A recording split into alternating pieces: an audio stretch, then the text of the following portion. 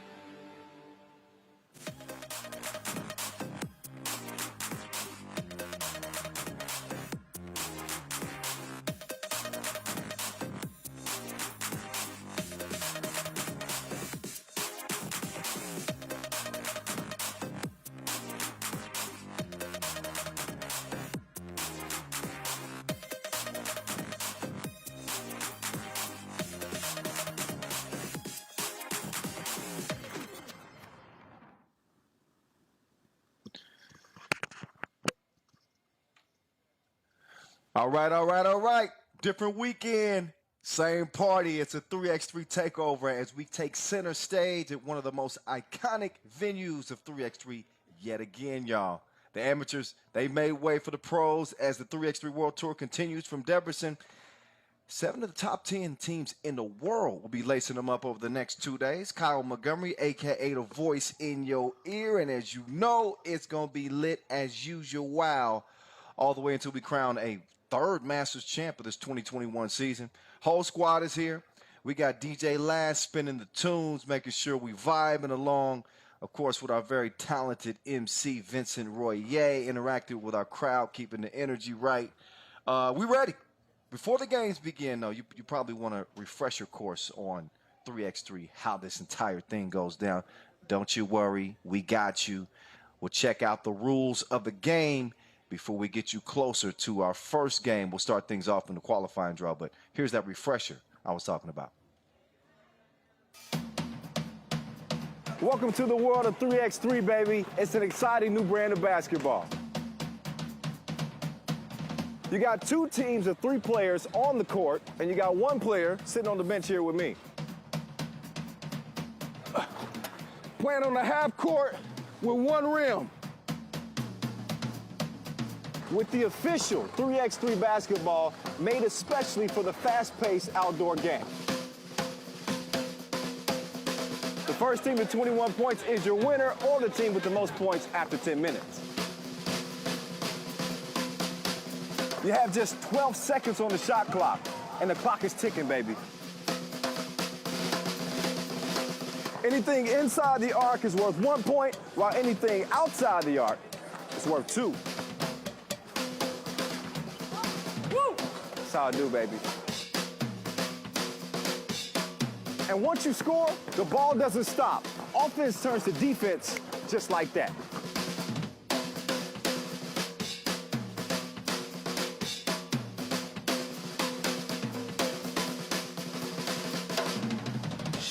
It's a 10-minute sprint.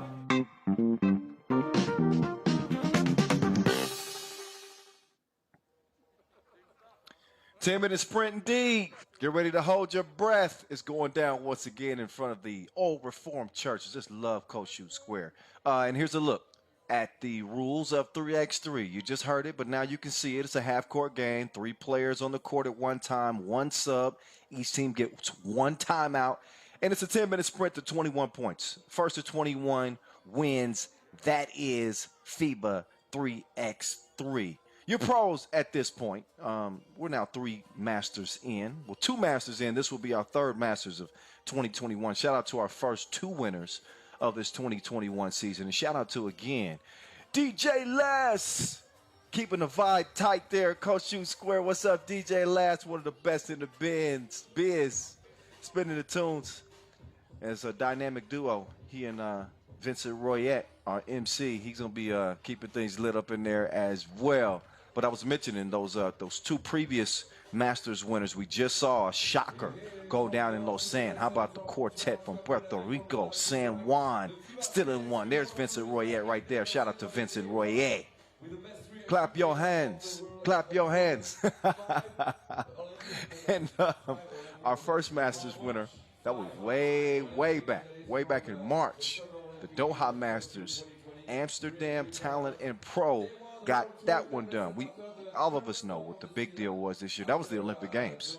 We were fresh off the heels of that, and we started off with a bang. Our first Masters again in Lausanne. Here are our Olympic medalists who you will see competing. A couple of gold medalists from Latvia. Stefan Kojic, bronze medal winner with Serbia.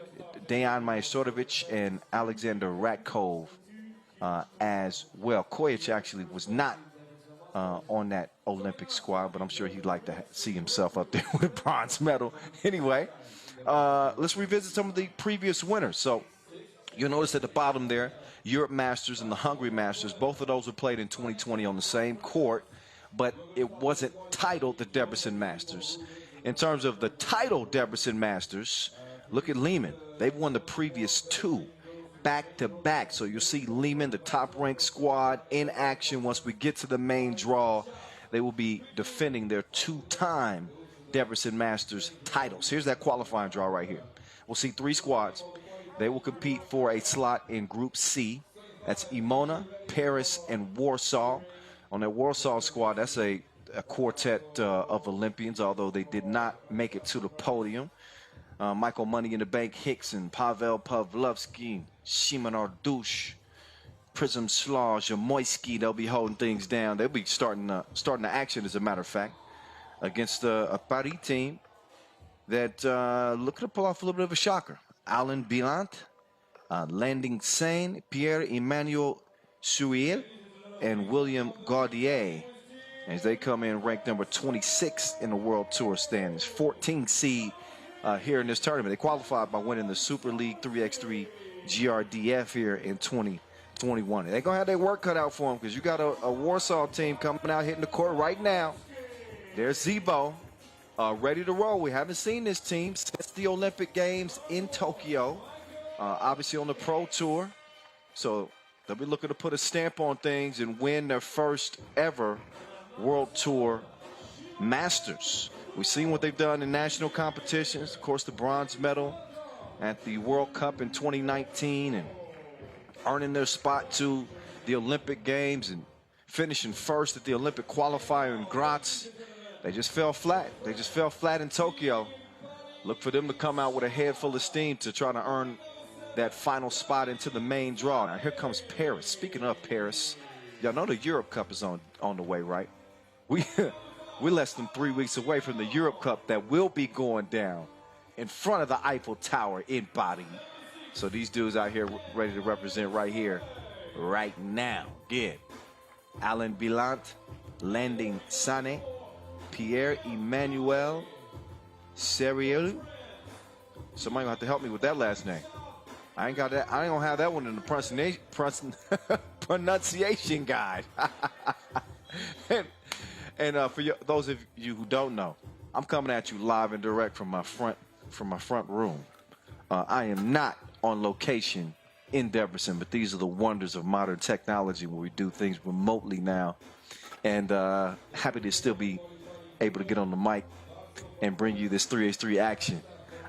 Again, from my front living room.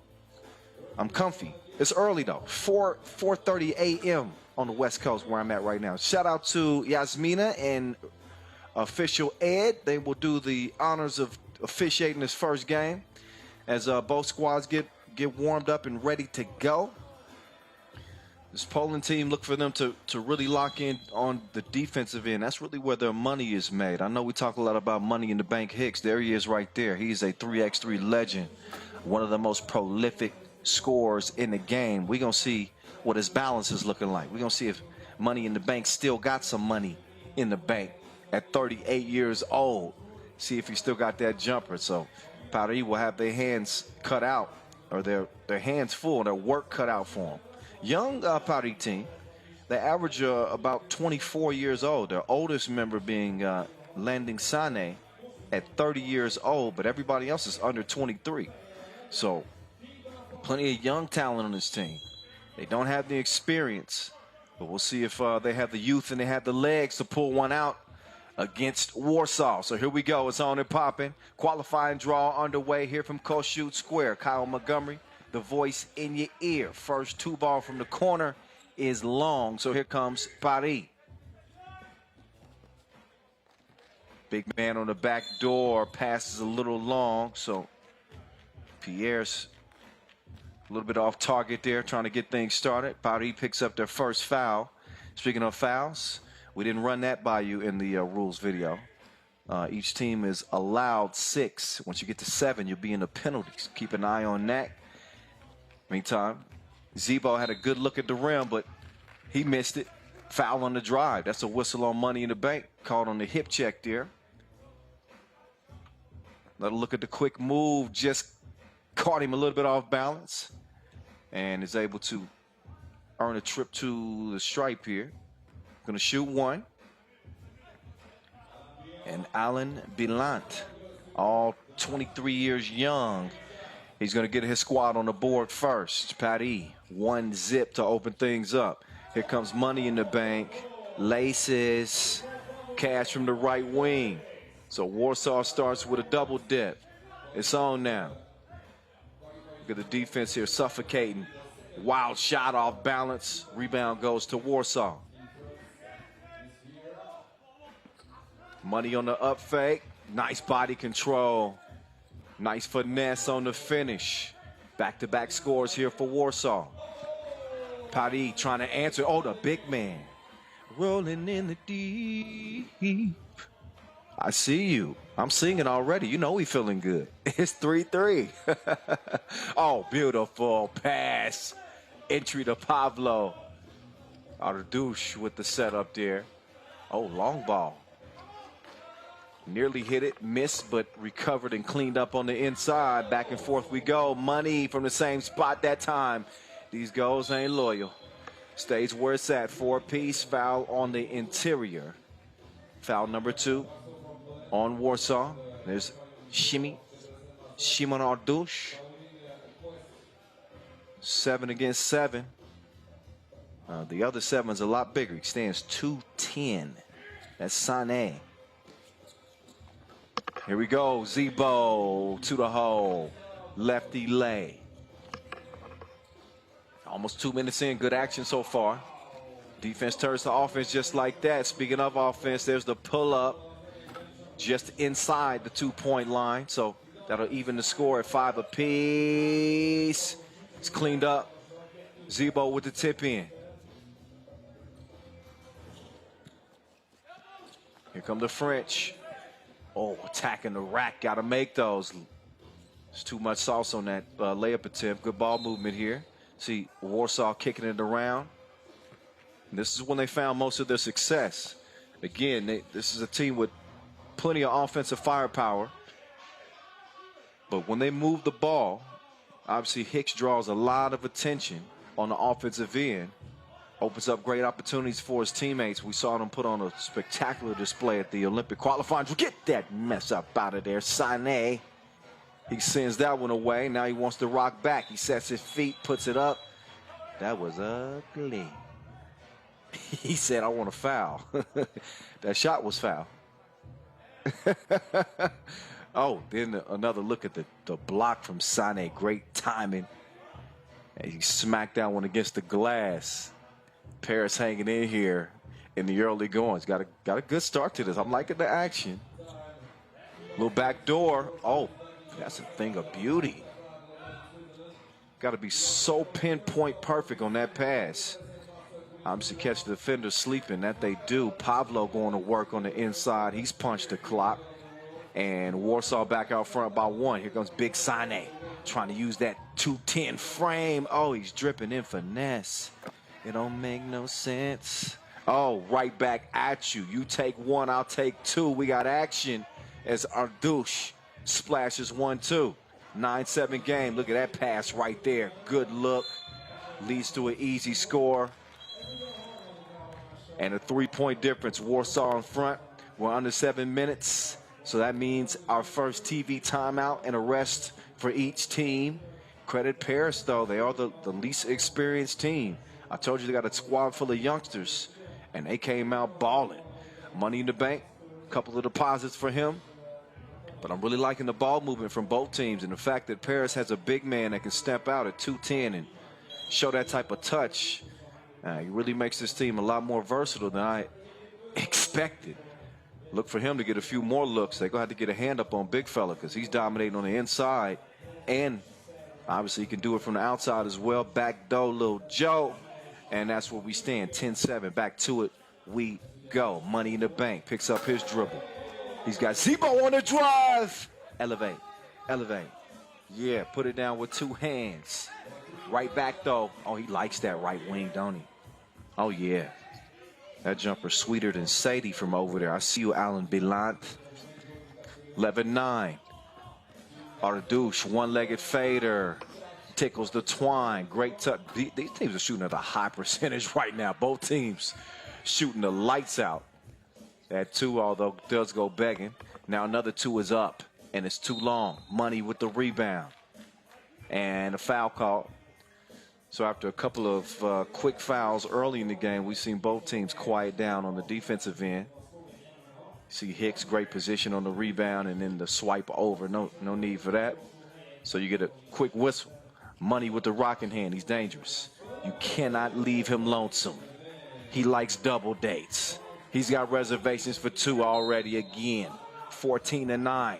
Foul on the entry pass, no continuation. That foul was before the shot. Number 2 on Poland. So having, again, a tough time with the big man landing Sané.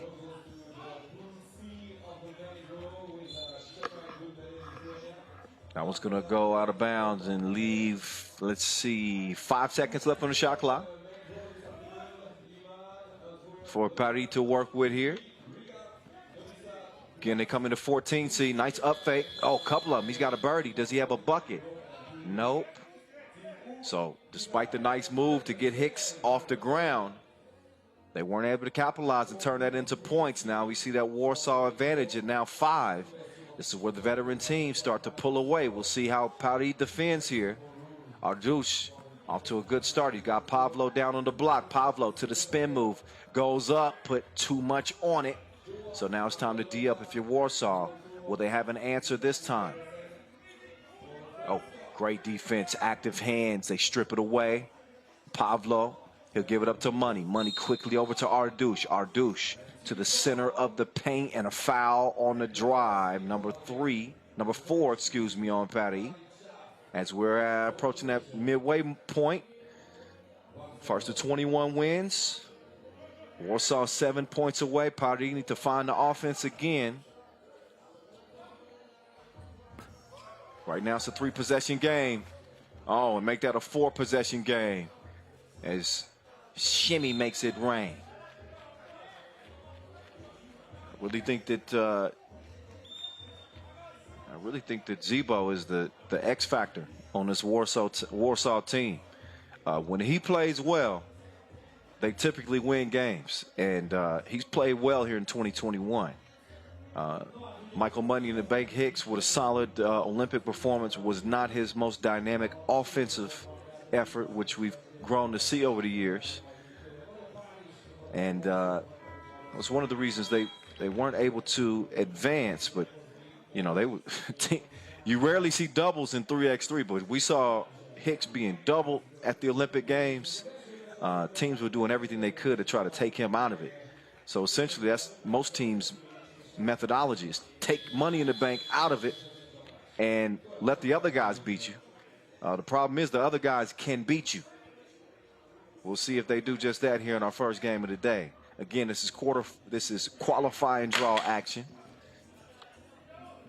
A spot in Pool C is at stake. Money, dime time to the cutting Zebo. Good connection there from those two. Take another look. Oh my goodness, did he throw it between his knees?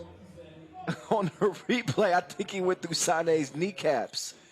That was nasty.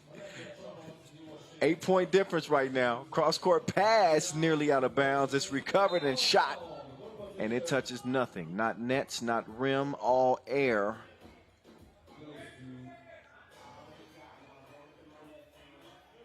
So an 8-point game is where it stands.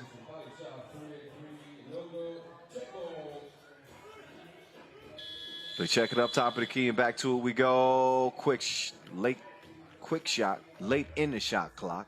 It's a miss anyway. As Warsaw's moving in, they can smell blood in the water here. 21 points, that's the golden mark.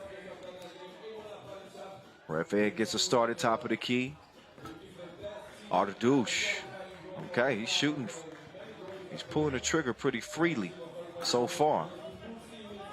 The big fella comes up small on the 2 attempt. Zebo gives it up. Pablo is your world. Down to the post office. He's going to deliver.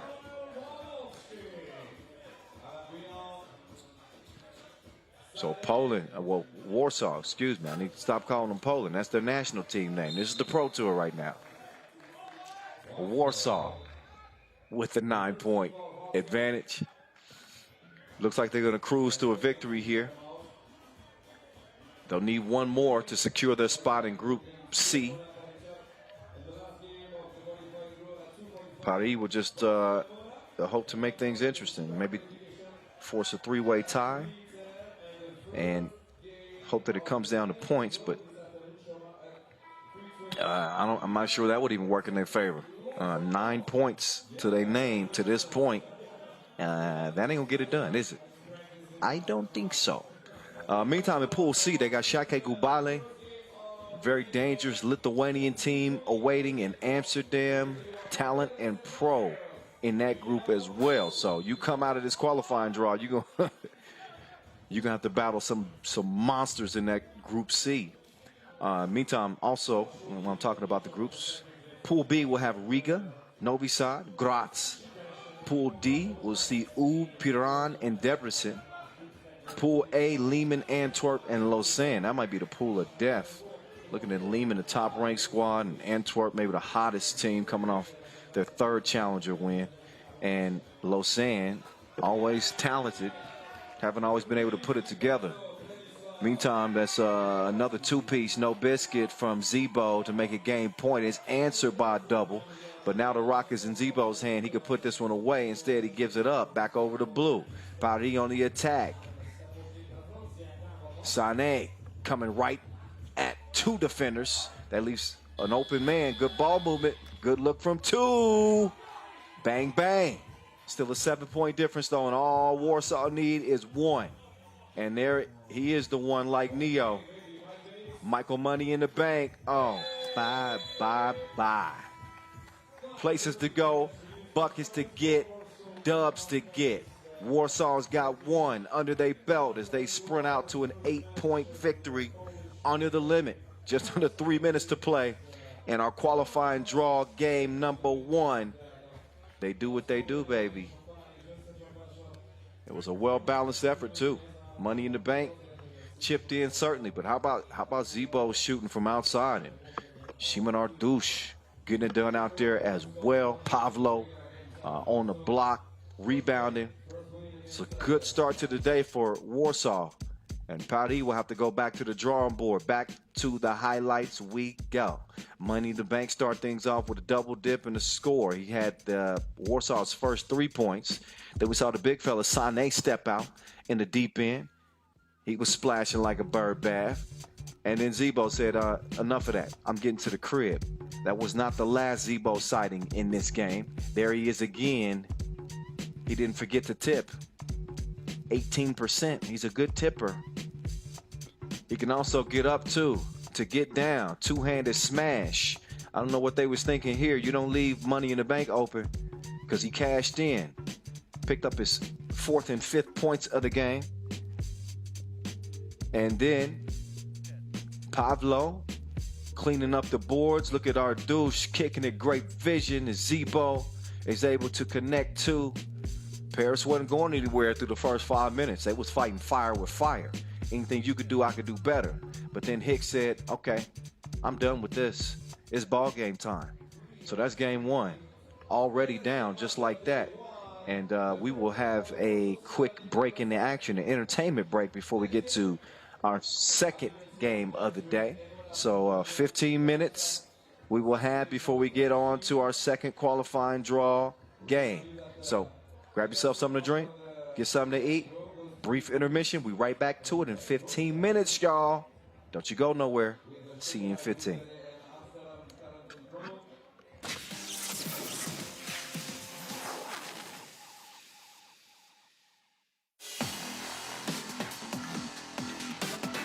Four-point game, baseline. Oh my goodness. That was a jelly without the jam.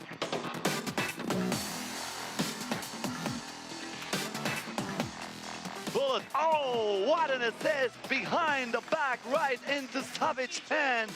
And then is a formality for the Savage to score with a layup. One of the best plays of the day so far. Misses that one. Stojic clears it. Jab step. You better watch your head. Reverse, reverse. I knew it was going down. He didn't forget to flush. Sometimes when you look at him, you didn't expect that he was going to die. Oh, yeah.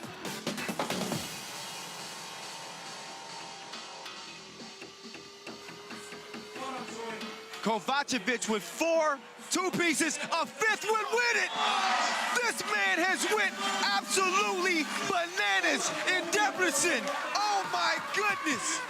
He buries it, money in the grave, and they take it over Riga Ghetto in the final. Right in the back, or right in the wrist, I should say, of Maxim Kovacevic.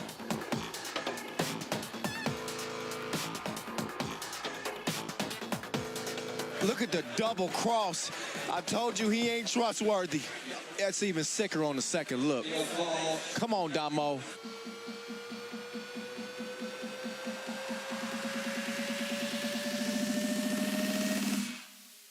Dusan, what a move.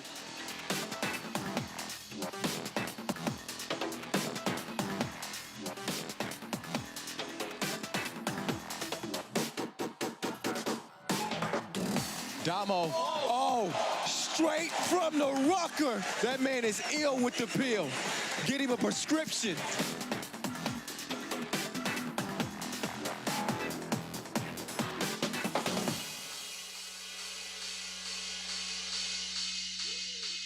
Good kick. Drive. Oh, he just posterized Mbala. It's time to get on a plane back home, fella. You ain't gonna live that one down.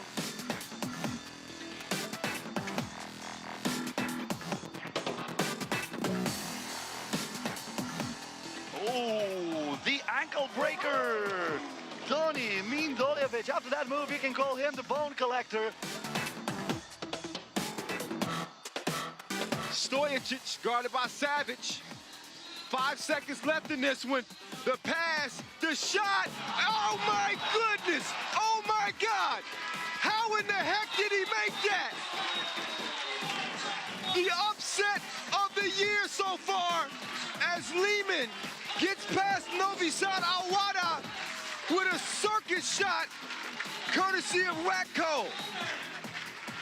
We're just missing the elephants and the monkeys and the circus conductor.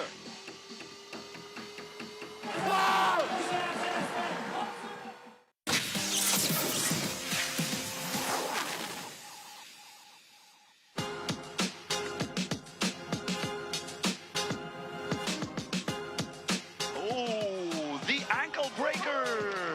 Tony Mindoljevic. After that move, you can call him the bone collector.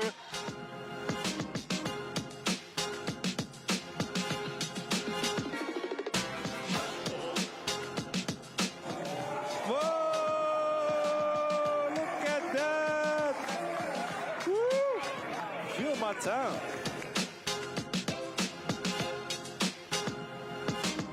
Stefan Stojic makes Adin Kavgic look like Bambi on ice. I think his ankles even shed tears after that one. Romeo against Igna. Oh, Romeo. Goodness. What a crossover.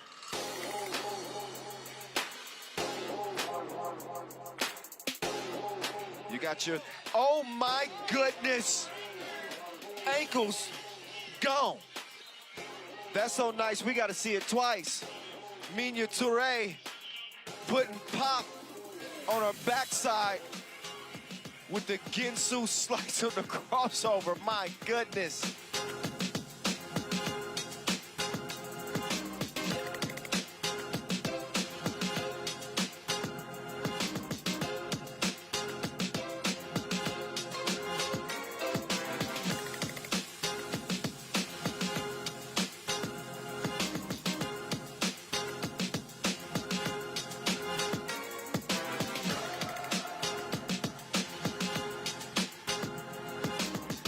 He's a professional crossover artist. Jonathan Garcia, I feel bad for you, my friend. Oh my goodness.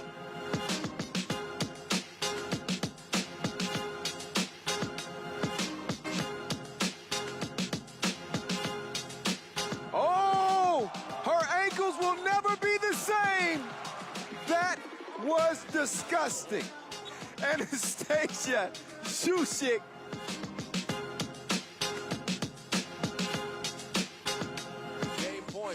Oh, he brings out the sham. Oh, you can't do that. You cannot do that to another grown man. You cannot. That is unfair. Just killing the competition.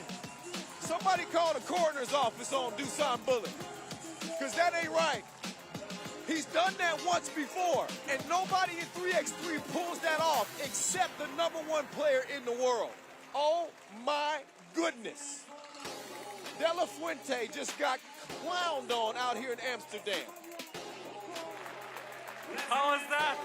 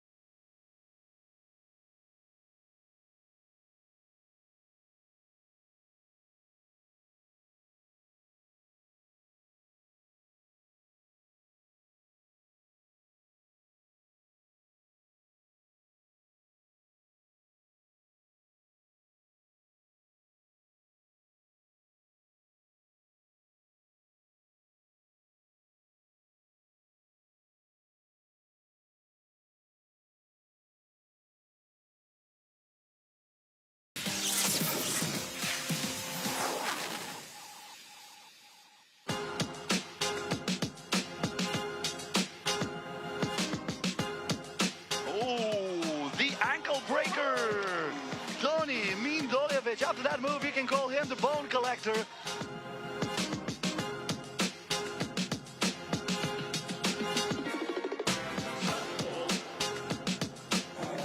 Whoa! Look at that! Woo!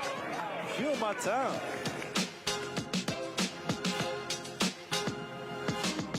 Stefan Stojacic makes Adin Kavgic look like Bambi on ice. I think his ankles even shed tears after that one.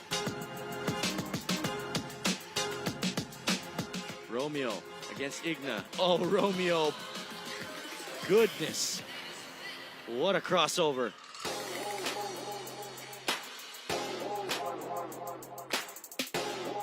You got your, oh my goodness. Ankles gone. That's so nice, we gotta see it twice. Minya Touré putting pop on her backside with the Ginsu slice of the crossover, my goodness.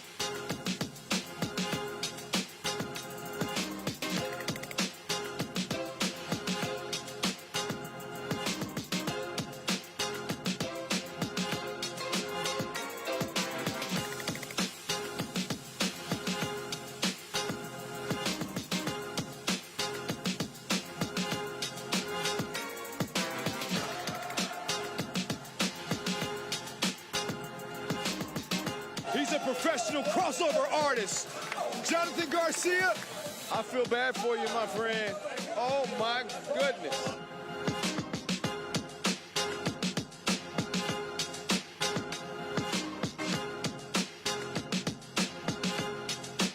Oh, her ankles will never be the same. That was disgusting. Anastasia Šakiai.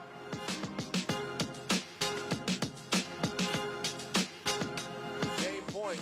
Oh, he brings out the sham. Oh, you can't do that. You cannot do that to another grown man. You cannot. That is unfair. Just killing the competition. Somebody call the coroner's office on Dusan Bullet, because that ain't right. He's done that once before, and nobody in 3x3 pulls that off except the #1 player in the world. Oh my goodness. De La Fuente just got clowned on out here in Amsterdam. How was that?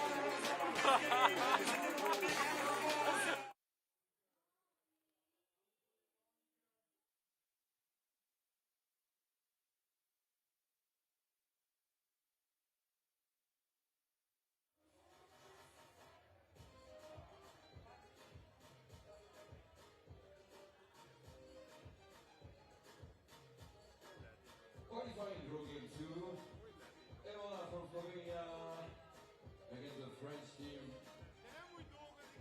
Tchaff at 2:10 for the day 1 of FIBA 3x3. Debrecen battle the third top of the set after 2 and after. Trying to give it to Liman, but they trail by 1, and then Kovacevic is still in a zone. This dude is drenched. He's got 3 twos in the game, and Liman lead it by 3, 17-14. So Kovacevic playing in place of Mr. Robot from the land of milk and honey. They have been money. Racco with a rare miss. Lights out shooting here in the final in Debrecen. I'm surprised we can still see. Oh, Lasmanis just lost Mihailo. And then he goes way up. Rebounding like Zion. Now Mies is making his move with Racco. Gave him the cross, step back. Oh, Tavares got the rebound, but he's D'd up. Kovacevic with his head bandaged. It won't matter anyway. Who is this man? Oh, but Lasmanis right back. 19-18. Go. Kovacevic with 4 two-pieces. A 5th would win it. This man has went absolutely bananas in Debrecen. Oh my goodness. He buries it, money in the grave, and they take it over Riga Ghetto in the final, right in the back, or right in the wrist, I should say, of Maxim Kovacevic.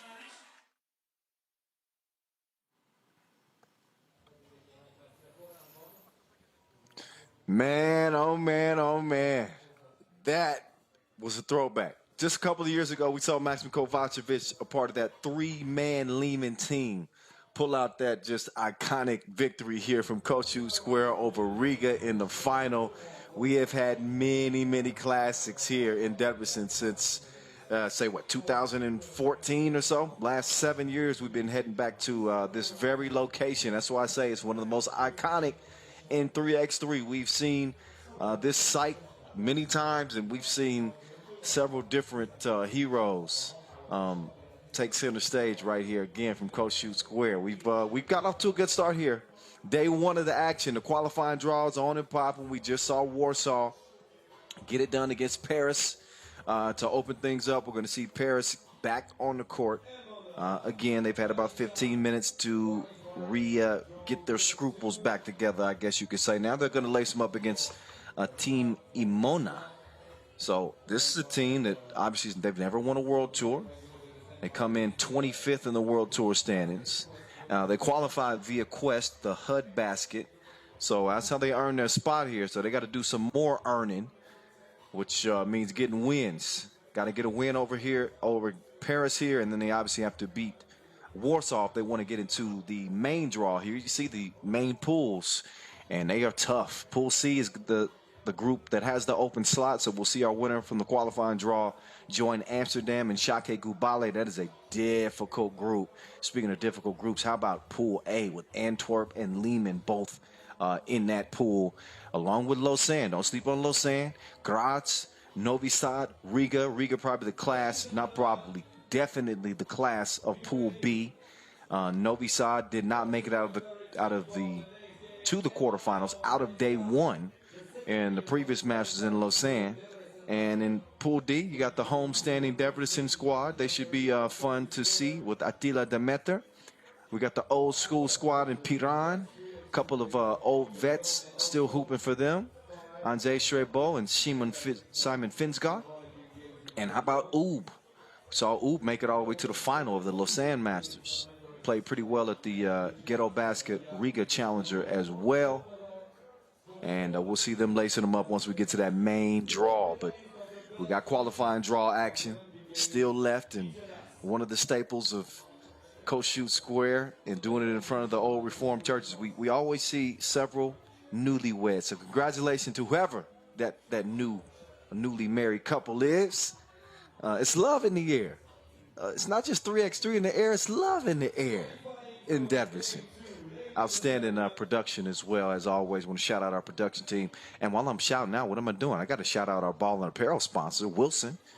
I'm rocking my Wilson gear. I got my Wilson ball. You know, we got to thank our official timekeeper, Tissot.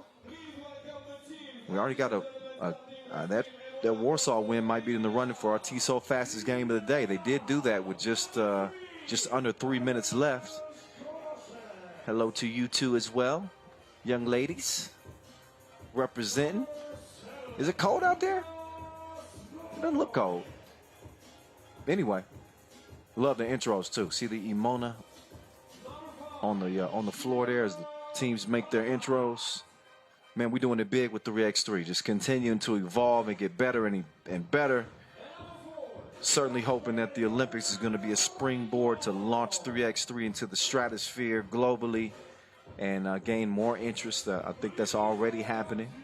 And I think we saw in that Lausanne Masters really the parity, really just how open it is in 3x3 these days. Just anybody could win it. Although that San Juan team was pretty experienced, but ain't nobody safe. Ain't nobody safe when you step between the lines in 3x3. So here's Emona with Aljaz Korashek, Gasper Jordan Royko, Luka Schnoy, and Giga Habat. And we'll get another look at Paris again. See if they can maintain the momentum throughout the game. They started off well, matching Warsaw really point for point. It wasn't until they got near that midway point where Warsaw started to pull away. They got some sharp shooting from Zebo and Money in the Bank and Pablo as well. So they were able to impose their experience and their power over this Paris team. But there they are, Landing Sane, Alain Bilan, Pierre-Emmanuel Seriou, and William Gaudier.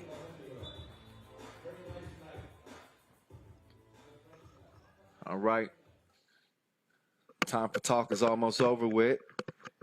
We don't tip the ball in 3x3. Y'all know that. We do a coin flip, which you're seeing right now. The coin flip is flipped. And it looks like Emona has won, so they're going to get possession. Here are our officials. Yasmina is back. She's joined by Alexander Rulyov out of Kazakhstan. And they'll have the whistles in this one just to make things official. That dude looks like he's pretty official. Again, standing 210, big old Sane. Landing Sane, 30 years old. Meantime, number 3, that's Alaj Korashek for Team Emona. Korashek, 4 wins and 1 loss on the Pro Tour. He's had some success, but no Masters wins. And we'll see how they do in their first bid to make it to the main draw. But Koroshev, young, 29 years old. Exciting young player. In time number 4, that's William Gaudier, 21 years old for Team Paris. I'm telling you, I'm so impressed with the youth in 3x3. Speaking of the youth, I know y'all been checking out the U18 World Cup. Oh man, have they been balling or what? Future looks bright for 3x3. Youth putting on the show here in Debrecen. Just wrapped up the quarterfinals today, so the final day of action will be going down tomorrow as we'll hand out some medals. See who our U18 World Cup champions will be here in 2021. But for the rest of the day, it's up to the professionals, the pros. And this one's about to get underway. This is game number 2 here in the qualifying draw. Kyle Montgomery, the voice in your ear once again. Let's get to it, shall we? We shall. Down low. They go. Nice left-hand finish as Emona's going to get on the board first. Paris, quick. Well, I thought it was going to be a quick response, but you got to make the layup. You got to make that. Gaudier with the miss. So here comes Emona. We'll change the direction there from Koroshe. He pulls up just inside the 2-point line, and he shreds the threads. 3-0 right out of the gates, Emona, and a quick foul. So some nice shooting here from Emona, who have settled in nicely. This is Paris's last opportunity to potentially try to earn a way into the qualifying draw. They lost by 8 in the previous contest. They managed 13 points. So they need a win, and they need to put the round thing in the round thing, if you dig what I'm saying. 2-0. We said 3-0. 2-0 to start. So Emona with 2 points and 2 fouls. Paris still looking to get on the board here. 47 seconds into this one. They have the rock in hand, and here they come. Sané back up top. Ball moving around. Trying to create a little mismatch with that 3-man weave, but that's some good defense and just a gorgeous tip pass. Offense turns defense just like that. Way to play the passing lanes, and a tough finish at the rim as well. Habat getting to the cup. Oh, FaceTime. Oh, yeah, he wet his face from the corner, didn't he? Big fella. Showing the touch. He's got a great arc. Nice rotation. No rim needed for the big man. Paris on the board. 4-2 game.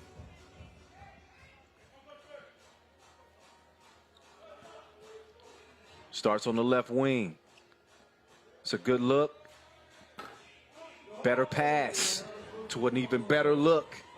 Cash me outside. How about that? That's a 2-piece. 6-2. Here come Paris. Well, here come Emona, excuse me. Now here come Paris. Quickly down low to the block. The big man going to work, fading.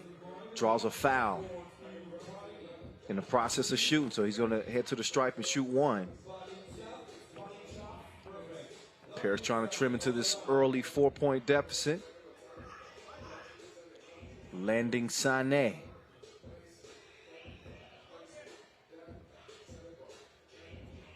Making his 3x3 debut. And a free throw. It's going to rattle in. 3x3 ball is the official weight of a standard men's ball, but it has the dimensions of, well, it's closer to a female ball. So smaller, but same weight. Sané puts it up long range. It's too long. Lead stays where it's at, 7-3. Where's the defense? It's in the rear view. That's where the defense is at. Easy lay right there. Lead expands to 5 for Emona. And another missed layup. So I'll tell you, Paris is not doing themselves any favors at all. Watch your ankles. Almost got big boy too. Dropping the shoulder. Giga. Habat. Oh, he actually got called for the offensive foul. Okay, yep. I think that was a good call, dipping that shoulder. So ball over to Paris. Long ball is well short. It ain't that windy. I'm telling you. I ain't there, but I know it ain't that windy. 2.5 minutes in. Y'all know me. We just having some fun. It's 3x3. We just getting the day started here where I'm at. I know in Debrecen, they're well into the day, afternoon time now. It's a good look. Passed up the look to drive. Much more difficult shot on the interior. Luckily, it's cleaned up. That one taken care of by Gasper Jordan Royko. And a foul on the baseline. So how about Emona? Jumping out to a 6-point advantage. Even Warsaw didn't do this to Pierce. Take another look at that last foul drawn. Sané, he looks to be the spoon that stirs the drink for this Paris team. And they get the ball to the big man yet again. They say, go to work. Not that time. Too long, tipped out. Man, he is not trigger shy at all. But yet again, it's a miss from the left wing. See if Emona can put another ball in the bucket, and that they do. Gambled on the defense, and that's easy money.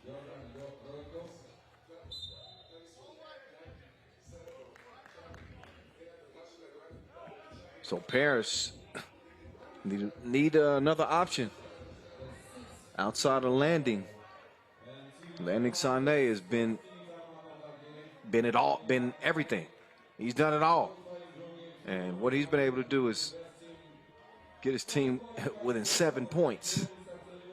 He needs some help.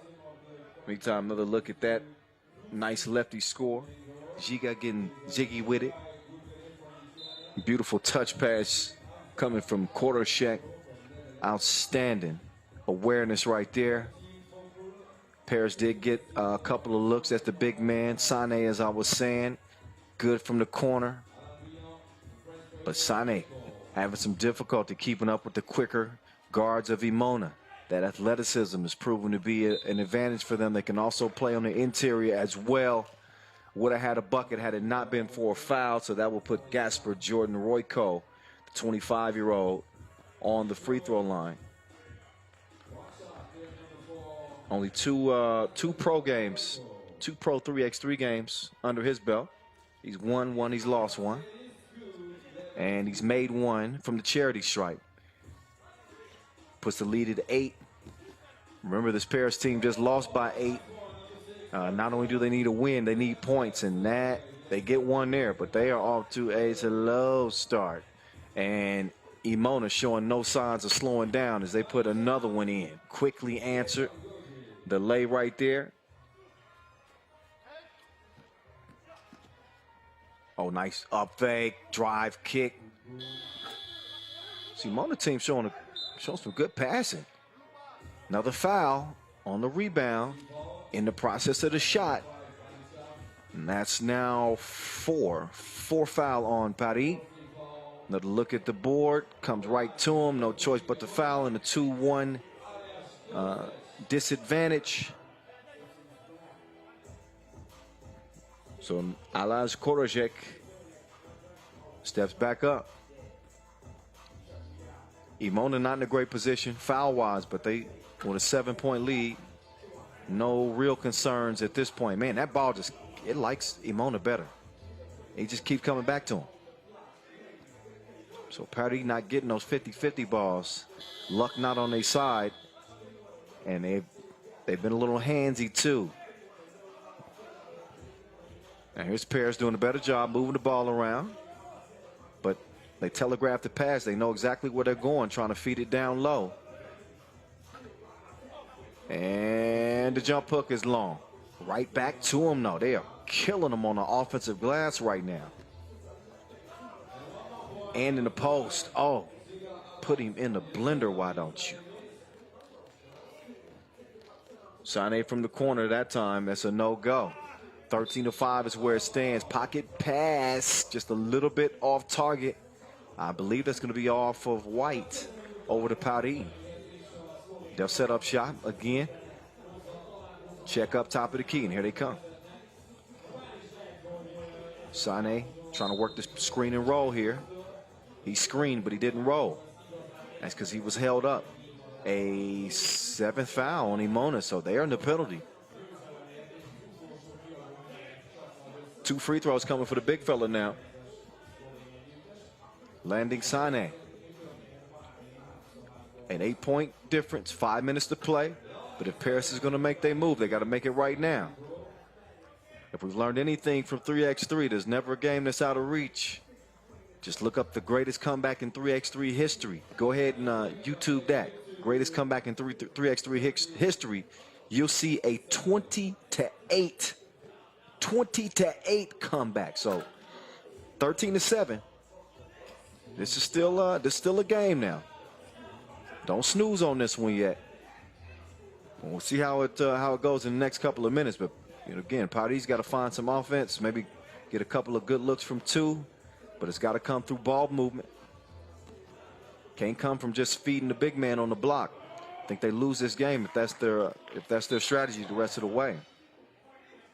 Now, that certainly ain't the strategy right there, throwing the ball away and giving it back over to blue. But that's what happened. Qualifying draw game number 2. Paris already in the loser circle after falling to Warsaw. And they got their backs against the wall here midway through this one. Approaching the 4-minute mark. Down to the block. Sané. He's a machine. They can't stay in front of him, but he didn't have to touch that time.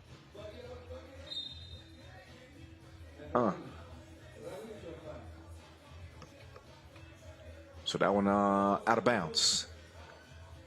Off of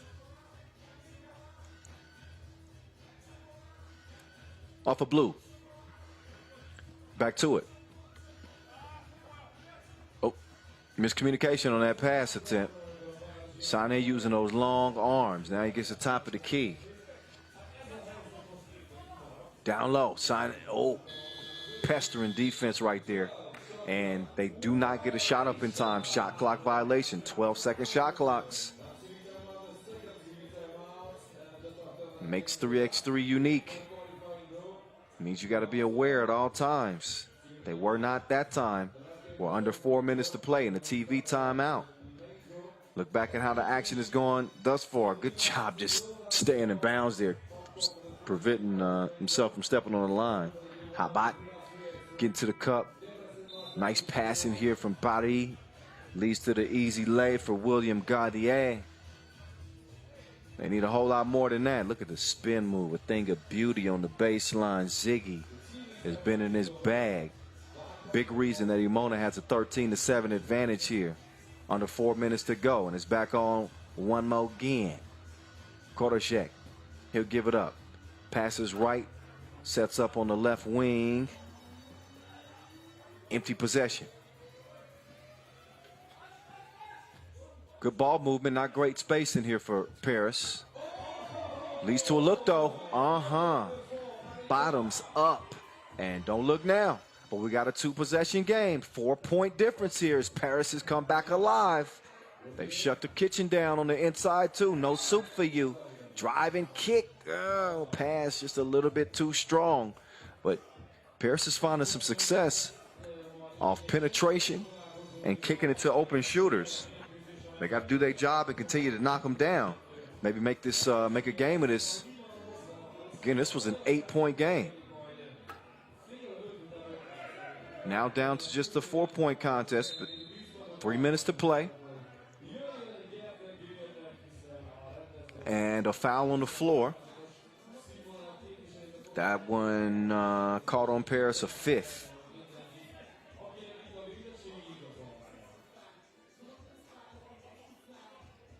So they got one more to give. Emona, as you know, already in the penalty.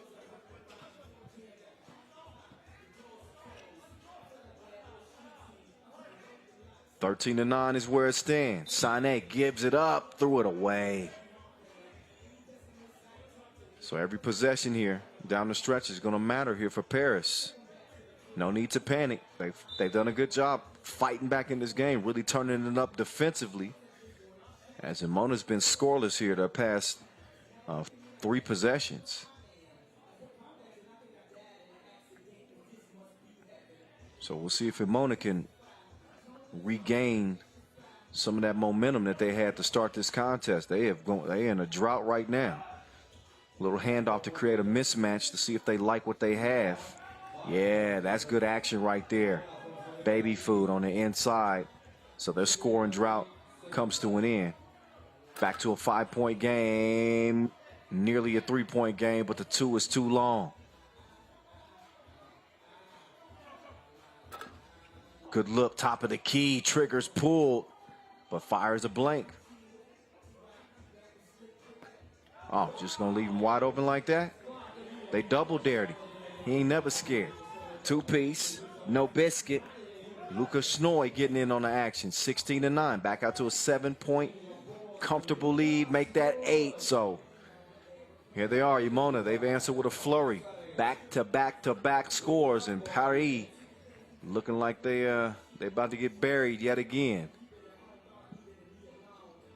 So this group is going to come down between Warsaw and Emona in a deciding game once this one's all said and done. But I don't think that Paris is going to be able to come back into this contest and make a game of it with 1:30 to go. The rest of this game is pretty much just a formality unless they just catch absolute flame. I don't see it happening. $1.5 to play. First of 21 wins. Emona within 4 points of doing just that. Paris only with 10 points to this point. Apparently they didn't pack their offense on the plane. They left it. It's at the hotel somewhere. Can't show up looking to get into the main draw. Putting up 10 and 13 points. You got to put the round thing in the round thing in this game. And they have not been efficient enough to keep up with Emona. And the defense has not been there either. They daring shooters to shoot, getting cashed in on. And you can't fight 2s with 1s. That's like bringing a knife to a gunfight. You're going to lose that one every single time. And they on the brink right now with 1:25 to play.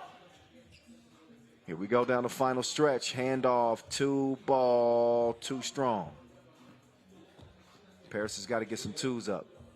Oh, got his cookies confiscated. I'll have those. I'll take that, and you take this. Koroshet with the handoff late in the shot clock. Did you get that up? No, didn't matter anyway. Didn't touch anything. Shot clock violation.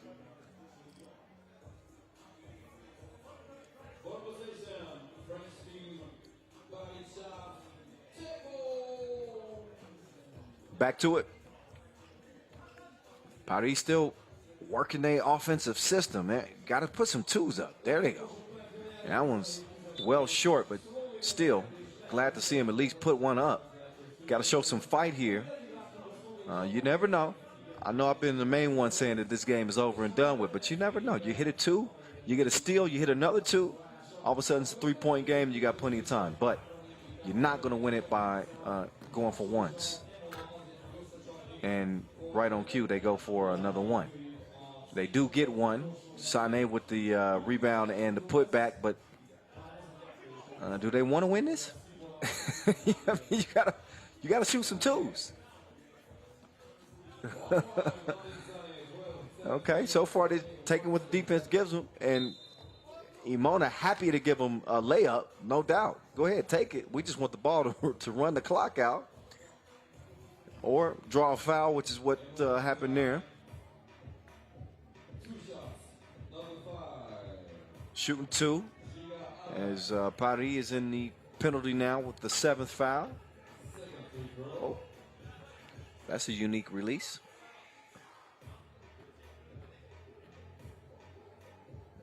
See if the second was a charm for Giga Habat. No, missed them both. Tip out those stays with Emona. They launch it, and it's a miss, but under 10 seconds to play, it's not going to matter. Again, we're just waiting on the final horn in this one. And this was a game that was dominated by Emona from really the start. They jumped out to a 6-point lead, and that lead swelled to 8. Now we see it at 5, but they have been hardly challenged in this contest, and that final score is an indicator of just that, a 17-12 victory, and it wasn't even that close. Emona putting another beat down on Team Paris, who will see their hopes to get to the main draw come to an end. They go 0-2 That sets up Emona and Warsaw for a ticket to Pool C. It will be a deciding game.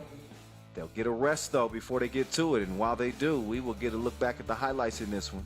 As it started off fast and furious for Emona. The lay, then the mid-range J, then the defense turned into offense. Beautiful touch pass there. Sharing is caring. That's what this team is all about. They like to attack the rack as well. Did see some early signs from the big fella, Sané, but he was it. He was the only option and the only answer, and that just was not enough. Not against an Emona team with plenty of firepower to spare.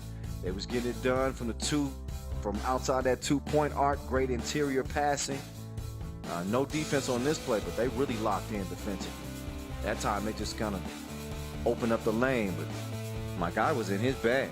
Going to the spin moves. She got hot by, putting a little extra sauce on that thing. Wide open look for Lucas Snoy. He's going to bury that 9 times out of 10. Had a tough time containing Sané when he decided to go to the bucket, but again, you cannot fight 2s with 1s in a contest like this. So we see the result, a 17-12 contest, as we have 2 qualifying draw games in the books and just 1 more to go before we get to the main draw. Once we get to the main draw, reminder, you can continue to watch the action live here on YouTube every game. We also got a Twitch broadcast going on as well. We got you covered from all angles from here, from Kossuth Square. We've got a few minutes before we get started with that final qualifying draw game. Again, it's going to go down between Emona and Warsaw. This is a play-in game to the main draw. It'll be coming up here in just a few minutes, so y'all stick tight. We'll let our teams get a chance to get a rest, and then we will get back to it. Stick around, y'all. More 3x3 hoop on deck.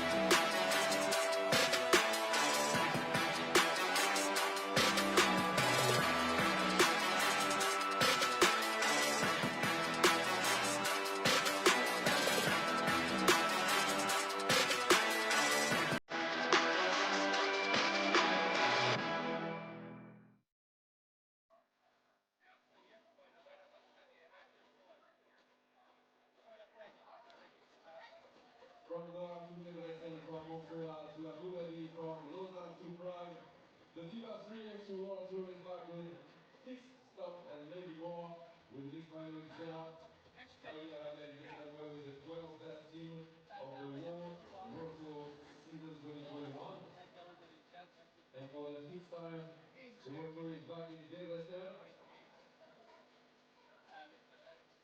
Warsaw Emona.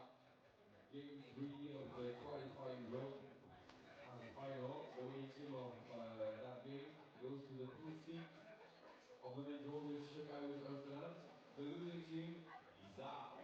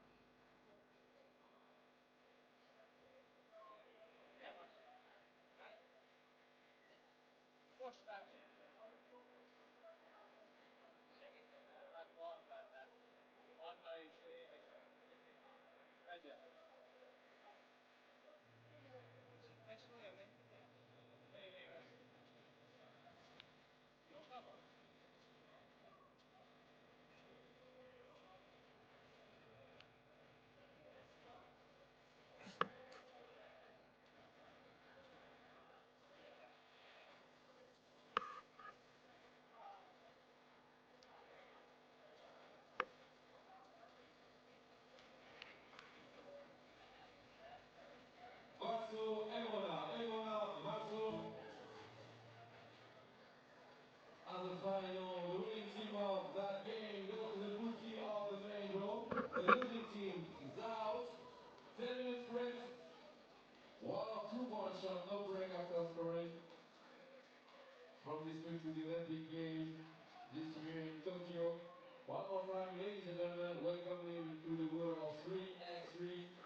Warsaw Emona, Emona, Warsaw. Who's gonna be the best team of the qualifying group of the ticket of the main group? Stay with us and be ready for cheering your favorite team, Warsaw and Emona.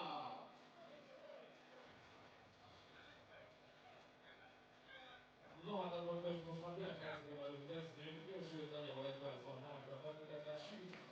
Warsaw Emona, a 4-es klubban összecsapás.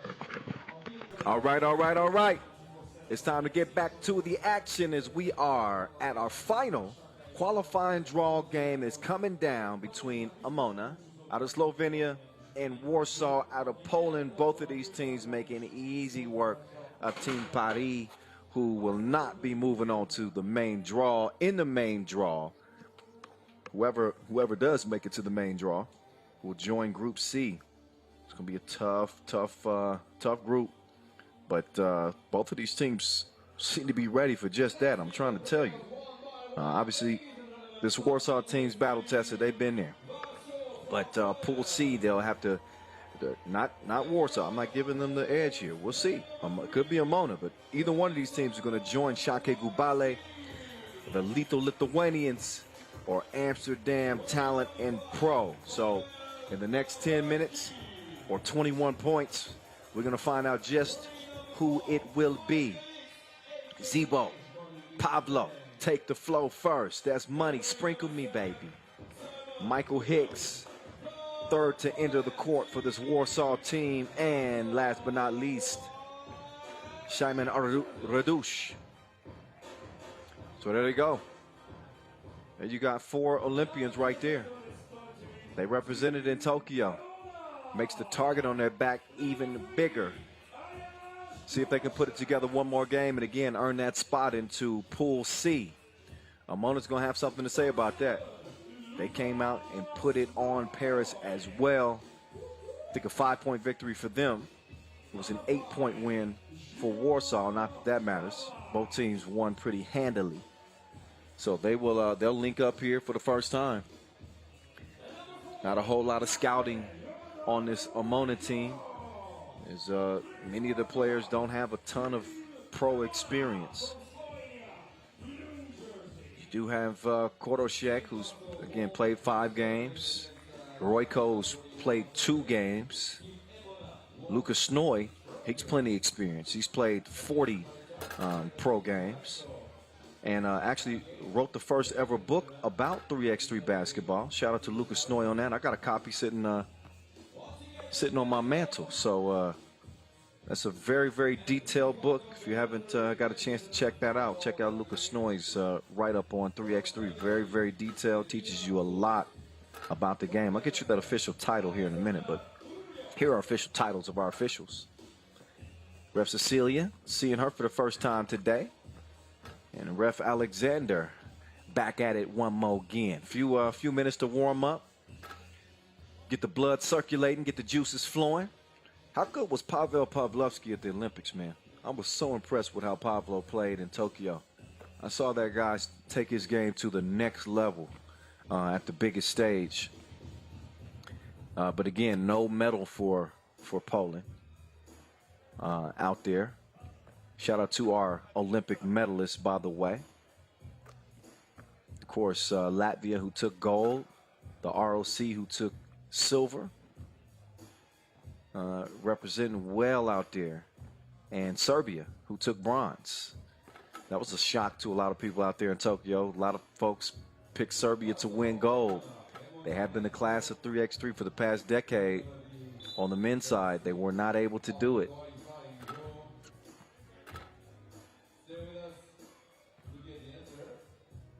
For the ladies, can't leave the ladies out. Shout out to the ladies, by the way. Women's series will be moving on. They'll be lacing them up in Montreal, September 4th, I believe. Yeah.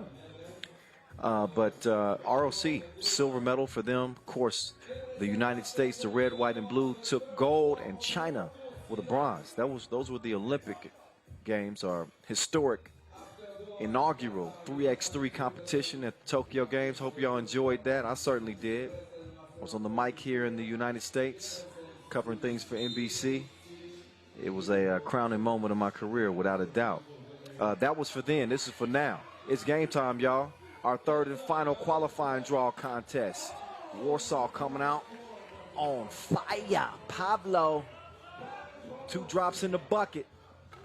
He opens the scoring for Warsaw, but right back at you. That's a tough bucket right there. Koroshek is able to show the touch there. Or how about, excuse me. I gave that bucket to the wrong guy.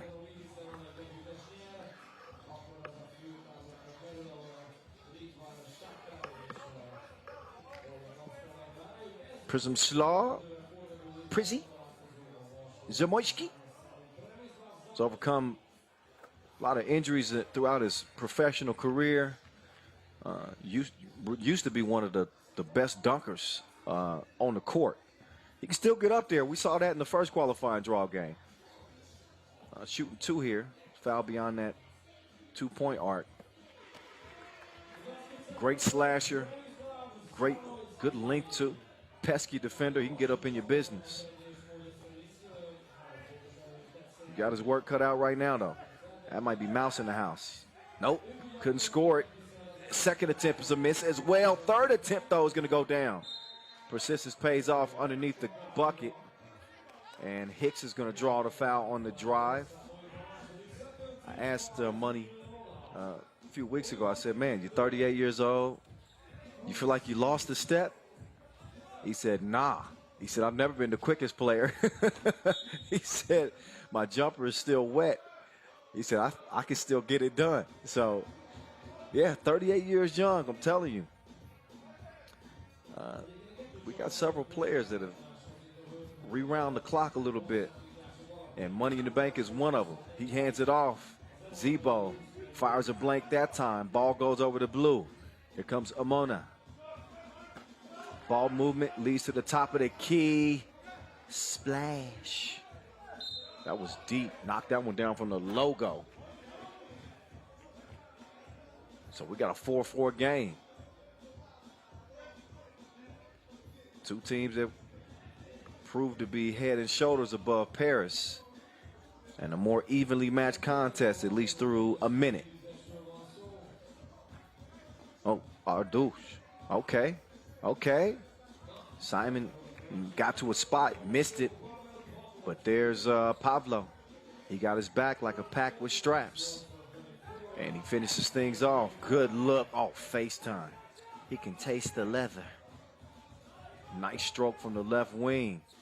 And some defense as well. So let's see if it can turn D to O.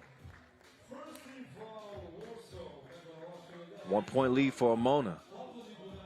Take another look at that last sequence there.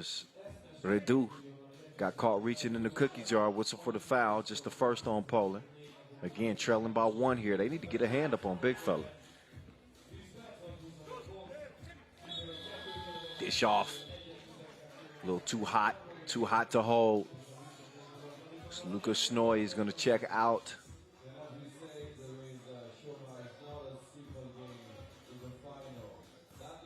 So Snoy getting the rest. Hicks opens things up top of the key. Waits for the screen. Ooh, they had Pablo down low. Instead, they're late in the shot clock, and no better shooter than Money late in the shot clock. That time he can't connect, and neither can Pablo on the inside. Ball back over to Blue now. Quick move, drop the shoulder, elevates. Lefty score in the paint. Koroshek, bucket. Pablo nearly gave it up, got it back though. Reduce's pass is stolen too. So Emona with a 2-point advantage. Jab step. No sir. So Gasper Jordan and Royko, I think he had hit one earlier from that spot. Did not get the same result that time around. Score stays the same. 1 possession game. Money. Easy find. Slip to the bucket from Pablo. Teamwork making the dream work. Back to a 1-point game. Hard to move your feet and stay in front of him. Quick move right. Ziggy Habat. This dude's a player right here. Habat, I think, is a guy that can change the game. If he gets in his bag, he's that dangerous. Snoy going to work now. He's got a size advantage, but Pablo's got some help defensively. Zebo reaching in, got a hand on that one. And then a quick foul on Emona, who they're up to 4 now. As they lead it by 1. TV timeout. Get a look back at how this game started. Quick swing over to Pablo, no hesitation on the pull-up. And then we see Habat going to work using that size. He's got a great ability to finish through the contact. The long splash coming from Royko. And as it stands, again, 7-6. Nice start here as we go back and forth between these two. Spot in Group C is what's at stake here. You win and you play on. You lose and you're done. Money trying to come free. Good job defending him, preventing the rock from getting in his hands. Forces a tough shot. And then a foul. That one called on Simon Redu.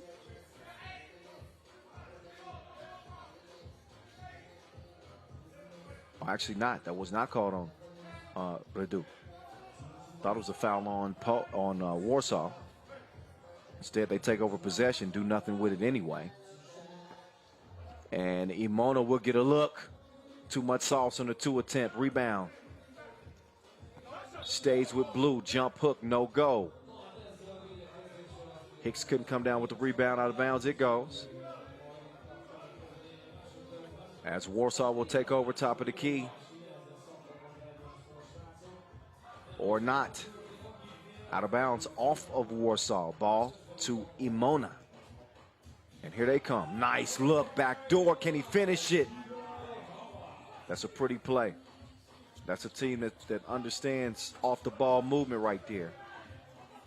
2 from Pablo. It's too short. It's cleared. Back down low. It's Pablo's world. Drop step. Elevates. Mwah. Kiss off the glass. Back to a point contest. And I believe, did Emona step out of bounds there? I believe they did. I believe that's going to be a turnover. Warsaw with a chance to take the lead here. Still plenty of time left in this contest. Just getting past that 6-minute mark. Zebo with a little hezzy trying to get to the rack. He's held up with another foul. That's number 5 on Emona. I want to thank our official suppliers, Skelter Sports, Magic Sky, Inleo.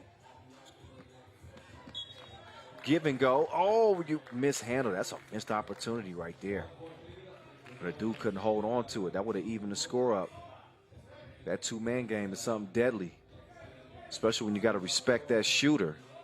Leaves the cutter wide open. Speaking of open, oh my goodness. That was deeper than Drake's catalog. Luka Snoy, he knows something about 3x3. Better read that man's book. 10-8. Snoy looking for another one. Quick to the two-point line. Puts the pressure on the defense, and he drew the foul in the process of the shot. So he's going to get a couple at the stripe, even though that's Warsaw's 3rd foul. He's shooting 2. But a dude trying to close out on the shooter. He didn't mind his speed. Crashed into him, and as a result, here's Luka Snoy shooting 2. First one's long.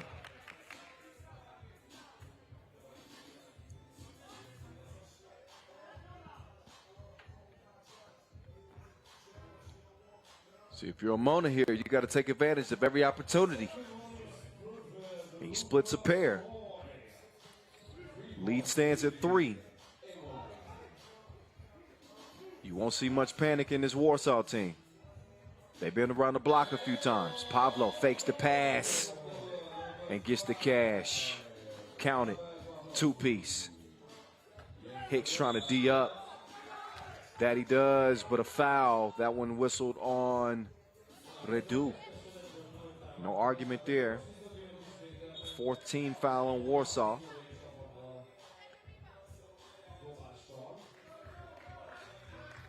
Thought that was... Looked like it could have been a shooting foul. Instead, possession will just go to Emona. Snoy, you got to know he's looking for that 2-ball. He is not trigger shy out there. So if you're Warsaw, you got to know your personnel. This is a guy who's a willing shooter and a capable shooter. So it's a lot of guys who are willing shooters, but not necessarily capable shooters. They like to shoot it. They just don't shoot it at a high clip. Luka Snoy is one of the dudes that can shoot it at a high clip. He's gonna get a rest for now. See what his guys do without him. They still go down to the post. Look at the extension. Great touch with the left hand. So after the Ziggy Habat scores, back out to a 12-10 game. Just past the midway point, 4:40 and counting. Pablo from the elbow. Zebo. Uncontested smash at the rim. I told you he can still elevate a little bit. He showed off the bunnies. And a warning. Next warning will be a technical. I believe that Warsaw was defending after that made dunk. Oh, that's a bad foul. That is a bad foul. Pablo. He got underneath Royko on another 2-point attempt. So Warsaw shooting themselves in the foot a little bit here. Seen them a little bit too aggressive on those closeouts. They sent Luka Snoy to the line the last time. He split a pair. This time the first of 2 was good. As Royko will make it a clean trip to the stripe. 2 for 2 he goes. Back out to a 2-possession game. They got Pablo down low. That's good defense there. Good hands. Defense leads to offense. Lucas Snoy watching. I said, how would they do without him on the court? And they're doing just fine as they've expanded their lead to 4 now. But I'll remind you again, plenty of time. 4 minutes to play in this game. And you got one of the most prolific scorers in all of 3x3 on the court. They just continue to get a lane up to Zebo. Zebo touching more iron than your church shirt. Got to look good. That was not good defense. Way to put it back up and in. Sticking with it after the miss. Zebo. His 2 was too long. Redu couldn't track it down, so Snoy has it. He wants to go to the top of the key. He runs into his own teammate. That is not how they designed it.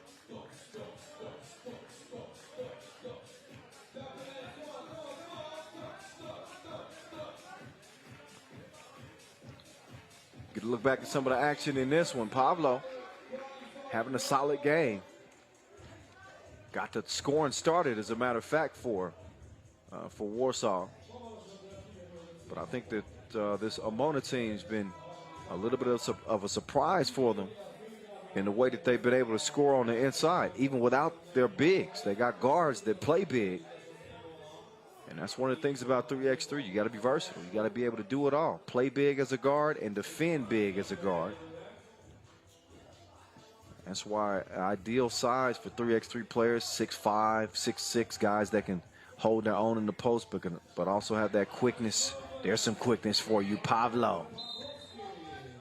And a rush to the cup. 16-13 is the result. Winner takes all. Again, the winner will join Pool C. Losers done for the day, done for the tournament. Here comes Emona representing Slovenia. Man, he putting whoever he want on the bucket list right now. My goodness. Ziggy Habat has been a one-man wrecking crew for Emona. There's Habat turning the corner again. That time, the help defense threw the shot off. And now under 3 minutes to play, Emona closing in. 17-14. All they need is 4. Trying to pull off a shocker against 4 Olympians here, representing Warsaw. Hicks double team. They're not going to give him looks. They'll settle for Pavlo getting a look, and he's got reservations for 2. The double dip makes it a 1-point contest as Warsaw is knocking at the door. 6 fouls apiece, no more to give for either team, and a timeout on the court. So Emona will try to devise a strategy to keep these Polish players at bay. They've done a great job so far, not only with the ball movement, but some gritty play on the interior. They're taking what the defense is giving them. How about that man right there, getting Ziggy with it? Yeah, Ziggy Habat. He been doing his thing.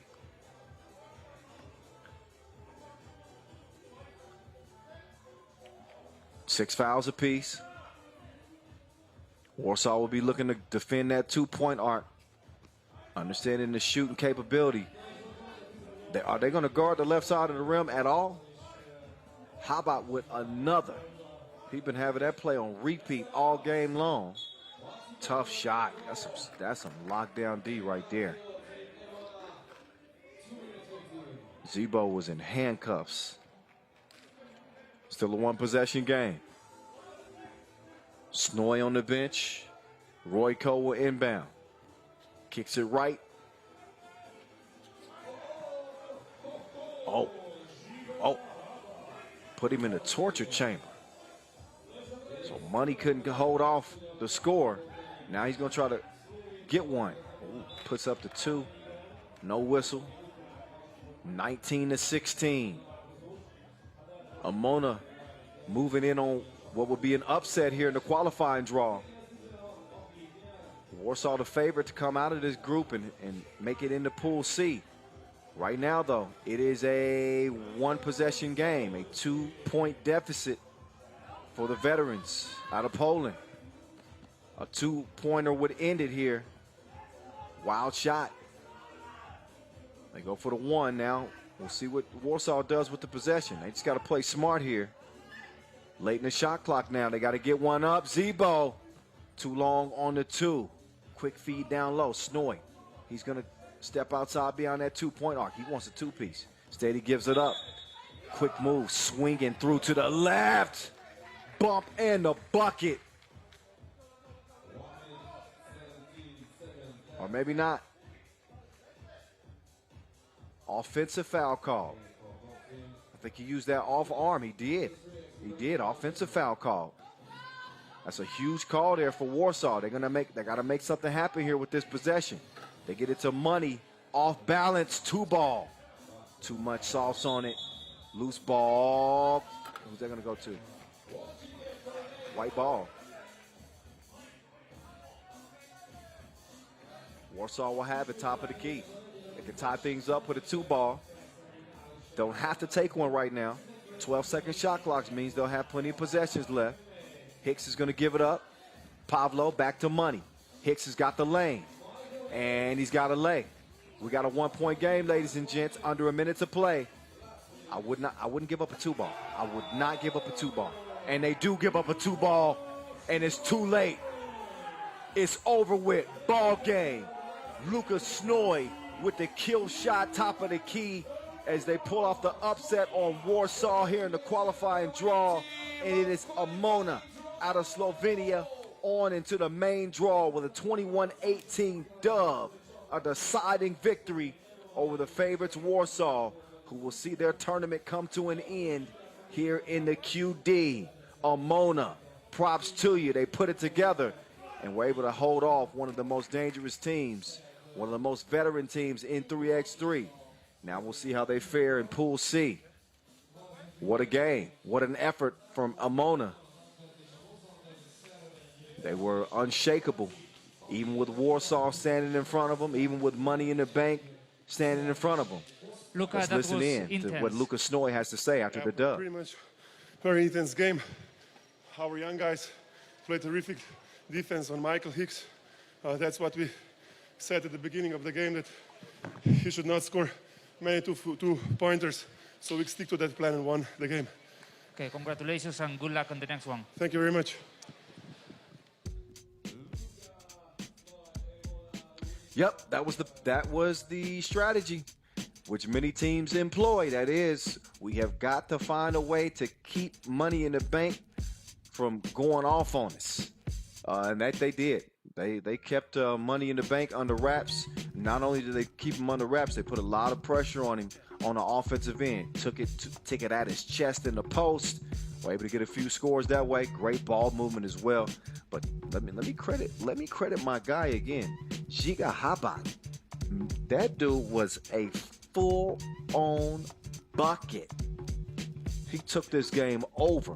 Going to that left hand, just continuously. He's got great touch. You saw that finish right there. Long arms. He's able to extend past the defenders. Zebo, he had a game. Couple of dunks in this one. But some sloppy offensive possessions from time to time for Warsaw. Really cost him here. Active hands defensively. There he is again. Habat to the rack. No defense there for Zebo. As we did see some breakdowns for Emona, but it seemed like they knew exactly what they were doing. Because every bucket that Warsaw got, they were able to answer, either with a one or a two. Money in the Bank, they'd rather give him layups than two pieces, and you can't beat twos with ones. That point proven yet again, and it is Emona with a shocker coming out of the qualifying draw to join Group C again with Šakiai Gulbelė and Amsterdam. So the qualifying draw is in the books, y'all. That's it. That is all. Next up is the main draw. It's where we really get to business.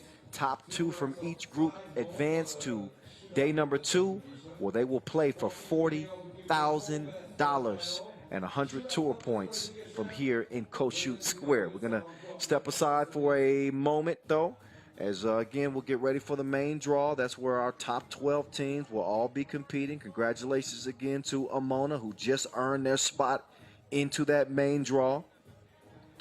Things will be getting started with Ub and Debrecen at 35 after. So that gives us about, what, 25 minutes, if my math is correct. Correct me if I'm wrong. But, yeah, give us some time before we get to that main draw. In the meantime, y'all stick around. We'll be getting to the main draw again, 35 after the hour. Stick around. Each player starts the race on the 3x3 logo. Time limit, 30 second time limit. We'll give the four best player for the final of tomorrow. The shootout contest qualification presented by Wilson. Be ready for cheering your favorite player. 14 players on court for the shootout contest qualification.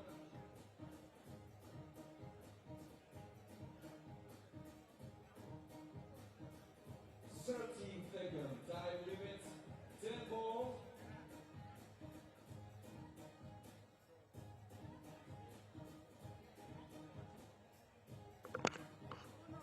And just after that shootout contest qualification, we're going to start the main draw of FIBA 3x3 Debrecen Barcelona 2021. The first game of the main Actually, draw. correction to make, if y'all still there. It's actually 20 after, not 35. 20 after. We'll start with Liman and Lausanne. 20 after.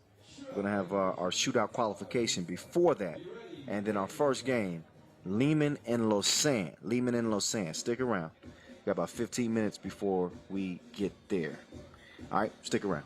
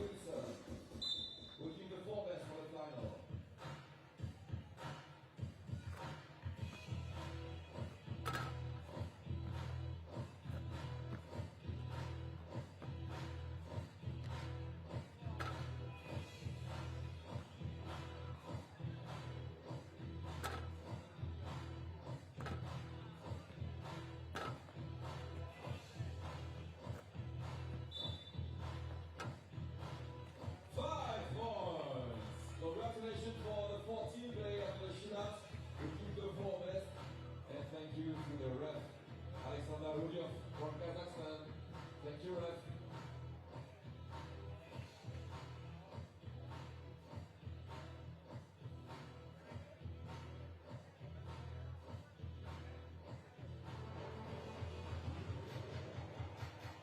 The four best player for the final tomorrow are being selected. Tchaff, Marco Liman, and Matthias Liman. Congratulations for the four best player. See you tomorrow, guys, for the final shootout contest. Presented by Warsaw.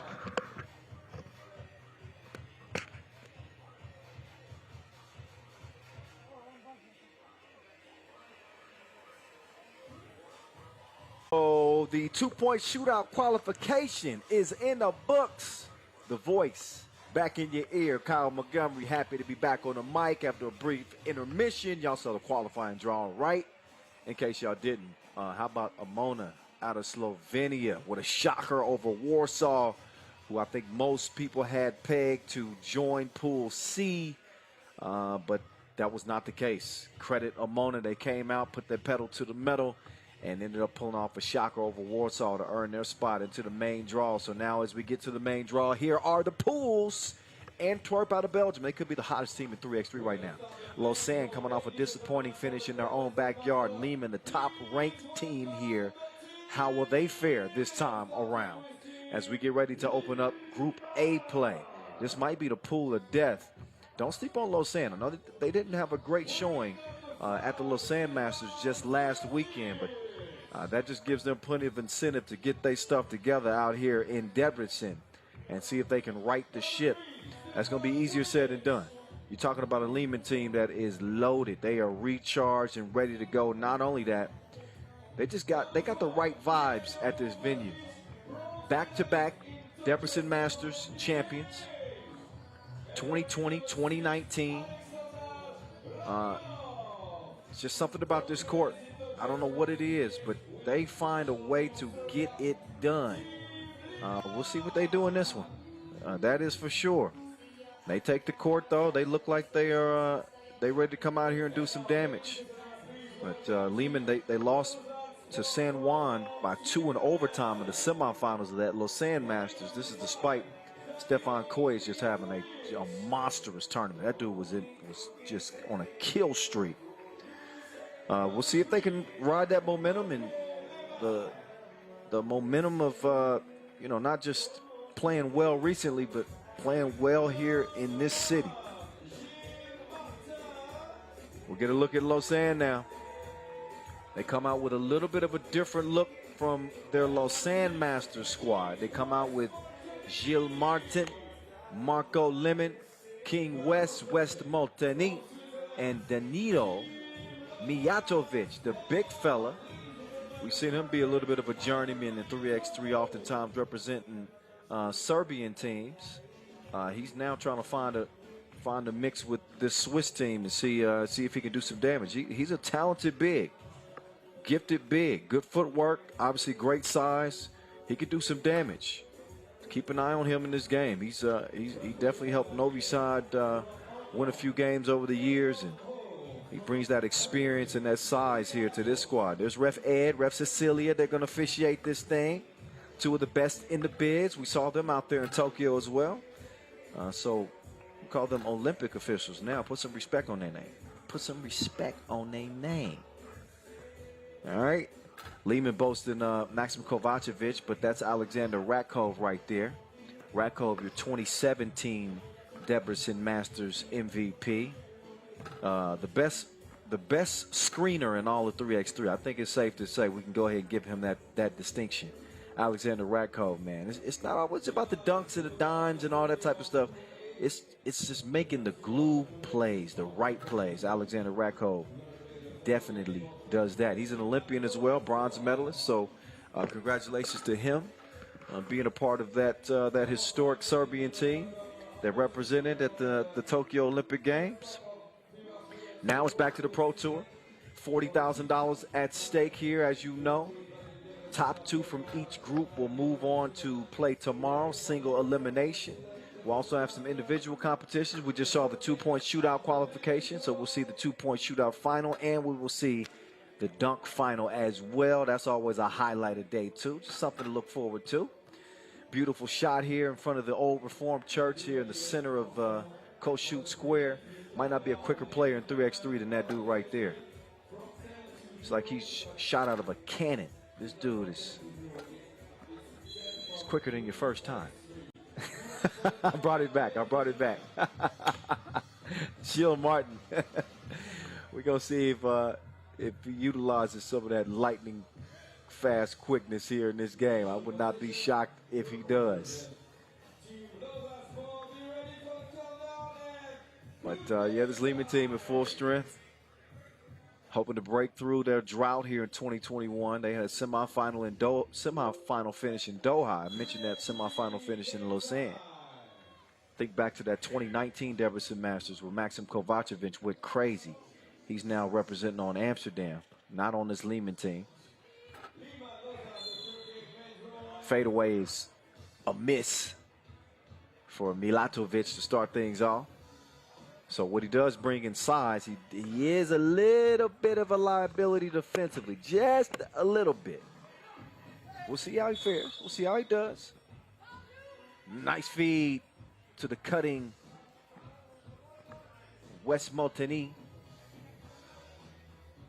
Or Rakov, excuse me, Wes defending. And too much contact on the defense, so that'll put the bronze medalists on the freebie stripe. He's going to knock that thing down. Wes, nice bounce pass to the cutting juice man. Marco Liman is able to put it up and in. No hesitation. Mr. Robot, two-piece. Liman up by 2. Liman moves right, swings left. King West, he's not going to hesitate to shoot those. And the big man, he's way off in the deep end like usual. Quite comfy out there. 3-3 is where it's at. Good D, active hands. Tips the pass now. Late in the shot clock, they take too much time. And a wasted possession here for Liman. Lockdown defense for Lausanne. This is what they hang their hats on. They've been pretty happy with the way they played defensively. Here recently, they have not been happy with the way they played offensively. So they made a quick roster switch, and they hope that bears fruit. Got a tight one here out of the gates, though. First minute to play, 4-3. There's Kojic. What is that, Velvet? Soft touch. Right back at you, though. Double dip from the juice man. Left wing and feet on the inside. Vasquez is going to score it. 6-5 game. Gilles with the clear. Lost it inbounds. Inside. Foul called on the entry pass.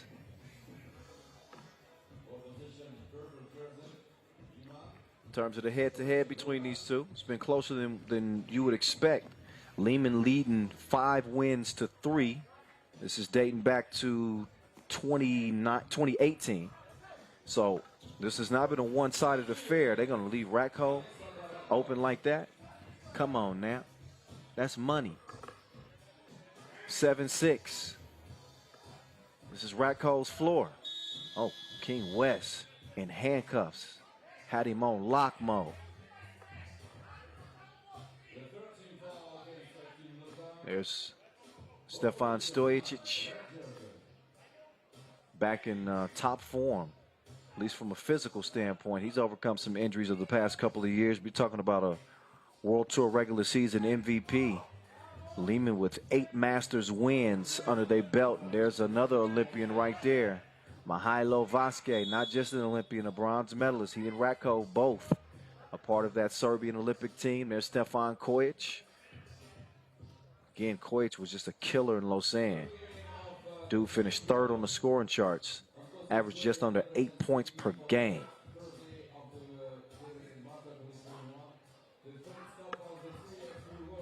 Oh, Gilles.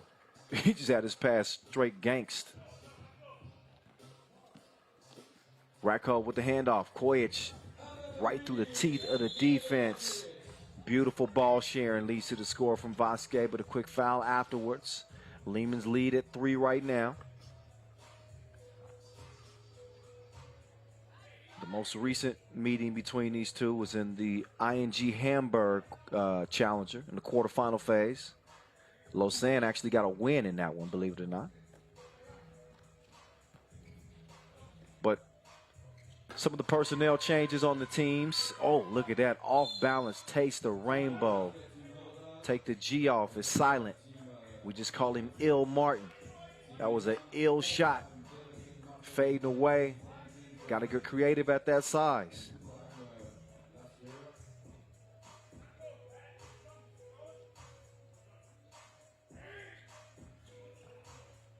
Patiently get into this possession. Liman is. Quick trigger from Mr. Robot. Has a malfunction from the right wing. Left it short and a foul. Liman's down. 4 fouls apiece in a 1-point contest.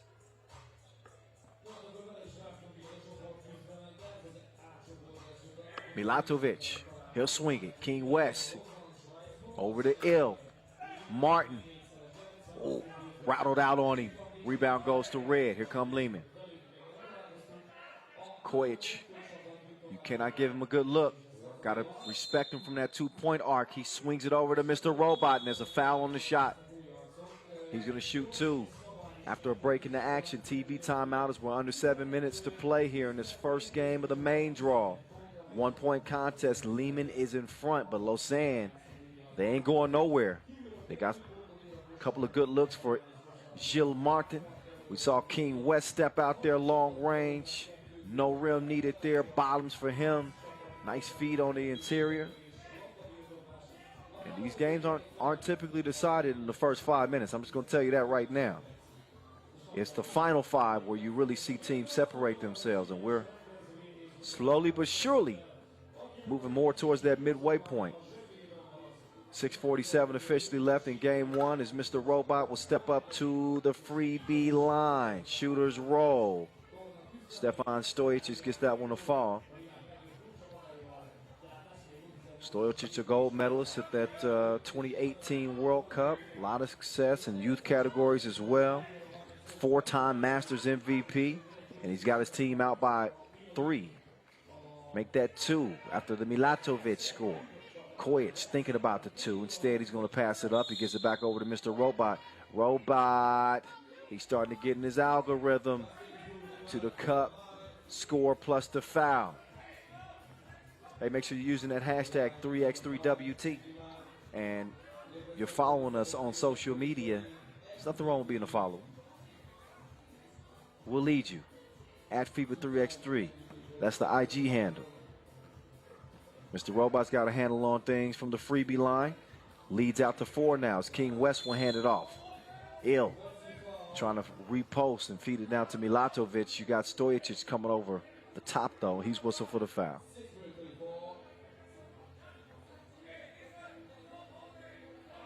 See Gilles on the entry, and Stojic is just reaching over. Oh, he was not called for the foul. Instead, out of bounds off of Lausanne. So here come the Serbs. Oh, nice patience on the play. He had King West flying out of bounds. Clears the way for an easy bucket. Now West forces up at 2. That's a tough shot. I think that Lausanne's better served if they let the 2s come through the offense. You don't want to force those. You want to get good looks. West is not a lights-out 2-point shooter, but he can hit them wide open. There's a foul on the inside. Milatovic with position on Vasquez. Just a 4th foul on Liman. Meantime, Lausanne has got 7, and we're just under 6 minutes, so they are already in the penalty. That's the type of pressure that Liman will put on you. They put no pressure on Kojic, and Kojic, swishalicious. Right wing, shreds the threads, and here comes Gilles trying to set the table for King West. It's kicked out of bounds. Should be a fresh shot clock for Lausanne as they trail by 7 here.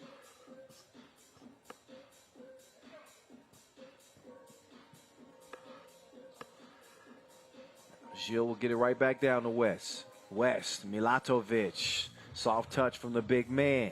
Still a 3-possession game. Liman in the driver's seat here looking for some more. Kojic, he's got the mismatch here. He's got Milatovic dancing around.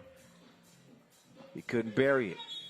Rebound goes to Red. Look at this. Oh, but too much time. One pass too many. They get called for 3 in the key. They waste an easy score. Vasquez had that back. He probably would have put that up instead. But as a result, they turn it over. Approaching 5 minutes. There's Milatovic. For now, they got plenty of time, so they don't have to force any twos.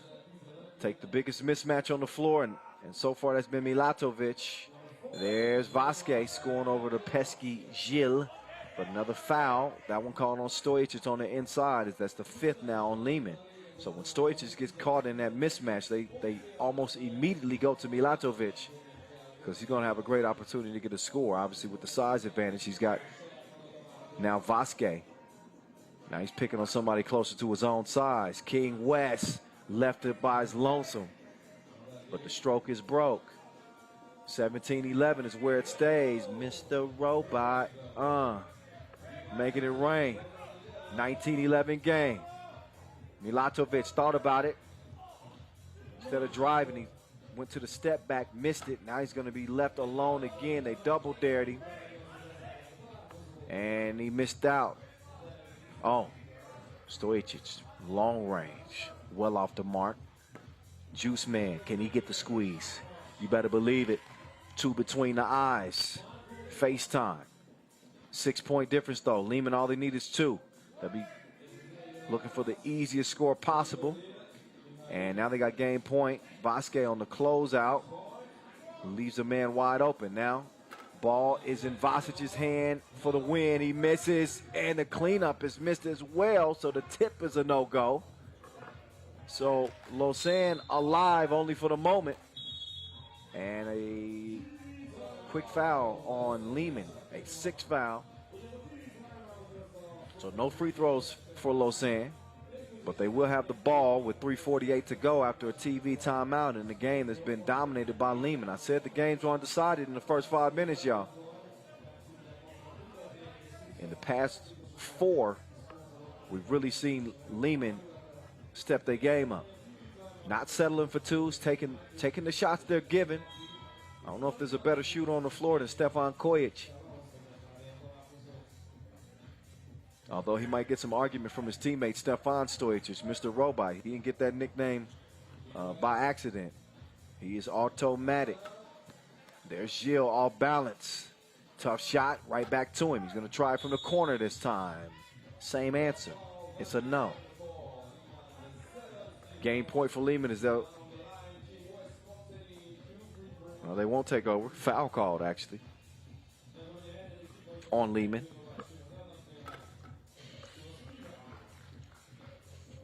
King West gets it down to a 6-point game, and that's where it's going to stay, a 6-point game. Game point for the Serbs. Here come Liman. Mr. Robot. Oh, D'd up. Look at the defense there from Gilles getting off his feet. But they leave Vasquez open. And Vasic, not necessarily his forte, shooting from 2 range. King West comes up short as well. He's abbreviated on the J. So back to it come Liman. Same spot, same result. The stroke is broke. Vasquez, he couldn't throw it in the ocean right now. So game point is where it stays. Liman looking for that 2 ball. And there they go. It's the 3rd opportunity. Is the 3rd time to charm? No. He's missing like a ghost town. Vasquez got to get a ball up. Let somebody else shoot. There you go, Mr. Robot. There you go. Different result. That time, Mr. Robot, he gets laces from the right wing, and that's game right there. 22-14. Liman run away with the dub over Lausanne, improving to 6-3 on them in the last 9 meetings. An 8-point blowout as the Serbs get off on the good foot here in Debrecen to start their campaign defending their 2 titles, 2020, 2019. Look back at the highlights in this one. Mr. Robot got him started. He's not a dude that you can leave open. He will bury you from long range. He was answered by King West, but he couldn't keep up the consistency shooting from long range. Again, he's more of a player that does damage on the inside. And Lausanne just did not have enough firepower to stick with him for an entire 10 minutes of play. Also had to worry about the Olympian Vasic getting to the bucket. Nice two-piece from Gilles Martin. But no defense and no answers ultimately for a Liman team that looks to be at full strength. They got plenty of firepower, and it was on full display. There's your game winner right there. Bottoms up. Stefan Stojic and company run away again with an 8-point dub to start day one of 2 days of action here from Kossuth Square. What a shot. Beautiful aerial view of one of the most iconic venues in 3x3. So many classics. So many classics have gone down here in the past several years. You think back to, we just saw Liman get a win 2019. That Maxim Kovacevic one-man takeover was just unbelievable. That comes to mind. We had a couple of classics in the Doha Masters champs, Riga. Carlos Lasmanis and Norris Miezis with heroics at this stage before. We'll see them as the day progresses. 7 of the top 10 teams in the world lacing them up here in Debrecen. As we get on to game number 2. I mentioned the Latvians, here they come. Riga, who have not been their normal selves, I guess you could say. They just lost in their own backyard at the Ghetto Basket. Riga Challenger got all the way to the final, ended up losing to Antwerp. We saw Norris Miezis have a cold tournament in Lausanne. We'll see if he regains his form, playing again without Batman. They got Guntar Stroidis and Artur Strelniks in. You also won't see Edgar Krugman, still injured from that Olympic final. Got injured in that gold medal game, so he's still rehabbing. Hoping to have him back within the next month or so. Such a huge part of Riga's success over the years, so wishing him a speedy recovery, good health. What up, crew? Meantime, here come Graz. They opened some odds at the Olympic qualifying tournament in Graz, Austria. They got some players on this team, too. But they end up finishing 8th at the Lausanne Masters. They were able to make it to day 2. But they scored 7 points in the quarterfinals. That ain't going to get it done. They're hoping for a better showing this time around. There's Philip Kramer. He will put you in a body bag.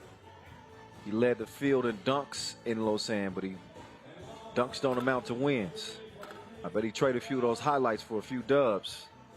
We'll see if they can get one to start things off. Our officials are in place. Ref Yasmina, Ref Ed. They official without the whistles. But they'll be calling the action. Here's Philip Kramer, 29 years old, stands 201. Big body, can elevate, loves playing above the rim. He is a load underneath the basket, controlling the glass, can score it. You don't need me to tell you how dangerous this dude is. This is Robin. That's just his human face. That's Norris Miezis, former world #1. Played well at that Ghetto Basket Challenger. Picked up his game certainly from Lausanne, where I looked at his numbers. I couldn't believe that he shot as poorly as he did. It's just, you never see Norris Miezis play as poorly as he did in Lausanne. He went 2 of 24 from 2-point range. That, ladies and gentlemen, is what you call an anomaly. It's an aberration. It don't happen very often. Look for Norris Miezis to come out gunning in this one. Now, Graz do have a distinct advantage when it comes to size here. They got the bigger bodies. Obviously, they got an advantage with Philip Kramer on the glass. Agnes Chavars is going to try to neutralize that as we get this one on and popping. Kyle Montgomery, a.k.a. the voice in your ear again. Game number 2. Started with the qualifying draw. We're into the main draw now. This is where the big business gets handled. There's Norris Miezis right on cue. He pulls the trigger on a 2-piece, but he's long on it. Now Graz on the attack. They take a 2-ball as well. But that one well off the mark. Lenortner couldn't find his stroke. Here comes Miezis. It's his team all by himself this time. He gets the score and started with the fillet. Graz answers with the two-piece. Now Miezis got him on an island. Got to watch that crossover. The running hook from Miezis off the mark. Chavars cleaning up the mess, the fadeaway. Ball back over to purple. Lenortner top of the key. He's going to move right. He's got Kramer down there on the block. He gets it to him late in the shot clock. Got to get something up here. He does. Shot is short, though. Cookie back in Miezis' hand. He waits for the screen. He's moving left. He gives the cookie up. Strelnick, though. No hesitation. It ain't that windy. After the air ball, can Graz capitalize? Nope. Stays 2-1. Chavars was trying to split the defense. And again, Agnes Chavars with the honor and unique distinction of being able to be the flag bearer for Latvia at the Olympic Games, something that he'll never forget, I'm sure. That's something you tell your grandkids. Chavars making his move right. Takes him to the post office. Couldn't deliver the package. Rock stays with red, though. 2-ball launch, but these goals ain't loyal. No, they ain't. It's another miss. So the 2 has not been kind to Riga at the start of this one. Only 1 point scored through a buck and a half of play. Chavars will have a chance to change things at the free throw stripe.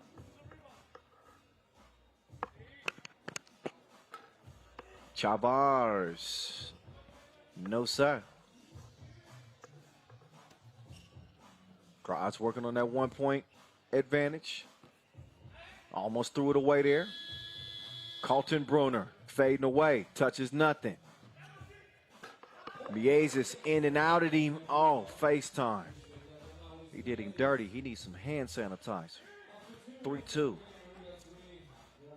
Steal from Chavars. Chavars. Nope. Put it up from the logo. Colton Brunner will give it up. Lenortner. Entry pass. Foul on the way. Foul number 1 on Riga. Take another look at the defense. Couple minutes in. We got a nice defensive game to start things off. The buckets have not exactly been free-flowing. Colton Brunner to the rack. Oh, he blew the crib. You got to have those. Can they make up for it? That they can.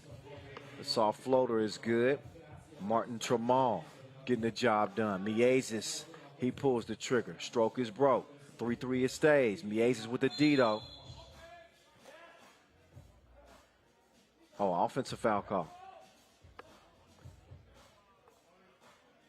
That one called away from the ball. So to go over to Graz.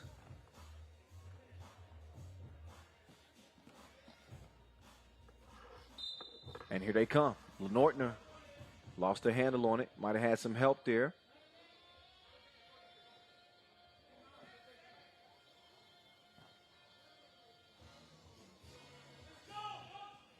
So up top, Lenortner opens the possession. Look at the defense here. Suffocating from Miezis. Chavars passes up to 2. Instead, attacks the rack. The running hook is missed. Kramer with the handoff. No. Oh, Miezis doing his dance. He crossed him. He's jaywalking all the way to the rim. Riga in front, 4-3.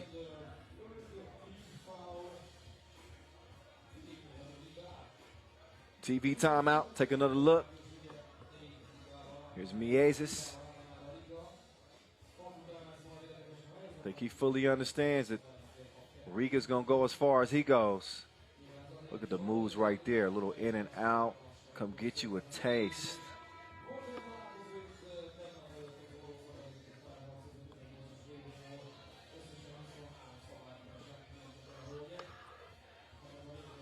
So again, Miezis was not up to his normal heroics. He averaged 3.7 points per game, 2 of 24 from deep in Lausanne. Riga beat Ub in overtime of the semis of the Ghetto Basket Challenger, advanced to the final where they ended up losing to Antwerp. So they played well enough to get to the final. They just haven't played well enough to win it. No Masters wins for Riga here in 2021 after dominating 2020. They are the reigning World Tour final champions and arguably the best team in the game. But here in this tournament, they have 2 of their core 4. Again, no Las Manas as Lenortner shreds the threads. No Las Manas and no Edgars Krumans on this Riga team.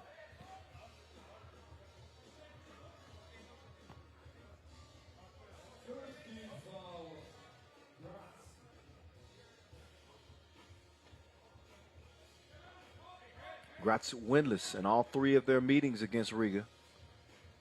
Lost to them here in Debrecen at the quarterfinals, 2020.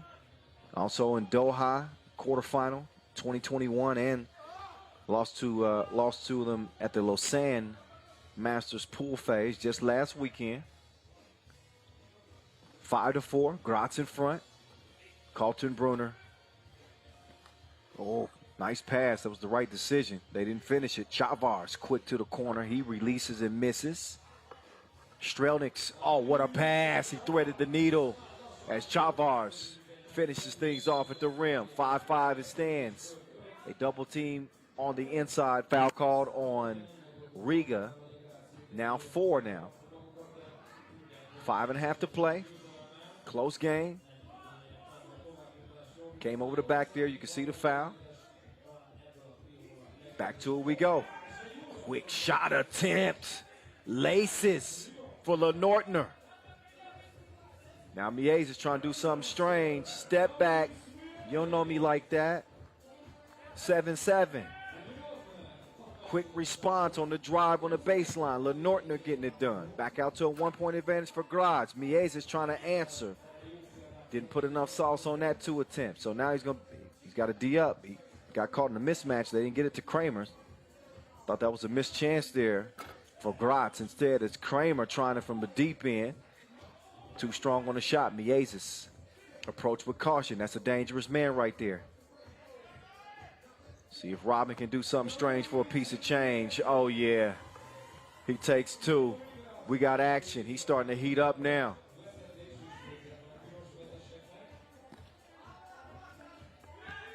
Wild pass attempt. Here's Kramer spinning free, fading away. Couldn't get the shot to go because he was fouled in the process, so he's going to shoot 1. How about Norris Miezis?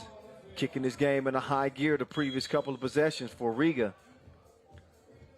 Under 5 minutes to play. Looks like we got a timeout on the floor. So both teams are going to regroup here. Riga with 5 fouls, so 1 more to give, but I'll tell you who's been given. Norris Miezis giving them buckets. Crossovers, dimes too. Lenortner, he's been equally as dangerous. He's been the catalyst for Graz. He's gotten comfortable from beyond that 2-point arc. He's been stroking. Big reason that Graz is in this thing. They got an opportunity here against an undermanned Riga team. Still with the bullseye on their back after, obviously, Latvia won gold at the Olympic Games. Once they took that crown, and I think most people started to look at them as the best team in 3x3. They had an argument already heading into the Olympic Games. And now with that gold medal, everybody's gunning for them because they want to say they beat a gold medal team. It's 10-8 right now. Riga's in front. Miezis. Oh, don't do him like that. Don't do him like that. He's cooking. You can smell it. Meantime, Kaltenbrunner. He's going to get the floater to go. Give the ball to Norris Miezis. Smart decision. Let him go to work. Do work. Norris Miezis. Oh, my goodness. He's so hot, he might need to stop, drop, and roll. 14-9 as Miezis is going off right now. Good interior D. Lenortner, not that time. He's been stroking up to this point. Now Miezis with the rock in hand. He's been on a kill streak. Has he? Oh, he's met at the rim. Swatted away. Oh, Miezis is down. Take another look. He was held up initially and then sent away. Some contact on the play. Miezis, you saw him holding his wrist, and he still's holding his left wrist. That's something to keep an eye on here. Riga with a 14-9 lead. And just hoping that, obviously, Miezis is okay. He's been better than okay so far in this game. He came out in the zone. 14-9 as he's carrying the torch literally for Riga Ghetto. They're in front by 5 here, 3:17 to play. We're going to see how Miezis' wrist holds up the rest of the way. Currently, he's not on the court. He's getting a rest, and I don't see him getting any medical attention as of right now, but he may be. Chavars, no hesitation. He's fading away, out of bounds. I believe that's going to be off red. Strelnick's got a hand on that. So on comes Graz. And looking again over towards the bench of Riga. I don't see Norris Miezis over there. So I think he actually is getting some medical attention. For Riga's sake, you hope that oh wait. See, I didn't see him clearly. That's Miezis' top of the key. There we go. Oh, he's good. He's good to go. No worries. I didn't see him there initially. I had a bad camera angle. But now there he is, and he's got another dime piece. Sets up Chavars for the easy score, 6-point difference. Oh, nice up fake.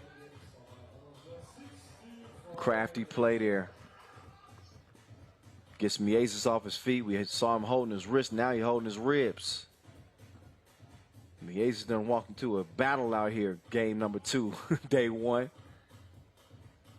So Martin Tremal, the 24-year-old, he'll get a chance here at the stripe. 6 World Tour games under his belt.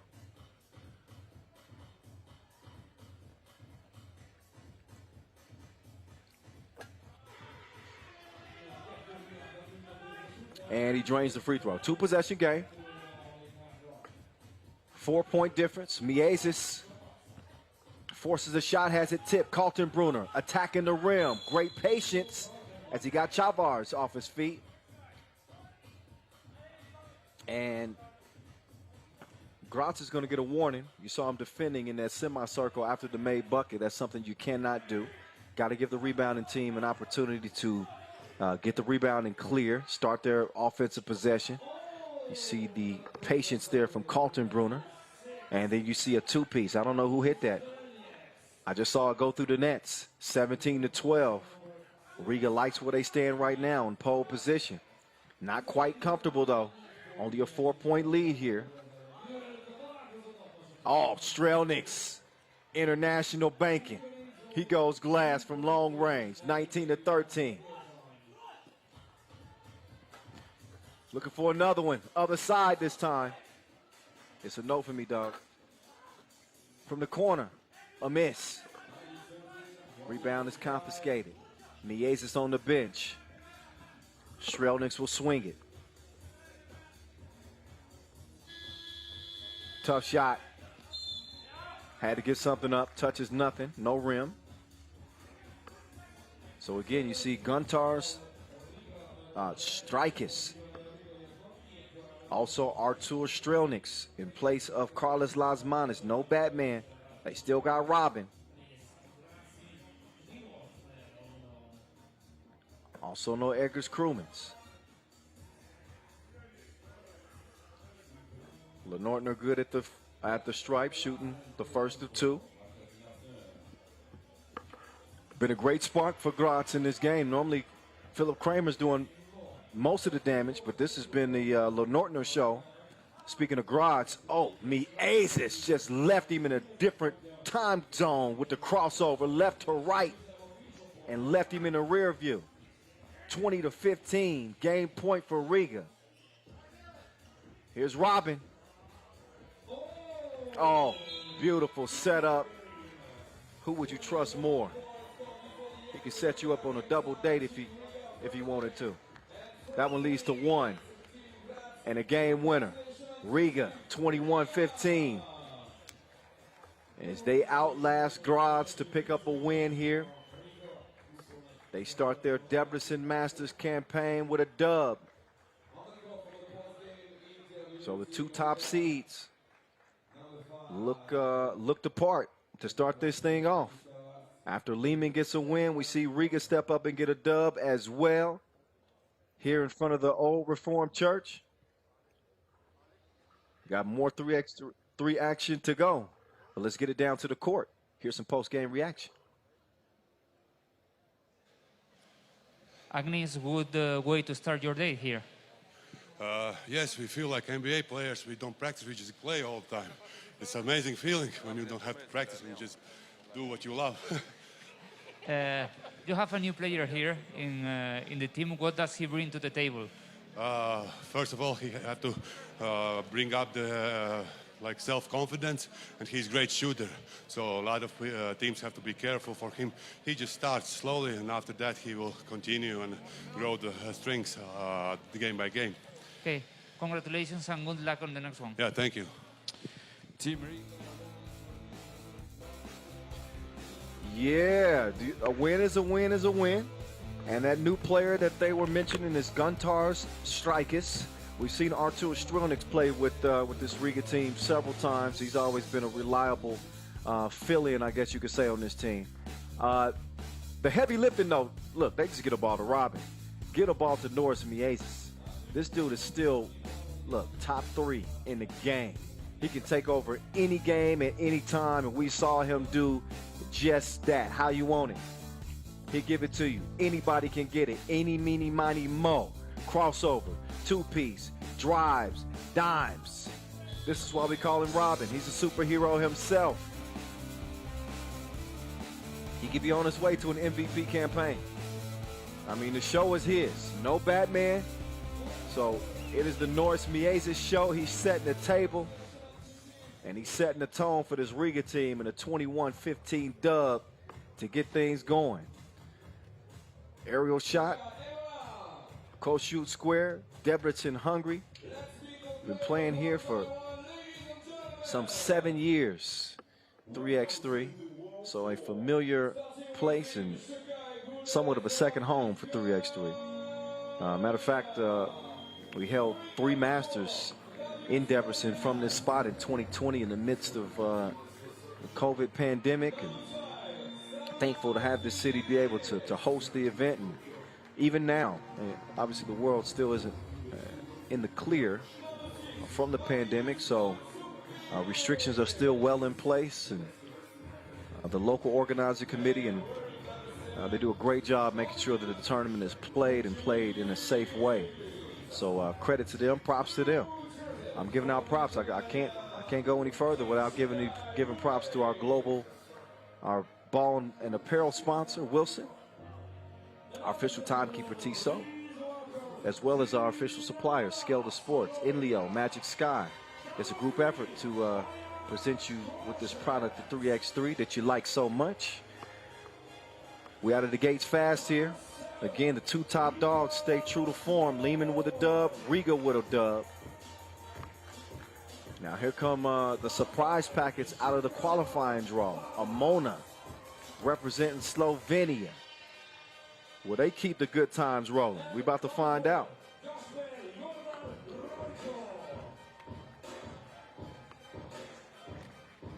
But here they stand.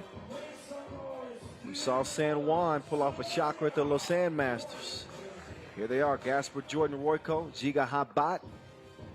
2 dangerous players. Lucas Snoid, big fella, can step out there and get it done. Saw him really play big in the qualifying draw en route to knocking Warsaw out of the main draw competition. Not to forget Aldaz Korajek on this squad as well. Well-rounded. Dangerous Emona team, not to be overlooked. Our two ladies refereeing this thing, Yasmina and Cecilia. As we get warmed up. 12 games here day one. A reminder for you, top 2 seeds move on to day 2, where they will compete for 40 grand, 40 bands. Second place gets 30,000. Third place gets 20. Fourth place gets 12. Fifth place gets 8 grand. That's the way we're doing it. The bag's getting bigger in 3x3. We'll get our first look at Šakiai Gulbelė, the lethal Lithuanians, and Aurelius Pukalis. Šakiai Gulbelė, they took 3x3 by storm. In case you forgot, back in 2019, they were the new kids on the block. Got their first Masters win in Montreal, and had been looking to get back to that form. Hadn't been able to get a Masters win since then. But any tournament that this team is in, they got a chance. I think they got a good chance. I think you can consider Šakiai Gulbelė a favorite here in Debrecen. One of the favorites, right up there with Liman, right up there with Riga, right up there with Ub.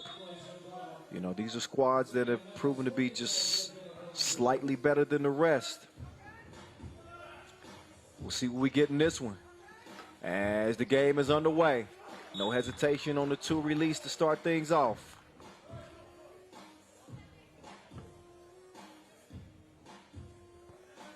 DJ Lass, Vincent Royette, Vince MC in this thing. Obviously DJ Lass spinning the 1s and 2s. Pukalis, so dominant in the post. Just feed the big man, let him eat. One of the biggest mismatches in 3x3. One of the most talented big men. Outstanding touch. Can handle the ball, but he is a terror on the block. Big frame too. He can really do damage in that pick and roll. That time he gets sent to the floor as he gets up close and personal with Enlio.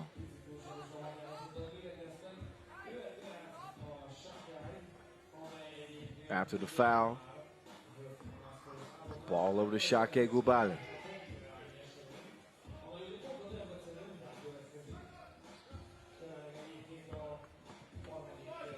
They're looking for Pukalis. Pukalis up fake. Got some room. Runner off the glass to beat the shot clock. 2-0 to start. And that's one thing that Emona has not had to contend with, is the type of size that Šakiai Gulbelė possess. Just a 1 through 4. I talk a lot about teams that have all the tools, have all the ingredients to really, be in contention to win any Masters that they're in. That is Šakiai Gulbelė. Aurelius Pukalis, Darius Tarvidis, Marius Užupis, Šarūnas Vingalis.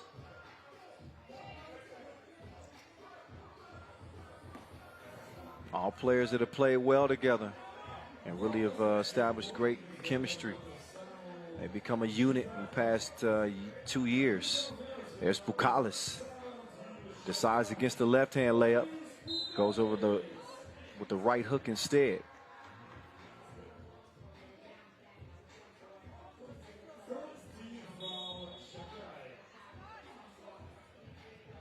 Third team foul on Šakiai Gulbelė. They played at the Ghetto Basket Challenger in Riga. They ended up finishing 3rd there.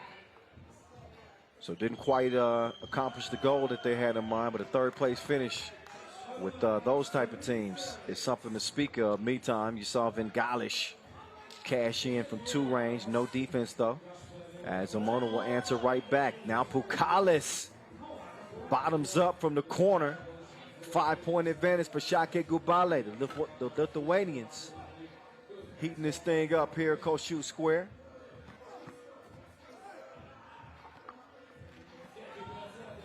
At times, some good defense on the inside.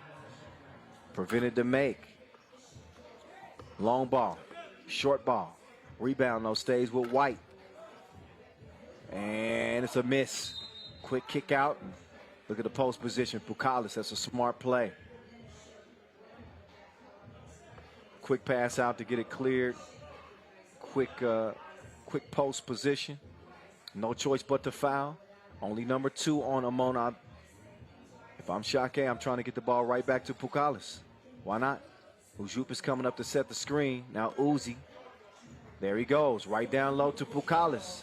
When you got a mismatch like that, you just continue to feed the beast.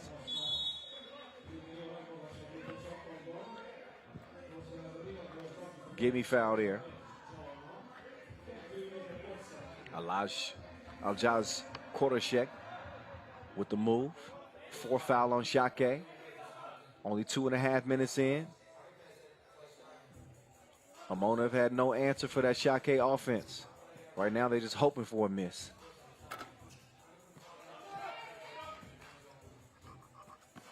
After the step back is short. Down low. Goal to the Lithuanians. Darius Tanavadis. He's able to draw the foul. You want to talk about dynamic players. You want to talk about dudes that can fill it up like the tanks on E. That's Darius Tarvidis. He was excellent in Riga. He helped the Lithuanians beat a tough Princeton team. He had 7 points and 7 rebounds in that game. Actually led the entire field in player value, did Tarvidis at that Ghetto Basket Riga Challenger. They end up losing to Riga in the semifinals by 6. Couldn't stop Norris Miezis. That's for then. This is for now, though. 8-2 game is what we have in the present.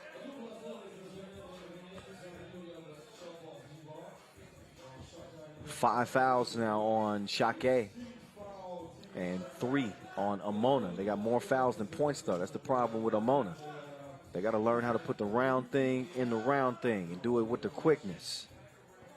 Oh, way to slice through the defense there, but no soup for you. Tarvis is trying to whip it past. Defended well, though. Deflected and stolen. Pull up, mid-range. Jay is broke, but a whistle on the rebound. That foul is going to be attributed to Emona. They're up to 4 now. Šakiai Gulbelė with 1 more to give before they're in the penalty. But so far, so good. They lead it by 6 in our first TV timeout. Most of the damage has been done by Aurelius Pukalis, the big man with the up fake, driving to the bucket. He's been cleaning the glass like crazy. Also defending the rim as well, although that particular time, no defense but plenty of offense as he reestablished post position. Šarūnas Vingalis, quick clear, the rotation and the splash. And then finally, Pukalis, the big fella, testing the deep waters from the corner, and that's how we got to where we at, 8-2. Pukalis giving some space, but he couldn't give him a taste. Now it's time to D up. If you're Šakiai, nice move. Finishes with the scoop. I like the flavor. 8-3.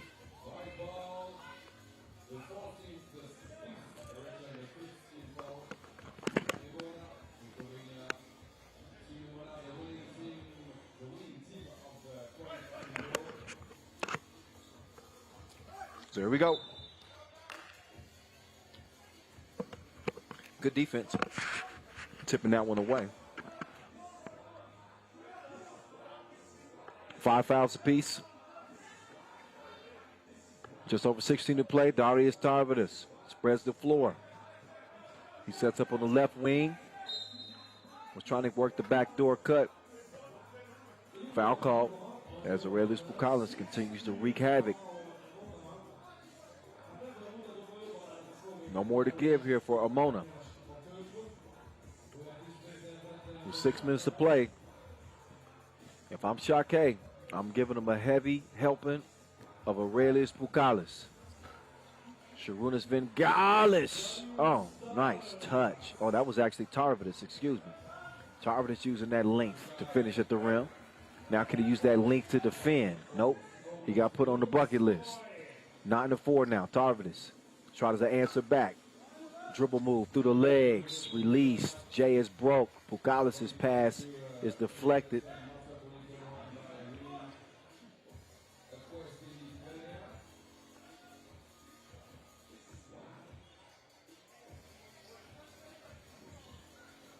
Back at it they go with a fresh shot clock. It's deflected with a foot. Oh, yeah. Laces. Sharunas Vengalish. He's got the hot hand right now. 11-4. Šakiai Gulbelė. Comfortable lead. Still comfortable. 6-point advantage. And another foul on the inside. They cannot do anything with Aurelius Pukalis. Pukalis standing 205. He's 27 years old. Ranked number 1 out of Lithuania.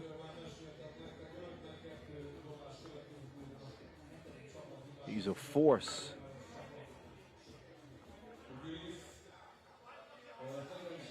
First free throw's a miss, though. 7 foul on Emona, so you know what that means. They're in the penalty. Second free throw, he makes good on that one. Approaching the midway point. Šakai's played about as well as you can play. Been efficient, taking good shots. There's a good shot right there. That one goes down. Giga Habat showing the touch mid-range. And a little defense there, near steal but out of bounds. So Aljaz Korashek was there for a near steal. But the ball will stay with Šakiai. 5 seconds to shoot. They're going to have to get something up. Tarvidis swings it. Uzi misses the mark. After the quick release on the 2, it's a quick feed down low. And Uzi couldn't handle it.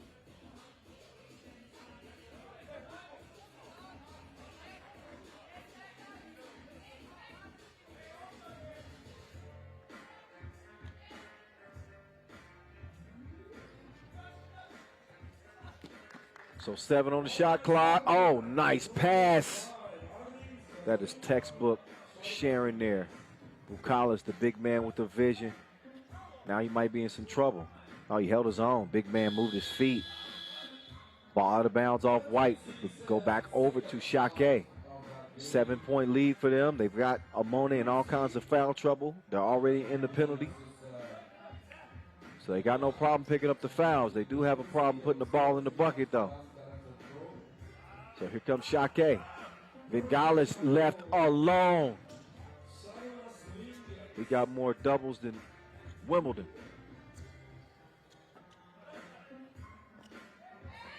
Sharunas Vengalish has been that man. Few 2 pieces. He and Pukalis have been a 1-2 punch that's been devastating for Emona here through about 6 minutes of play. But the 2 ball is the great equalizer. Luka Snoy steps in and strokes one.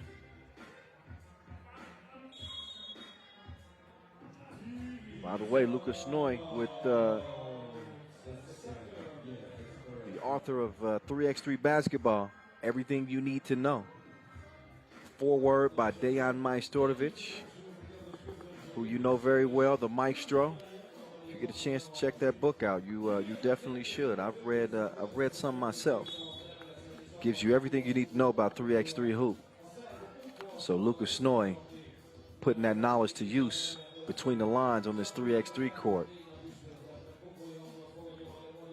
They're going to have to show us a crash course on how to come back from a 7-point deficit. I wonder if that's in the book. 3:55 to play. Šakiai in control and looking for some more. Pukalis. Yes, sir.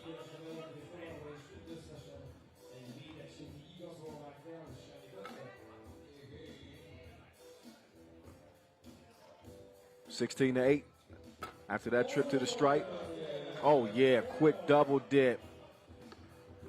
Nice answer there from Royko. But, man, they just keep putting the pressure on you, don't they? Soon as you get some breathing room, Šakiai just answers right back. Pukalis. They got no answer for him. They need Siri. They need Alexa. They need somebody. They got to Google a way to stop this dude.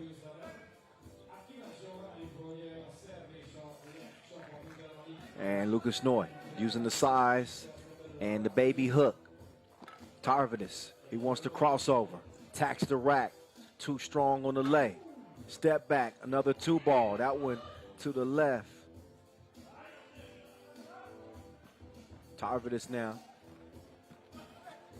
ISO game. Made lunch meat out of him. He's licking his fingers now, 18-11. Can Tarvidis hold up defensively? Cross-court pass, Lucas Noy, catch, shoot, miss. Tarvidis steps into that one. 2-piece and the biscuit.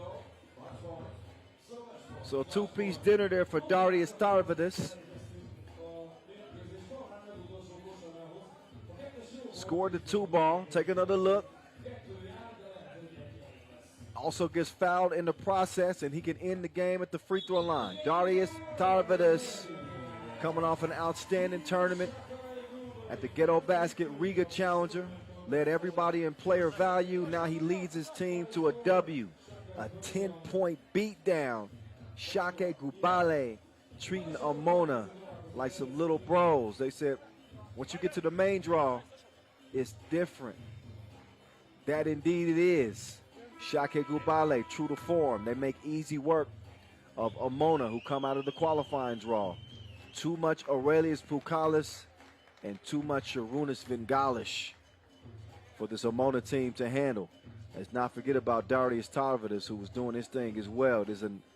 It's a group effort, 1 through 4. But in terms of the 2 top guns, there's one of them right there. Vingalish stepping out comfortably. He made good on most of his looks from 2 range. Talk about the dominance that Pukalis has on the interior, but when you got a big his size that can also step out there and show that range, show that touch, it opens up the floor. Versatility is king in 3x3. Big's got to be able to do it all, and Pukalis can do that. As a matter of fact, he did that en route to a 10-point W for the Lithuanians. Great passing, great defense, and great shooting. You combine those 3 things, and more than likely, you're going to come out of that thing with a dub. And that's exactly what they did. Šakiai Gulbelė.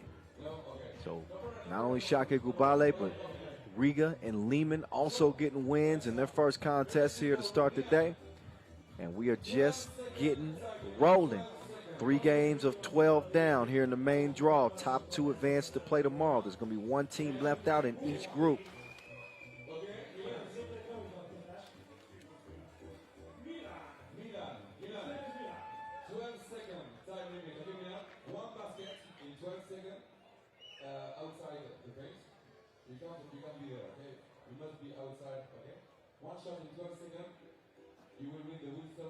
So we got about a 3-minute wait before we get to the next contest. So a brief breather before we get back to 3x3 action. So this is your time. If you want to step away from your viewing screen, you can do it for just a moment. 3 minutes away from getting our next game underway.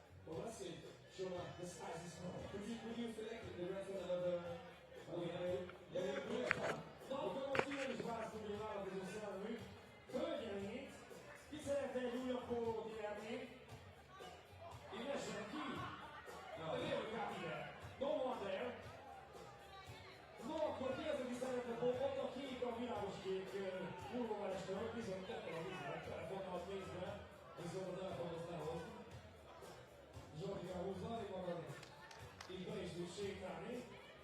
Ali, bemutatkozást kérnénk. Sári, és ez a sport size, Sári. Sport size, Sári. What is your name? Shai. Shai. Yeah, no, there's Sarah. Sarah. Yeah. Or Shai. Shai. Can you make some noise for Shai, please? Stop. No, when you are done, so please don't shoot for Shai. Okay. 12-second shot clock. 1 basket, 1 t-shirt. No basket, no t-shirt. Menni fog pofolácni, az a lényeg, hogy ezen a kockán kívül, vagy ott lépni a büntetőben a környékére. Nem lépjünk be. I agree with you. Thanks. I don't understand, but I agree with you. Thanks.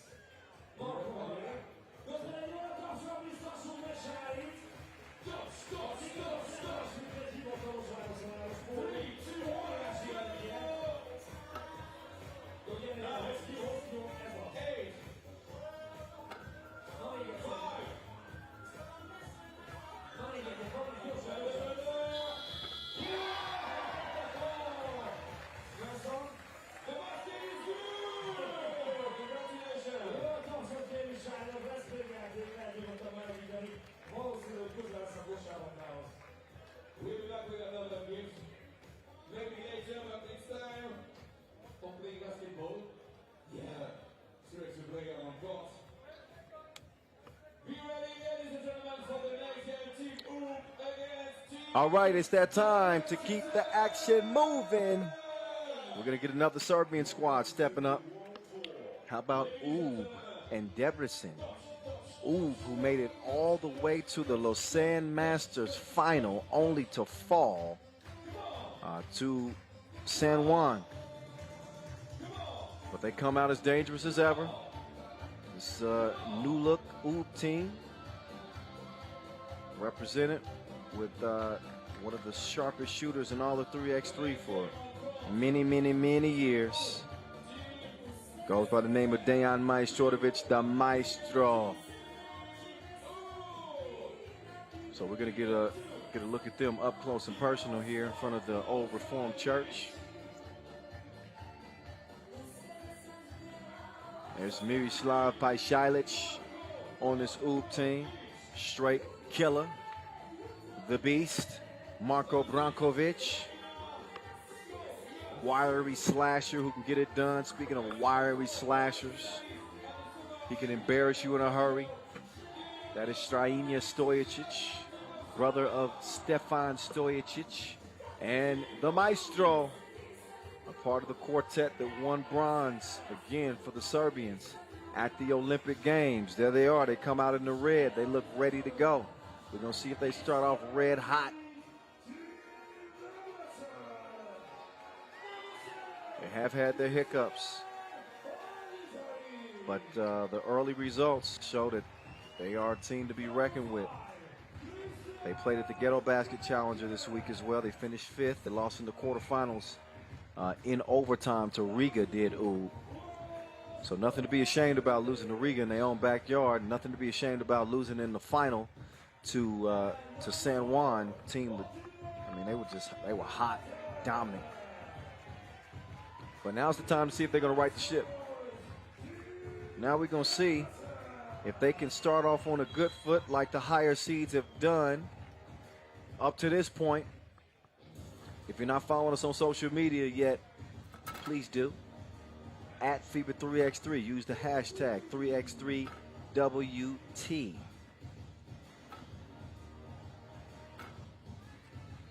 So we got Oob and Debrecen here as we open Pool D play. After this contest, we'll see Liman and Antwerp on the main court. As we get back to Pool A, so our officials, Alexander and Ed, they'll be keeping the game clean and keeping everything copacetic.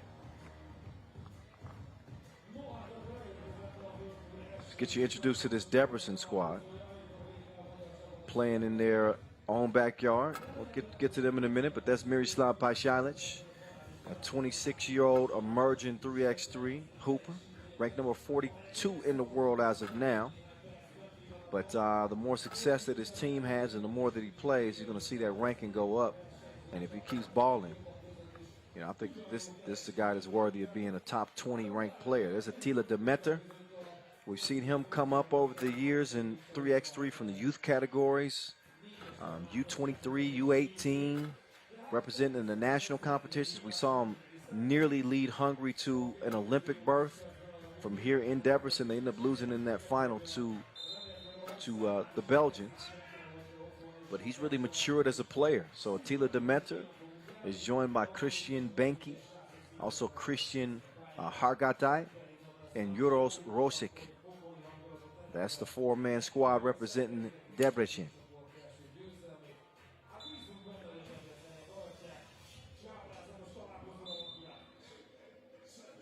All right, time for talk is up. Time to get to it. Our fourth game here, day one.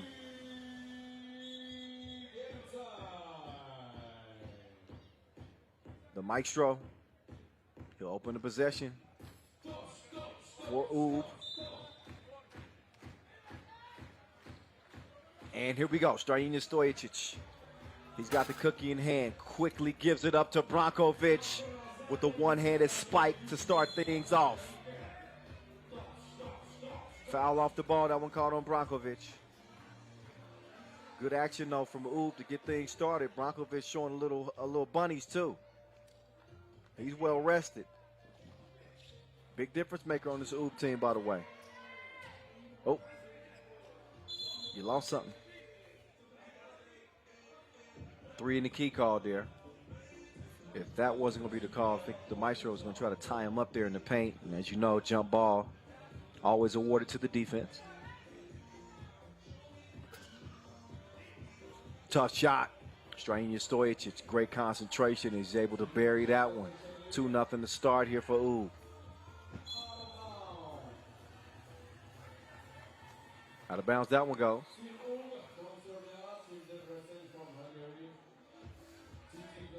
Also see Team Piran compete in this pool D.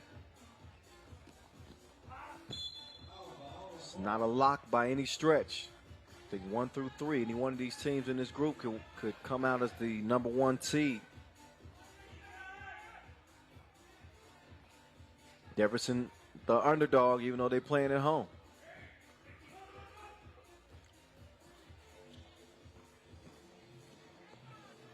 Pajsilic, back to the Maestro. Back to Pajsilic. Pajsilic, left wing. Left it abbreviated. Shot came up short. Now here's Attila Demeter. Oh, getting dizzy with it. Na. Spent his way all the way to the rim and was rewarded with a layup. Gets his squad on the board. Pajsilic trying to drop the package off to Brankovic. Foul on the drive. 1 foul apiece. 1 point difference.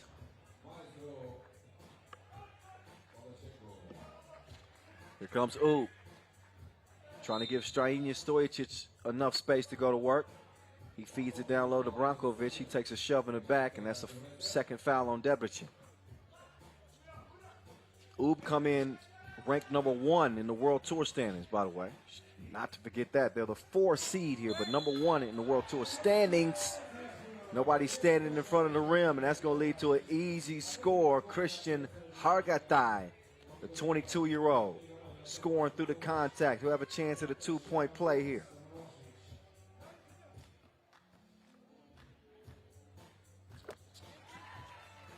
Just like that, Debrecen is out front. Maestro, second leading scorer at that Lausanne Masters. If you thought the Maestro was done, shame on you. Maestro is back, baby. There's a back door, baby. Nice finish there from Hargatai. Debrecen stays in front by 1. Pajsilic's 2-piece is off the mark. But the Maestro was the second leading scorer at the Lausanne Masters. I mean, he was killing whoever was in front of him. Scored 32 points, including 8 twos. He led the entire field in player value, did the Maestro. But his team just was not able to ultimately get the job done in the final. 4-3 game. Nice pass, too strong on the layup. Brankovic, can he make up for the mistake? He's D'd up. I think he was arguing for a foul there. Oh, no, he actually did get the foul call, so good call. Definitely some contact on the shot.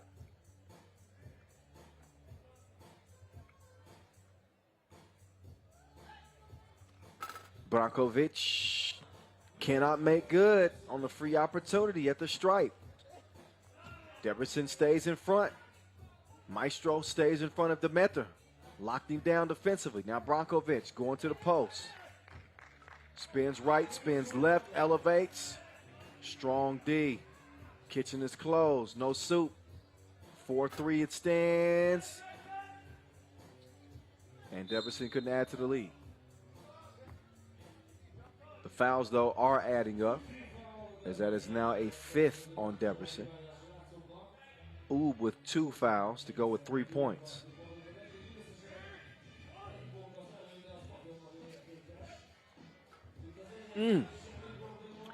Oh, sneaky, crafty, clever pass. Pajcic finishes it off 4-4. 2 ball from the corner. Way too strong. Brankovic wide open. He could knock it down. Pajcic quick clear. He likes Brankovic. Brankovic that time spins free, puts it off the glass. 5-4. Foul off the ball. That's number 6 on Debrecen. They got no more to give. We're going to give both teams a rest with a TV timeout. Bit of defensive standoff between these two teams with only 9 points combined scored to this point. They locking in.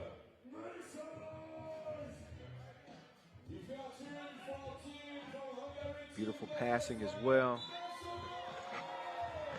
Both teams. And forget about the inexperience of this Emona squad. They got enough to compete, and that's what they've been doing all day long. Pajcic, he had him with the first move, but he turned right back to him. Maestro, no string music that time. Foul called on the rebound attempt. That's number 3 on Ooh.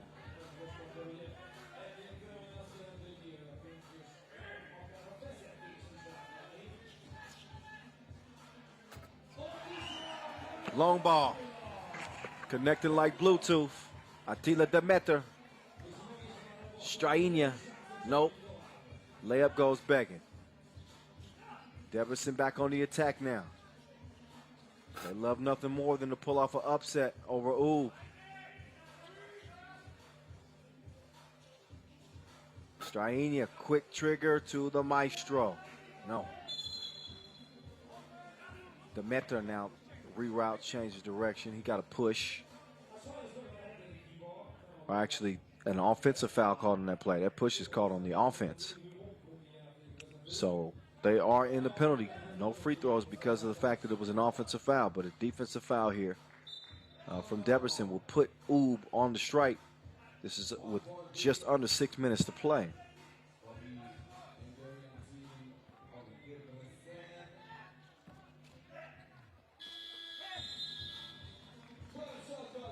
Shot missed, follow also missed. Missed chance there for Oob. They trail it by 1 here. At this pace, it's going to be a low-scoring game. Very likely not to reach the limit. It's a 10-minute sprint to 21. This might be a 10-minute sprint to 12 or 13. They leave Brankovic by himself. Wow. The disrespect. And then he rewards him with a shot that looks like that. He just proved him right.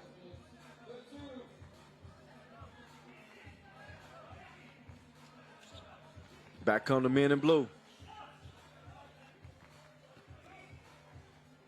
Nice up fake. Oh. Defense, though. Brankovic was able to hold him off, and the Maestro had great position. That's an 8th foul on Debrecen, so Dejan Majstorovic will get a chance to shoot, not 1 but 2. And again, Debrecen is in the penalty.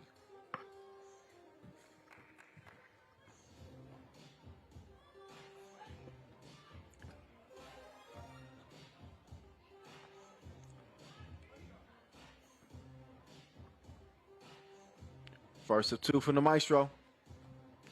Good in the hood. 6-6 tie. He can break it here, and he does that. Oob in front by the slimmest of margins. Look at the defense here. They'll W quickly and then try to recover. Oh, my goodness. That was deeper than Jay-Z's pockets. That was crazy deep.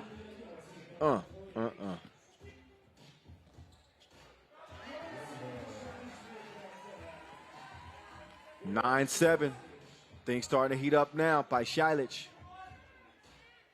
Little in and out, step back, hand up, so what? He put it in his face like the Avon lady.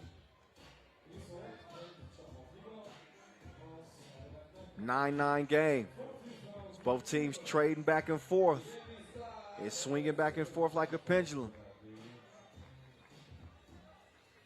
Action beginning to intensify as we're past that midway point.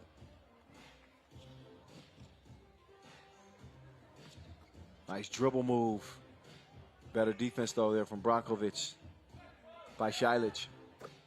He's left alone. You cannot do that. He is a deadly shooter. That's target practice for him. Šakiai checks out. I think he was shocked they left him that wide open. So, okay. You gotta look at y'all scout report. Under my name, it says shooter. Tough shot there after the up fake. Osic couldn't get it to go. Here's Demeter. He hasn't cleared it yet. So that dunk is going to be waved off. Demeter was thinking about challenging it, but you saw our baseline official, Ref Ed. He was giving the signal that it hadn't been cleared. And Demeter was not paying attention, so nothing happening for Debrecen on that possession. They still trail by 3. Brankovic got the position. Šakiai. He's there to clean up the mess. 2-possession game. Demeter. Oh, nice flip over the shoulder. Foul called in that pick and roll, though. Saw some pushing and a little bit of grabbing there. I do think that was calling. Ooh, am I right? Take another look here. Dila Demeter. And then you see the long bomb from Uros Rosic. Rosic, 5-foot fader. Šakiai has got a couple of 2 pieces. There's one. There's another. 13-9.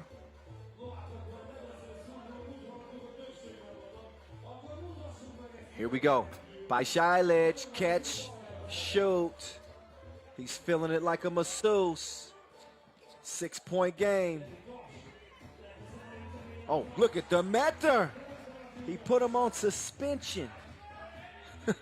Left him in detention. 15-10. Stojacic, oh, missed it. Point blank range. Kick out. He's a gun.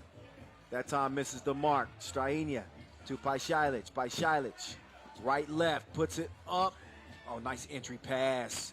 Unselfish play there. He could have put up the 2. Instead, he gets it to Strainia. Attila straight on. Missed it to the left, 16-10 is where it stays. Oh, we back singing again. It's going to be one of them days. You know, somebody asked me, they said, can you really sing? You know, I don't really be showing all my talents on the mic for y'all all the times, but you know, sometimes, can you woo, woo, woo? Oh, don't get me started. Can you woo, woo, woo? I'm just having some fun. But I can sing, too. Don't get it twisted. Brankovic, no string music that time. From the corner. Oh, yeah, the side of the backboard. That was ugly. Brankovic! No. He nearly got that to go through the foul. But it does not. Score will stay where it's at for now. 16-10. It is Oob. We're really seeing a changing of the guard in terms of Serbian pro teams. You don't need me to tell you how dominant Novi side has been over the years in 3x3, but once the big split happened and Dejan Majstorovic came to UB and Dusan Bullet has opted to take his career elsewhere for now. And seeing that Serbian team, you know, break up. Marko, oh, wow. That would have been a filthy dime. Marko Savic as well. You know, we saw that team win 21 Masters, win the World Tour Final 4 times, and now they've spread out. So it's really up for grabs in terms of Serbian supremacy. That's no disrespect to the Limans of the world who are saying, wait a minute, we're the top-ranked team. We dominate the Serbian 3x3. We'll see. Lima's got to get a win here in 2021. I happen to think that it's wide open. I think the talent is that spread out. In any case, 17-10 game. Make that 17-11 as Demeter goes off the window. But under 2 minutes to play here, and it's Pajšajlić.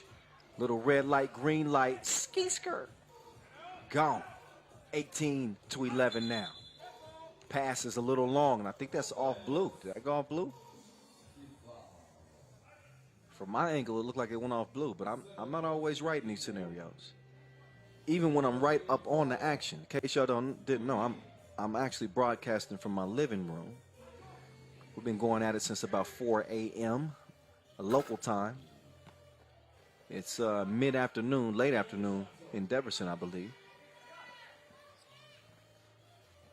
We get the job done. I ain't complaining. I'm having a good time. Look at the hezzy.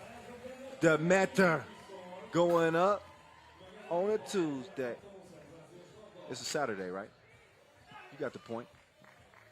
There's the Dido playing the passing lanes. Demeter looking for another drive to the rim. His pass is deflected, though. As Oob is closing in on what looks to be a sure W. Not done yet. 6-point game. And here we go. Tough shot off the curl. Doesn't happen. Strainia with the cookie in hand. Cross-court pass to the Maestro. So there's Dejan with the Maestro. Oh, good D there. Maestro. Thought he might get beat on the drive. Leads to a miss. So with under a minute to play, look for Oob to go for, well, I thought they might go for 2. Wouldn't be a bad decision. And they just want to get the dub. And they do. Before the limit, it's cleaned up. Strainia is able to score it off the glass. And a 21-12 win. Oob cruise into the winner's circle to start their play here in Debrecen. Easy money against the local hosts.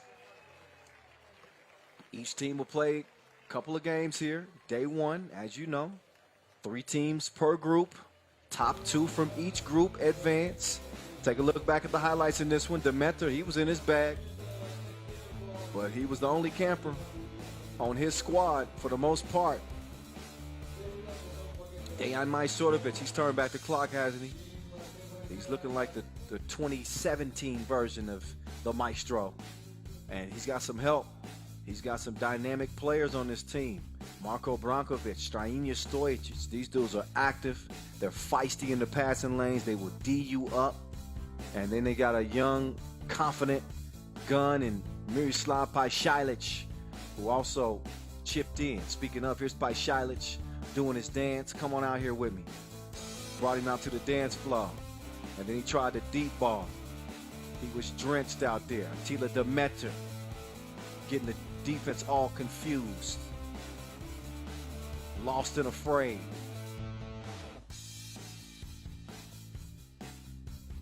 Debrecen put up a fight there. But we saw that lead start to get bigger and bigger and bigger. 7-point game at this point, and while it was a nice dunk from Demeter, this is the shot that dunked them. Over and done with. It's Strainia Stojic cleaning things up. And it is a win for Team Oob in front of the Old Reformed Church. This is, those two towers have seen some of the greatest 3x3 games in the history of 3x3, as we are into the 10th edition of the FIBA 3x3 World Tour, in case you didn't know.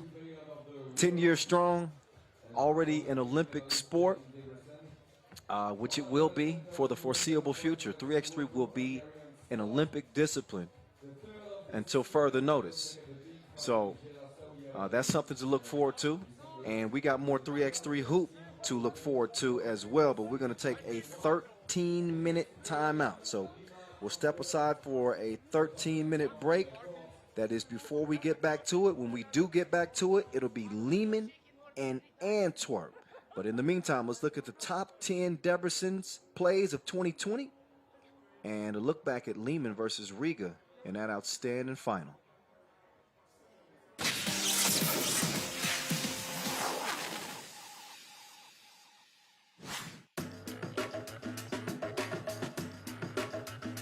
Oh, Dusan!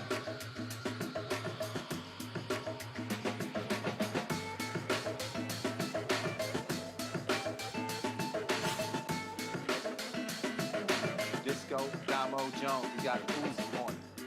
He's licking his chops. Oh, he got Pucalis. Did him dirty.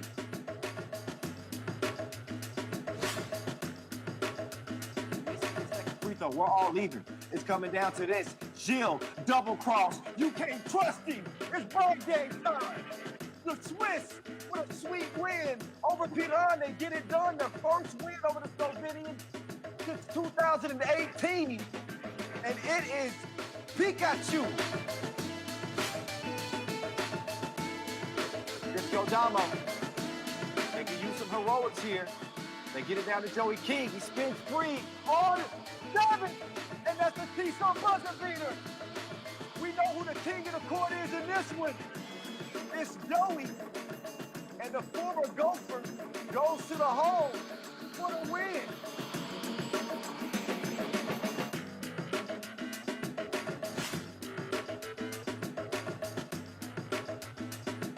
Argus couldn't track it down. Oh, Strahinja with the cross and the bang outs. 2 hands for safety. Hey, get that man a follow after that.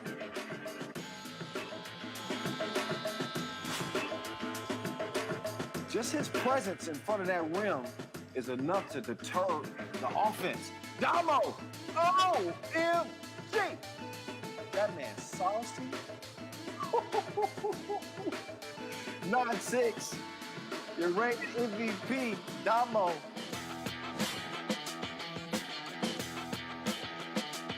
Now Gilles. He's on lock. Oh, he thought he was on lock. He really rocked him. He made the speak through the electric slide.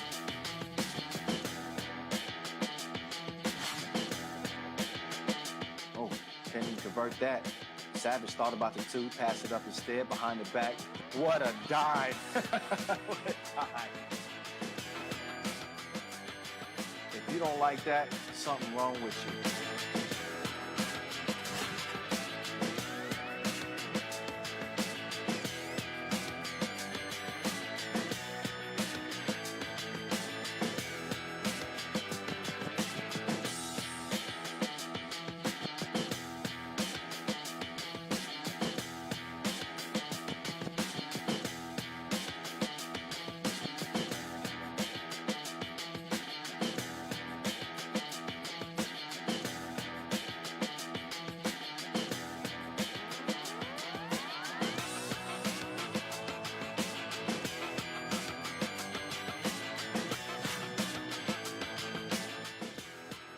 Cinderella story. 7 seed here, and this is for the win! Pasalic! Got heat on! Cold-blooded kill shot from the deep end. As they drown Novi side in the semifinals, it is Oob, not your 4-time World Tour champs. Moving on to the final here at the Hungary Masters. Look at Pasalic. He's a masked man. trying to give it to Liman, but they trail by 1, and then Kovacevic is still in a zone. This dude is drenched. He's got 3 twos in the game, and Liman lead it by 3, 17-14. So Kovacevic playing in place of Mr. Robot from the land of milk and honey. They have been money. Racco with a rare miss. Lights out shooting here in the final in Debrecen. I'm surprised we can still see. Oh, Lasmanis just lost Mihailo. And then he goes way up. Rebounding like Zion. Now Mies is making his move with Racco. Gave him the cross, step back. Oh, Tavares got the rebound, but he's D'd up.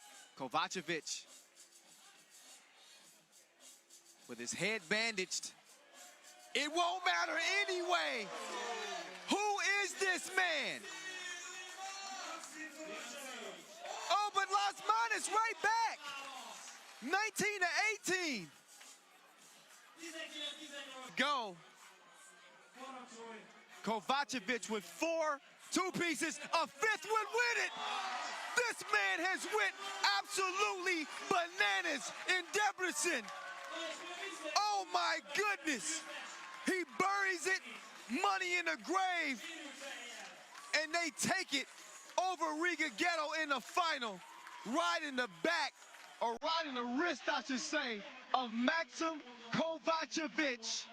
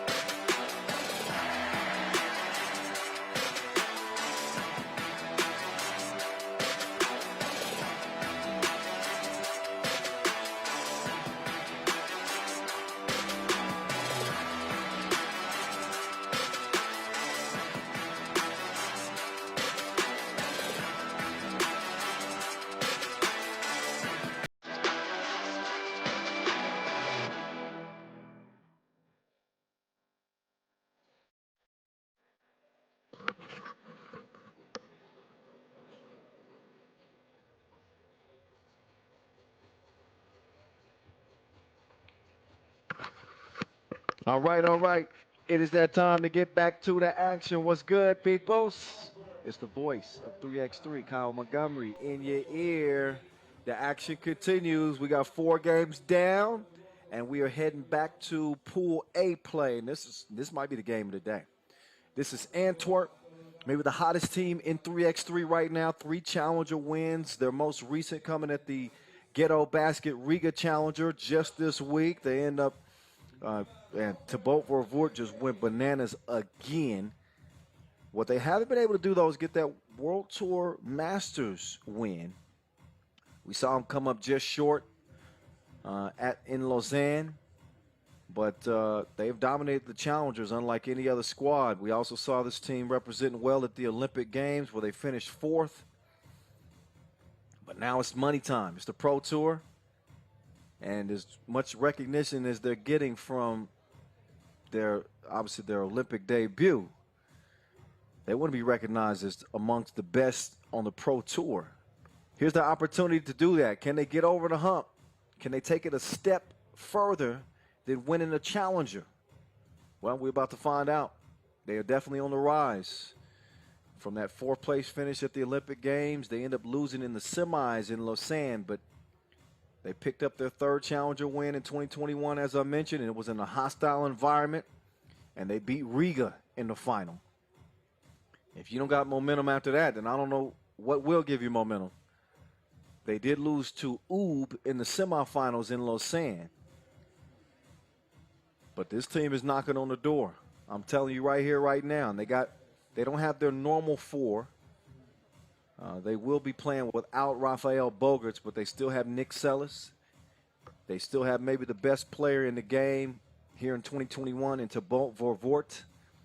And they got the Martian, Deary Marion. They're joined by Brian De Valk. He's the one who hit the game winner in that Ghetto Basket Riga Challenger in that final. So this is a dude who isn't afraid to take big shots. Doesn't necessarily have to score a bunch of points on this team, especially as a fill-in. But what they do need him to do is hit the open shots, which he's proven capable of doing. Meantime, you look at Liman coming off a win already. They'll have an opportunity to wrap up their day 1 body of work, 2-0. That's the goal. That'll give you the number 1 seed out of the group, Group A. I think this is the pool of death, maybe the most competitive group of them all. And we will see who comes out of this as we get ready to get back to action. Liman and Antwerp. You also have Lausanne in this group, whom Liman beat to start the day. Reminder for you, Antwerp beat Liman by 6 in the pools phase at the Lausanne Masters last weekend. So, you know, this team isn't afraid. They understand what it takes to beat Liman. Takes everything you got. But they rolled the hot hand again of Tchaff. We'll see if Liman is able to make the adjustments in this one. Sometimes better offense beats great defense. And a lot of times that's what you see with Tchaff. It's not like this dude is getting the open looks. He will pull on you, contest it, drive by you, sets his teammates up. I mean, I could talk about this squad all day long. It's better for you to see them up close in person. And another barometer. Another litmus test for this Belgian team to see exactly where they stand amongst the elite teams. It's one thing to beat them once.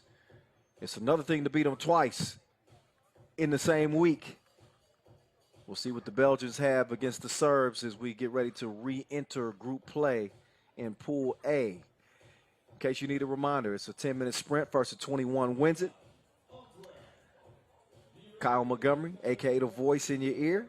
Follow us on social media at FIBA 3x3. Use the hashtag 3x3WT.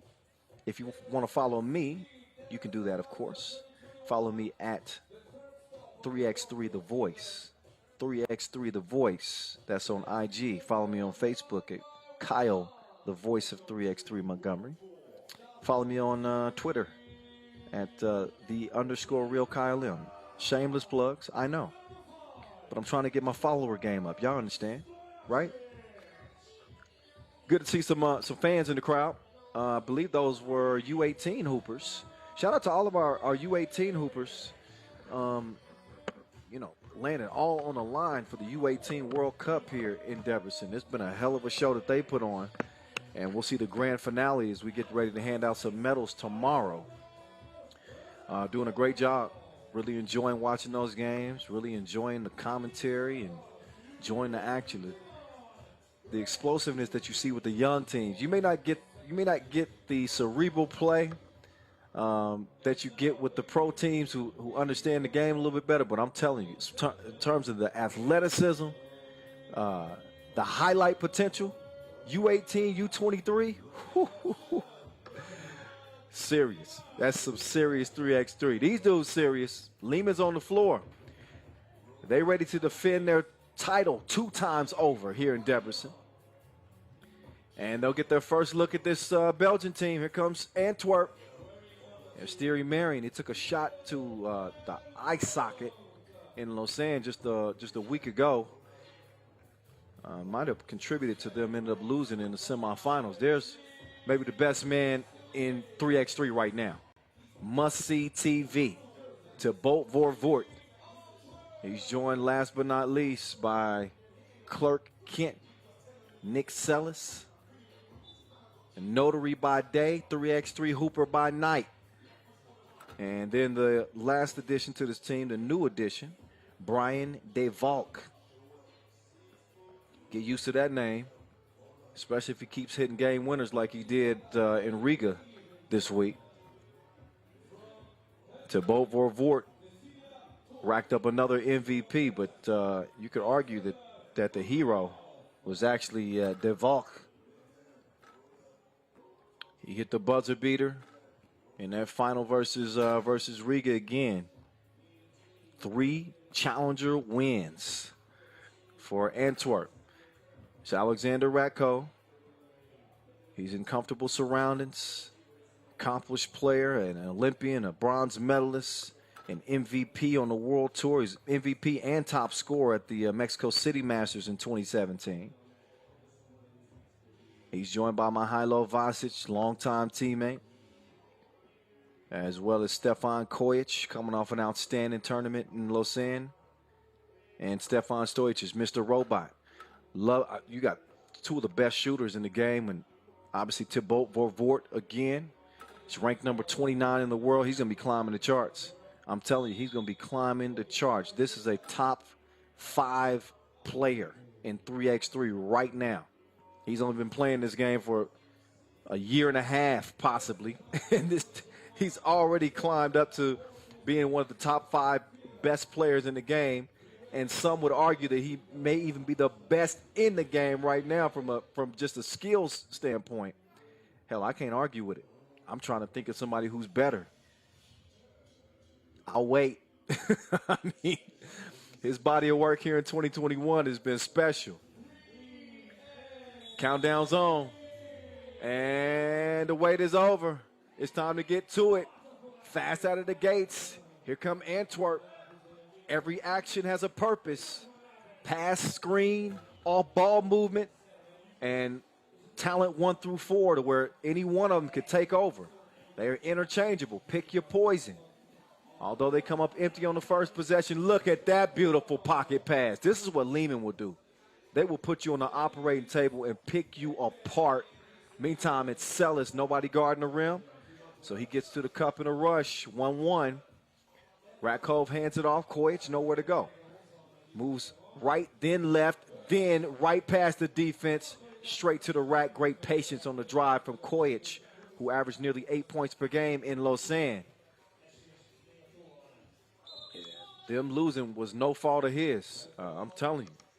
Stefan Kojic, we don't talk about Stefan Kojic in 3x3 enough. And that's partly my fault. I need to show that guy more love. He is deadly. He is lethal. One of the best players in the game. And I think often, for whatever reason, he gets overlooked. Any case, back to the action we go. 2-1 contest. Must-see TV. All eyes on him. And he gave us a brick. Don't be doing this like that. Ball back over to Red. There's the heart and soul of this Antwerp squad. Nick Sellis, and there's Mr. Robot. Over to Kojic. Kojic trying to get the step left. Decides to go right instead. It's the right decision. But he had the wrong trajectory on the shot. Ball back in his hand. This time he's going to give it up to the cutting Ratkov, who I've said many times, you won't find a better player when it comes to finding angles off of the pick. And he's a lot stronger upper body than he appears. So, I mean, he's a guard's dream. Hands it off to Kojic. Kojic couldn't make it count. 2-1 it stays. But Mr. Robot with the rock in hand. Ratkov will hand it back. That's in his range.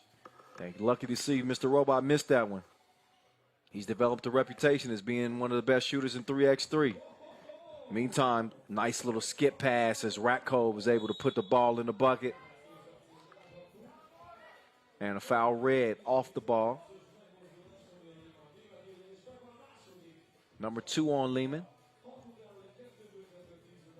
As Antwerp will take over the possession, attack from the top of the key. Sellis working from the left elbow. He goes right. Pass deflected. Liman does a good job of snuffing that out. And then Marion caught grabbing on Vasic. That'll be foul number 2 on the Belgians. Now Vasquez, the manimal. He'll set up shot from the right elbow. He gives it up. Kojic waiting on a screen. He wants some space. Instead, he dribbles. Oh, he got plenty of space. He had more space than an astronaut after the step back. Thierry Marion. He didn't know where he went. 5-1 game.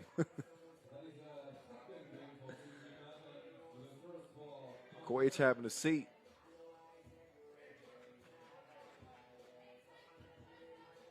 Kojic got injured at the 2019 Debrecen Masters. Watched his team go on to win it without him, playing with 3 players. One of the most historic wins at the Debrecen Masters. In the meantime, it's Thibaut Vervoort putting his head down, driving to the cup. He gets past Ratkov, and Ratkov fouls him on the way to the cup. That was in the process of the shot. They didn't get the continuation. So here's Thibaut Vervoort with 3 Challenger MVPs under his belt. He adds a shot from the stripe to make it a 2-point game. Ball is stolen. Sellis, he's going to drop it off. It should have been easy money. The new guy's going to have to hear about that one. You can't be the new guy missing layups. That's how you become the old guy. If you're the new guy missing layups, you become the old guy. No, he's going to become the old guy anyway. Bogarts will be back pretty soon, I'm assuming. In any case, 5-3 is where it stays. And Vasic thought about the handoff. He does flip it to Kojic, who gives it right back. They pass it like a relay. 6-3.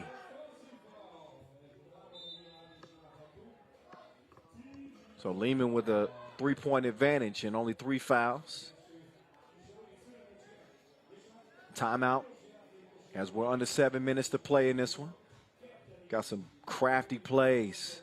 These are guys that understand the game, the nuances, the little things that you can do that'll give you an advantage. Kojic in his bag, great size, 6'7", and look at the cross. He just put the brakes on him and then broke him off. Oh, look, we're on camera. Look. Oh my God, they put us on camera again. I'm gonna narrate everything you see. Kojic. Oh, he just put that one in the vicinity.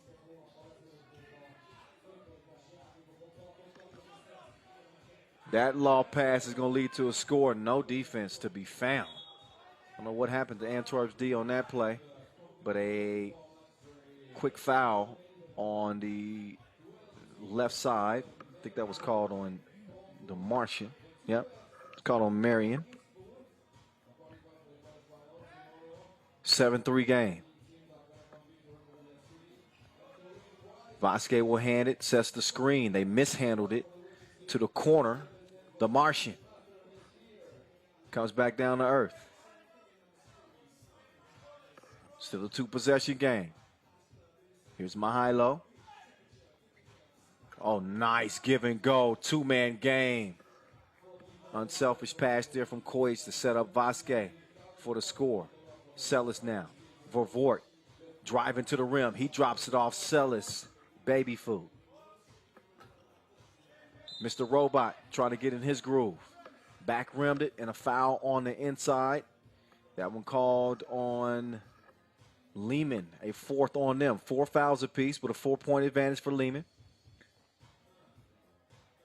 5:50 officially left in this one. Liman trying to get some revenge after this Belgian team beat them in the pools phase of the Lausanne Masters, although they did have Ralph Bogarts then. Just one difference in the roster on this Antwerp squad.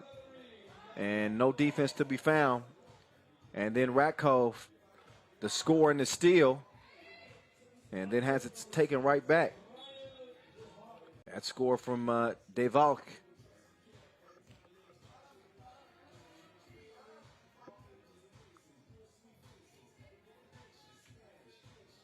Last look at Liman here, day one. First look at Antwerp.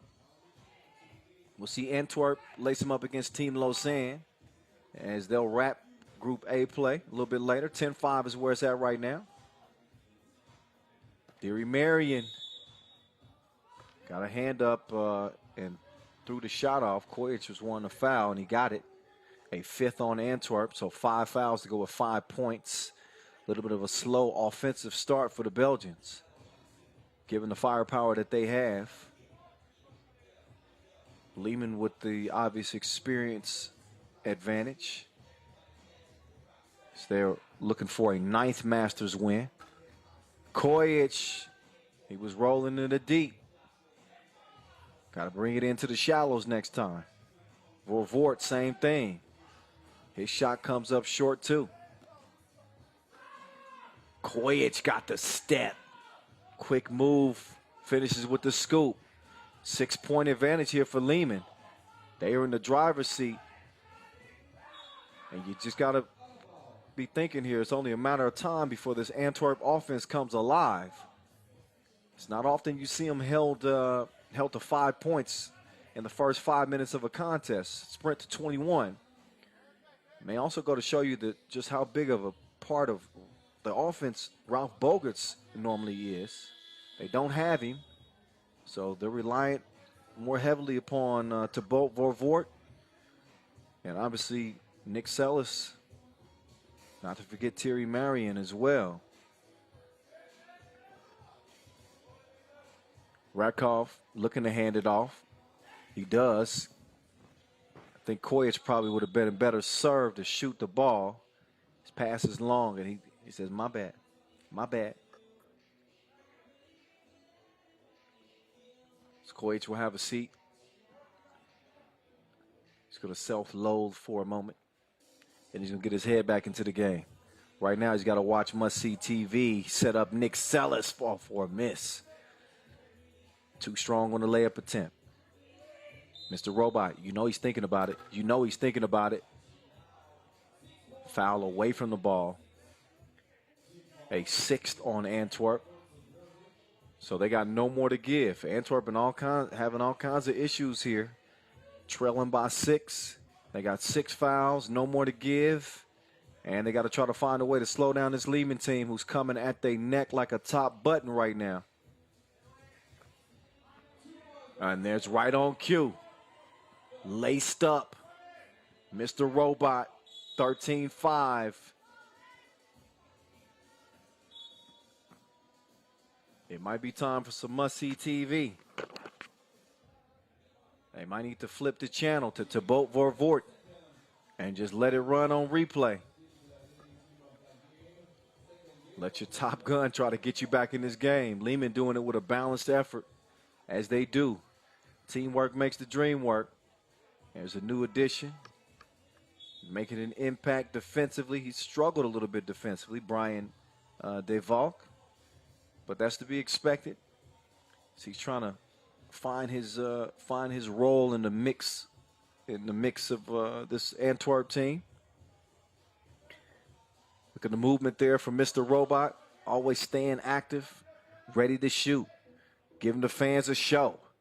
There's Vervoort. He shoots. He's going to have to reload. Vervoort held up, though. That foul called on Vasquez. A sixth on Liman. 3:32 officially to play. Liman with a comfortable 8-point lead. Hats off to Liman. It's cuffing season. They've had the Belgians in handcuffs through the 7 minutes of this game. And Marion finally gets a score there to break a drought. And Mr. Robot. Laces. Top of the key. Logo gunning. 15-6 for Vort. Down to Sellis. Sellis using the size, but he can't finish it. He's got Vervoort. Vervoort, quick trigger. Shot comes up Kevin Hart, though. It's short. So the game will stay at a 9-point difference.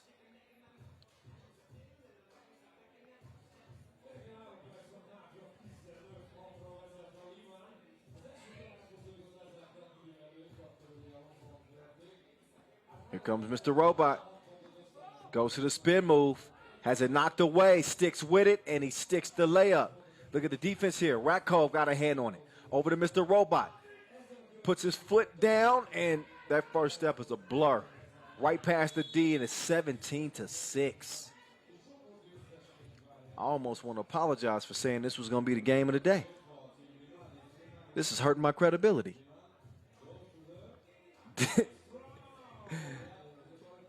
Man, Liman got Antwerp in a headlock right now. They're giving him a nuggie. 17-7. It's still a double-digit lead here. Liman just 4 points away from cruising to a 21-point game. A couple of free throws, though, make the score a little bit more respectable.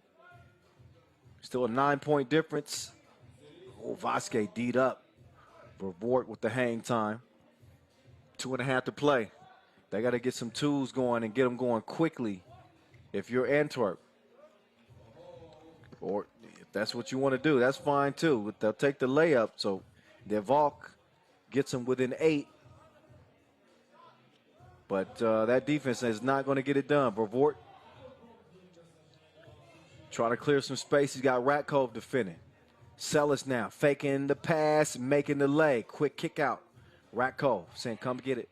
I don't want it. He's not the best ball handler.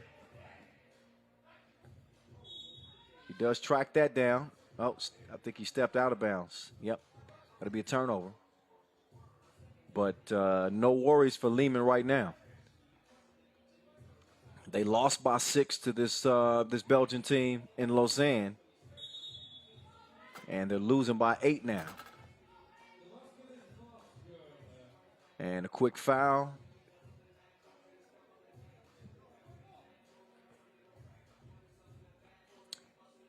Believe that, is that 7?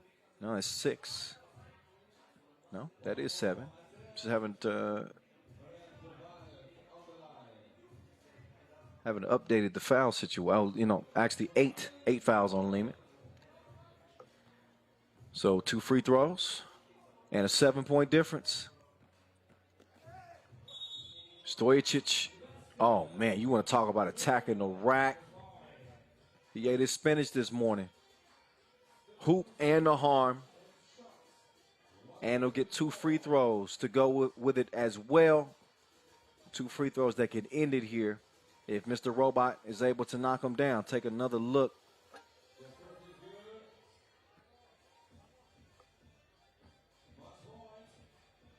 All those push-ups and shoulder presses paying off for Mr. Robot.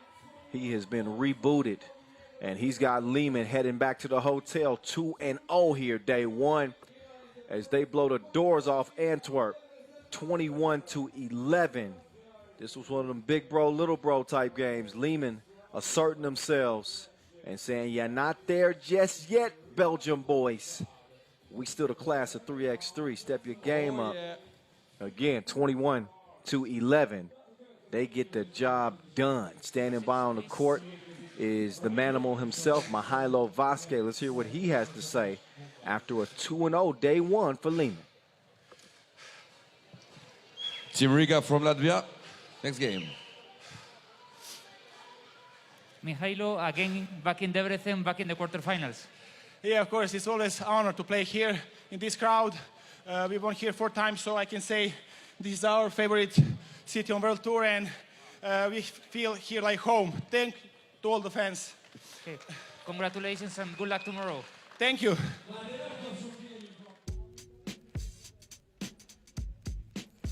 Yep, that was a nice body of work for Liman here day one, man. It looked easy, didn't it? I thought this was going to be the game of the day, especially how hot Antwerp had been. I guess I underestimated the absence of Rafael Bogerson, just exactly what he brings to this team, defensively and offensively, because Liman, they picked them apart. They made Antwerp look as new to 3x3 as they are. They played like seasoned vets from what we've seen the past year from this Belgian team. But they came back down to earth in this one. Liman's been one of the most dominant teams in 3x3. As a matter of fact, the second most dominant team in 3x3 outside of Novi side. And you got Riga in there as well, but they haven't won as many Masters as this Liman team. And they were in their groove.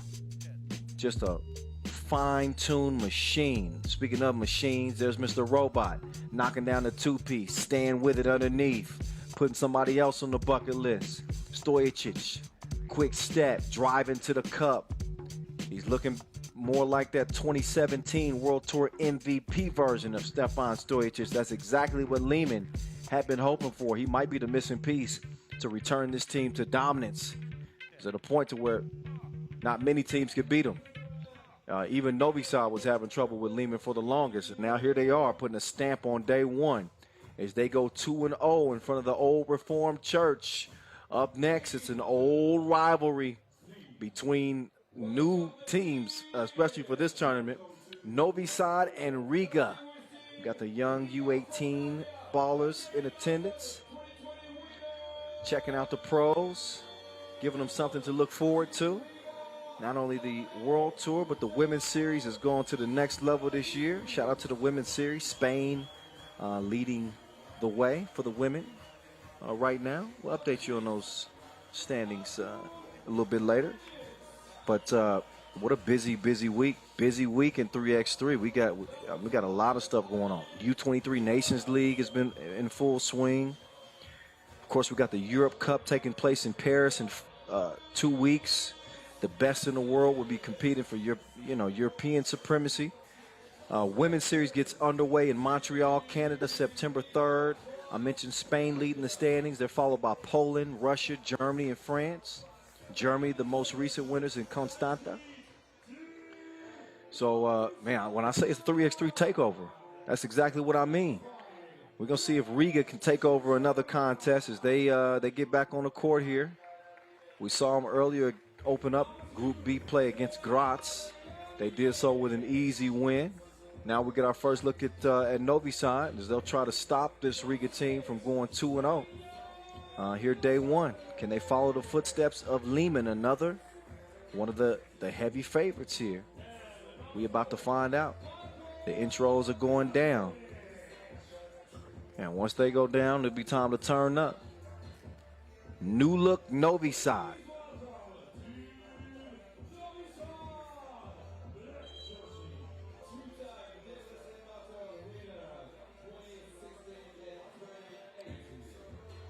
So they get a chance to get it warmed up after the coin toss.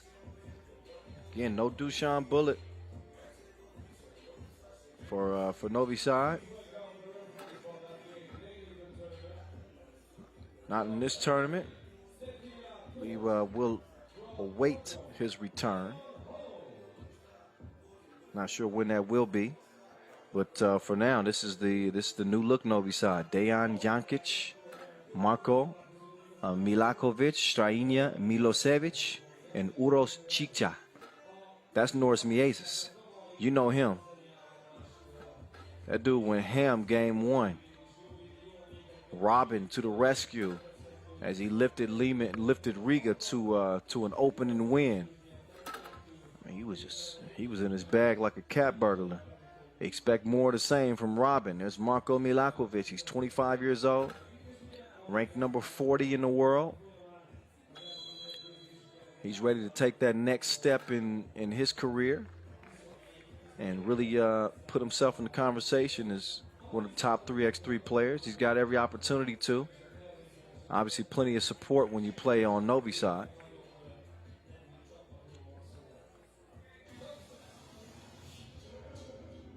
More fans starting to fill in as we move later into the day.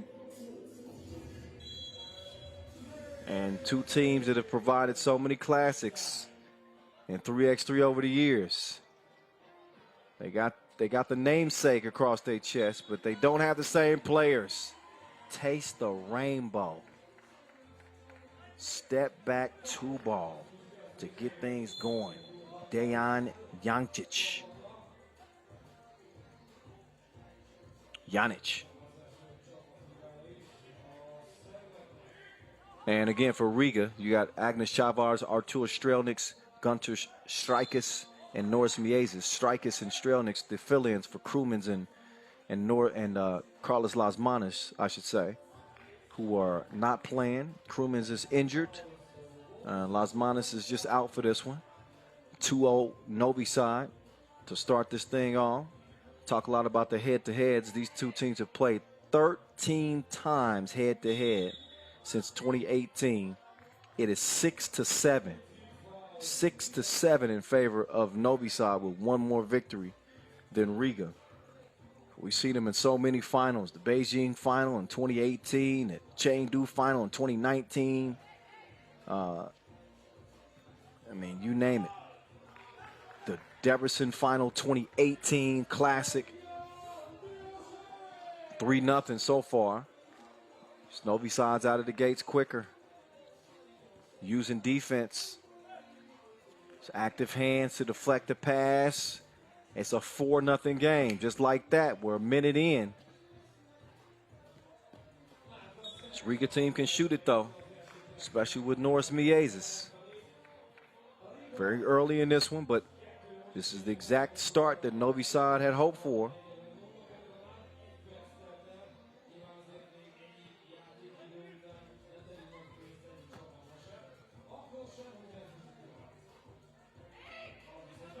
Short jumper. Finally is going to go down for Riga, so they do get on the board. Courtesy of the newbie, Strakis. Got an offensive foul call on Novi side. Pushing.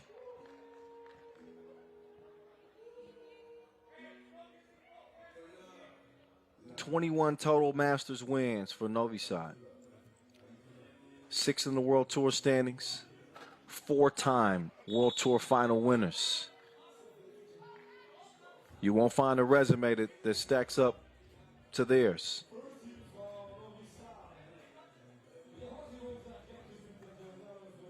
Novi side coming off a forgettable tournament, though, in Lausanne. A 10th place finish where they didn't even make it to day 2. There's Chavars. He takes advantage of a clear lane, lays it in. So Riga got a couple of scores to their name, and they got the ball back in hand. 2 is quickly released, and it's cash money. Gunter Strakis.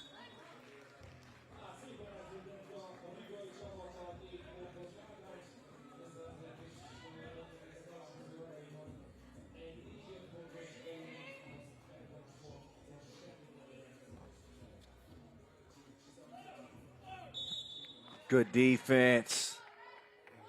Riga made that a tough offensive possession from the very beginning.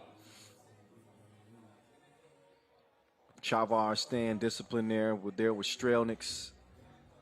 They did get a little handsy there right on the shot attempt, but had played perfectly up to that point on that defensive possession. In any case, that'll lead to a free throw make. That was courtesy of Dejan Janic.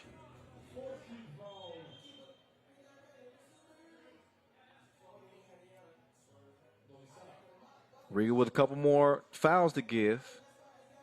Third, well, Riga's got 3. Novi Sad's got 4. So Novi Sad is what I meant with a couple more fouls to give. Here's Miezis in the lane. Oh. Strelnick's trying to make up for that last miss. He does not. He's going to get another chance here. This time decides to drive. Wild shot. See if they can D up now. Fade away. Too strong. Now Miezis. It might be Miezis' time. He'll drive and he'll kick. Leads to a good look. That's a good looking shot.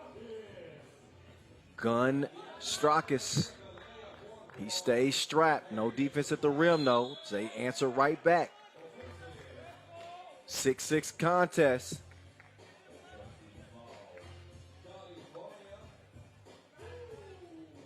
California knows how to party. DJ Lass. Deep 2. Missed. Persistence pays off. You stick with it. Marko Milakovic. Here's Miezis taking him for a ride. Too strong on a step back. Miezis had an outstanding game 1. Did not have an outstanding Lausanne Masters. 2 of 24 from 2 range. He's going to try to make that a distant memory out here. Right now, he's locked into a close one with Novi Sad.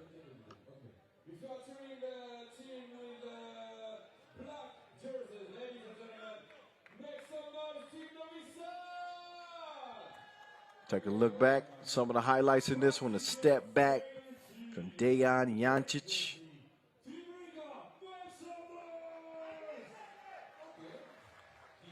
And then Dejan driving to the cup.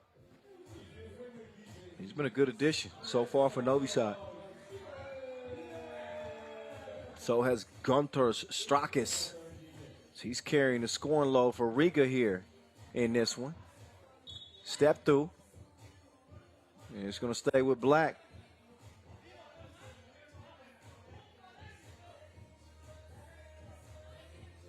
So I believe they'll have 9 on the shot clock. Yep. Oh, it said 0.9. Yep, 0.9.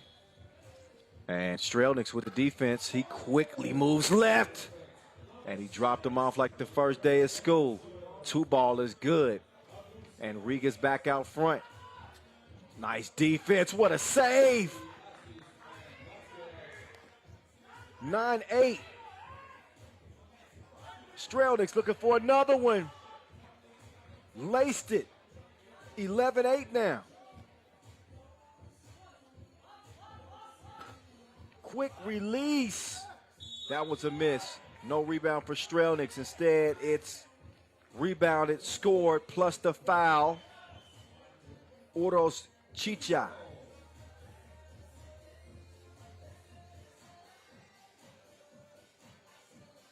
So here's Uros Chicha.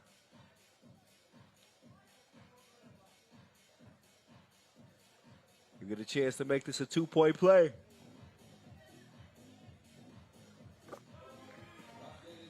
And he cashes in at the money line.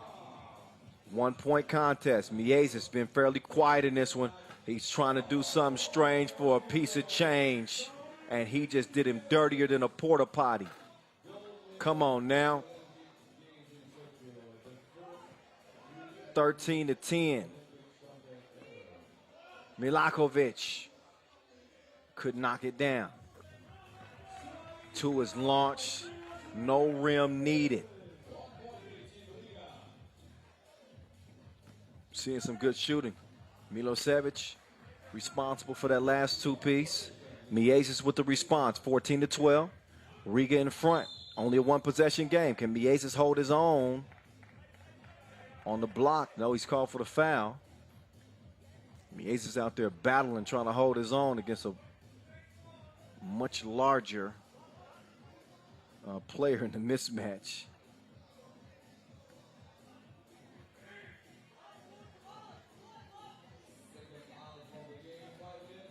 Nice little hezzy. Spin move. Layup is a miss. Chicha did get to a spot, but he couldn't make it count. Give and go. Chavars. Easy money. Under 5 minutes to play. Riga just leading by 3. 2 is missed.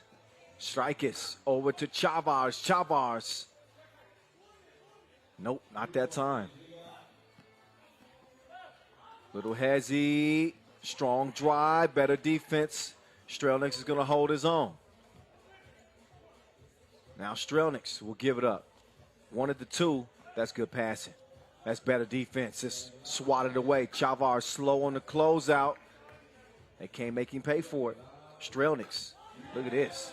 Just looked the defense off and gave him a 2-piece no biscuit from the corner.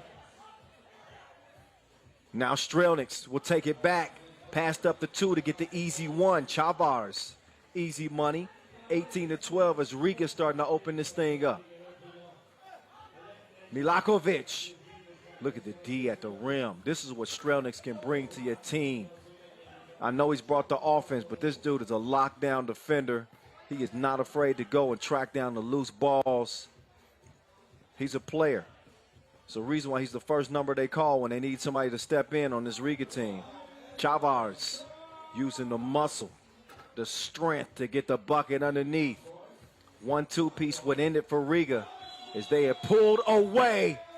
And Strelnieks pulls the trigger.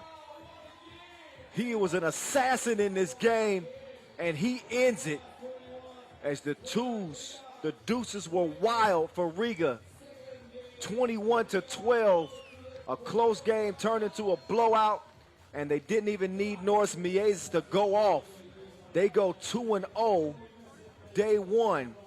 Game 1, it was all Miezes. Game 2, how about the new additions? Strelnieks and Strakis providing the effort that they needed to get the dub. Let's get it down courtside, and let's hear what they have to say after that win. Post-game interview on court.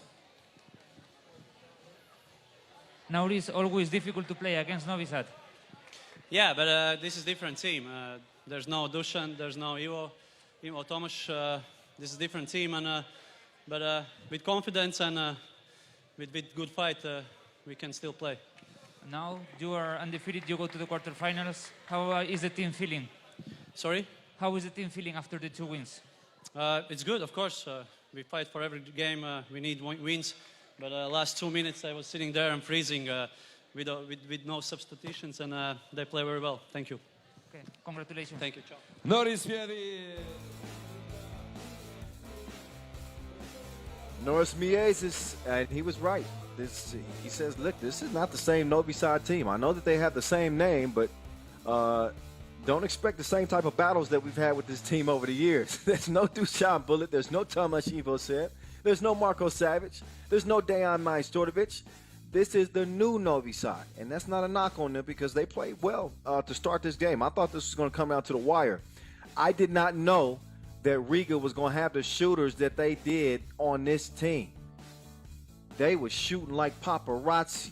Everybody was the star. Strelnieks, Strakis, Miezes was able to take a back seat. When you got the firepower from long range like they had in this one, right on cue as you see Strelnieks with the stroke, that's when they really started to pull away. The 2-piece is the great difference maker. It's the ultimate decider in this game at 3x3. We did see Miezes get busy right there, though. He had him dancing like an emote and then stroked on him. But this was really the new additions on this Riga team. And that's not to forget about Chavars and Miezes. They still did what they do. But as you can see from the highlight reel, Strelnieks, this dude was shredding the threads. He was wetter than a Pisces. And as a result, Riga go 2-0 straight on into the quarterfinals. We'll see Novi Sad hoop again before the end of the day. But now it's time to take a 5-minute break before we get back to the action. So take this as an opportunity to get a quick breather. When we get back to it, we'll see Šakiai Gulbelė and Amsterdam in Group C. In the meantime, take a break. 5 minutes. We'll be right back to it.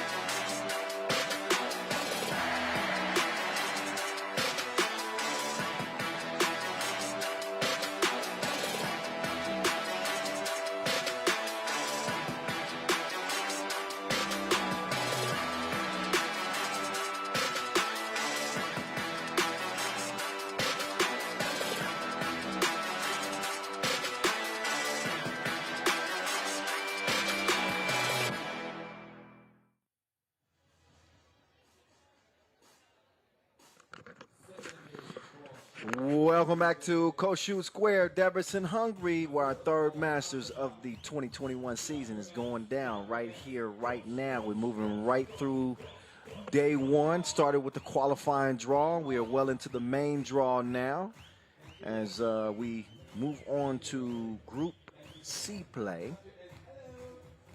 And we'll get a look at Šakiai Gulbelė. The Lithuanians are back up with Aurelijus Pukalis, Darius Tarvidis, Marius Užupis, Šarūnas Vingalis. Winners in the first contest of the day. And now we'll get to see them lace them up against Amsterdam Talent&Pro for the first time. Our first look at Amsterdam. We saw Šakiai Gulbelė get a win over Emona earlier, who made it out of the qualifying draw. So now the competition will be a little bit stiffer because they'll be going up against an Amsterdam team that has already won a Masters here in 2021. In fact, they were our first Masters winners of this year, getting the job done in Doha. They come in ranked 4th in the World Tour standings. Talk more about them in a minute, but let's get you reacquainted with Šakiai Gulbelė, Aurelijus Pukalis. The last two enter the court. There's the big fella right there, AP, with Darius Tarvidis, Užupis. We call him Uzi, and Šarūnas Vingalis, your Montreal Masters winners in 2019. They finished 3rd at the Portier Challenger, also finished 3rd at the most recent Ghetto Basket Riga Challenger. And while that looks good on your resume, it is not a win. And that's what they want to get. The last 10 games, they've won 6 and dropped 4, so they want to add more to that W column. Meantime, this Amsterdam team with a couple of Olympians in Arvin Slagter and DeMeo van der Horst, Julian Jaring, who helped the Netherlands reached the Olympic Games, had an outstanding performance at the Olympic qualifying tournament in Graz, so shout out to him. And Maxim Kovacevic. Man, I didn't forgot which team Maxim Kovacevic played for these days. We saw him sporting a Liman jersey back in 2019 when he went crazy, hit 5 twos, and helping Liman beat Riga in that incredible final. Now he's representing for Team Amsterdam, and we also saw him put on the show in our first Masters of the season. He went off there and helped leading Amsterdam to their first Masters win. They didn't have DeMeo van der Horst on that squad. They did have Aaron Royer, Julian Jaring. They had Slagter on that team. And who else did they have on that squad? Oh, yeah, of course. As I mentioned, Max Kovacevic. So that was the 4-man squad that got it done for Amsterdam to get that historic first ever Masters win. They came up just short of the podium in Tokyo at the Olympic Games, the Netherlands did. They finished 5th. So back to the Pro Tour they go as they refocus and set their goals on not only winning a Masters, but winning a World Tour final. World Tour in full swing. World Tour final going down in Jeddah, Saudi Arabia in December.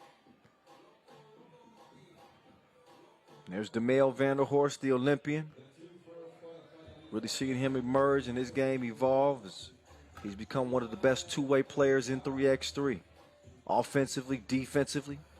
Team leader, comes with the experience, comes with the grit and the toughness that you want. See if those things translate to wins. It's a tough assignment with the Šakiai Gulbelė. There was no answer for Aurelijus Pukalis in their first contest. Be interesting to see how this Amsterdam Talent&Pro team, what kind of defensive strategy they employ to slow down the big fella Pukalis. Not to mention finding answers for the rest of this dynamic Lithuanian team, and Uzi and Darius Tarvidis. These are the two of the top scorers in the game. What this Amsterdam team does possess is enough shooting to neutralize some of that size. Arvin Slagter is a gun. DeMail Vanderhorst can knock it down. Maxim Kovacevic, I ain't got to tell you what type of sniper he is. So their ability to shoot the two could be a difference in this game. And right on cue, there's a two. You see our ref chunk the deuces.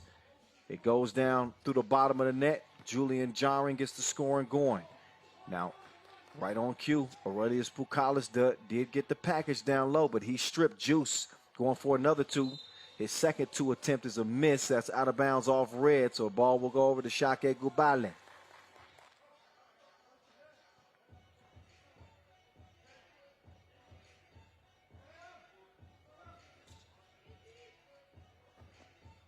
Quick feed. Dimes takes the pass and delivers. Tarvidis now. He's waiting for the screen from Uzi. Gets a couple of them. Still no space. Look at the lockdown D. Slaughter was sticking with him. That foul called off the ball on Max Kovacevic. Man, every time you see Maxim Kovacevic, it looks like this dude just came out of a war. Saw him with his head wrapped up. 2019 Debrecen Masters. He's been battered and bruised. Took some shots in our first Masters of the season. Now he comes out looking like he came out of a UFC fight. I don't know what he's doing in his free time. 3-0. Pocket picked. And an easy score as Juice lays it in. 4-0 Amsterdam out of the gates. Doing a good job pestering Pukalis. Here he is going to work on a smaller Jaring. Decides to drop it off to Tarvidis, who was waiting to put it up and in. That he does. Šakiai at least on the board here. 3-point deficit here in the early goings. Juice hands off. Kovacevic off balance shot. And he's fouled by Pukalis. He had 2 toes behind that line. So he's going to get 2 shots as a result, or maybe not. That foul off the ball. I thought that was called on the ball. Couple fouls apiece. Dimes couldn't deliver. Now let's see if he can hold his own. Never mind. Uzi, he's got it off safety, and he's emptying the clip. 4-3. Šakiai pulls within 1. Kovacevic. He draws the foul on Pukalis. Just got the step. Pukalis with no choice but the foul. Didn't want to give up an easy bucket there. 3 fouls to go with 3 points for Šakiai Gulbelė. Amsterdam in front by 1. Dime setting up the table. Kovacevic moves left. Decides to go back right. See if the reroute was the right decision. Just a little strong on the shot. Tarvidis to Vingalis. Back to Tarvidis. Tarvidis. Shot is defended well. Kovacevic will take a break, get a breather. Julian Jaring will give him some fresh legs. Darius Tarvidis will try to defend now as Vingalis gets a rest for Šakiai Gulbelė. Here comes Maxim Kovacevic. He's looking. He just wants a little bit of daylight to shoot. That's actually Slaughter. Forced that one up. Dimes, though. Julian Jaring decided not to give it over to Dimes. Instead, he took it himself, and he's able to draw another foul. And that is a 4th on the Lithuanians. Juice opens the possession. Dimes working from the left elbow. Not the best spacing to start the possession, but now they're going to get a good look. And Dimes, he's hydrated. Wet from long distance, 6'3".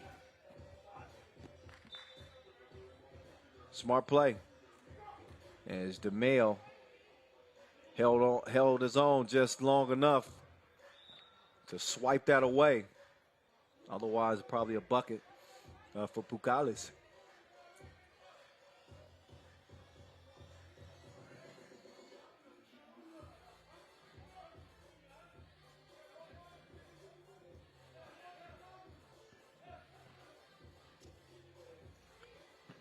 So the possession goes on, and that one's still going. Pukalis didn't put enough on it. Late in the shot clock, had to force one up.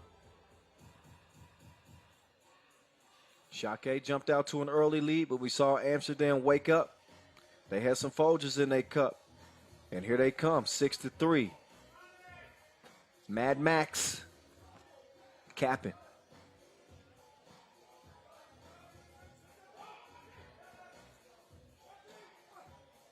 Oh, nice pass, Tarvidus. Can he elevate and score? He does. Tarvidus with great size. Mismatch on the outside and the inside. Nice screen there.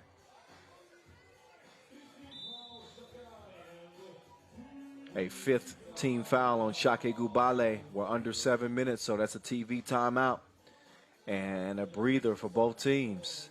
Amsterdam with a 2-point advantage. Only a couple fouls to their name. This is how their scoring got started. No hesitation. Quick trigger from Juice. And then Dimes. Sneak into the bucket. Pukalis drawing attention and handing it off to Tarvidus. They fell asleep defensively. You double team in 3x3, and somebody's going to be wide open. One of the biggest differences in 5-on-5 and 3x3 is you just can't double. If you do, you leave yourself very vulnerable. Meantime, Tarvidus taking advantage of that size down low. Kovacevic got the step, uncontested lay. Amsterdam with a 3-point advantage. Tarvidus dribbles the clock down, and then he does that. Probably would have been better served to try to feed it to Pukalis. Instead, Pukalis late on the recovery defense, and Dimes is able to score it 8-4. This Amsterdam team, when they hitting on all cylinders, this is another team that I would throw in that group of favorites. It's only a handful of teams that I think that really have a shot to win this whole thing. Amsterdam Talent&Pro is one of those teams. I was actually a little bit surprised to see them not medal at the Tokyo Olympic Games, given the way that they were playing. But again, that's water under the bridge now. That was last month. This is right now.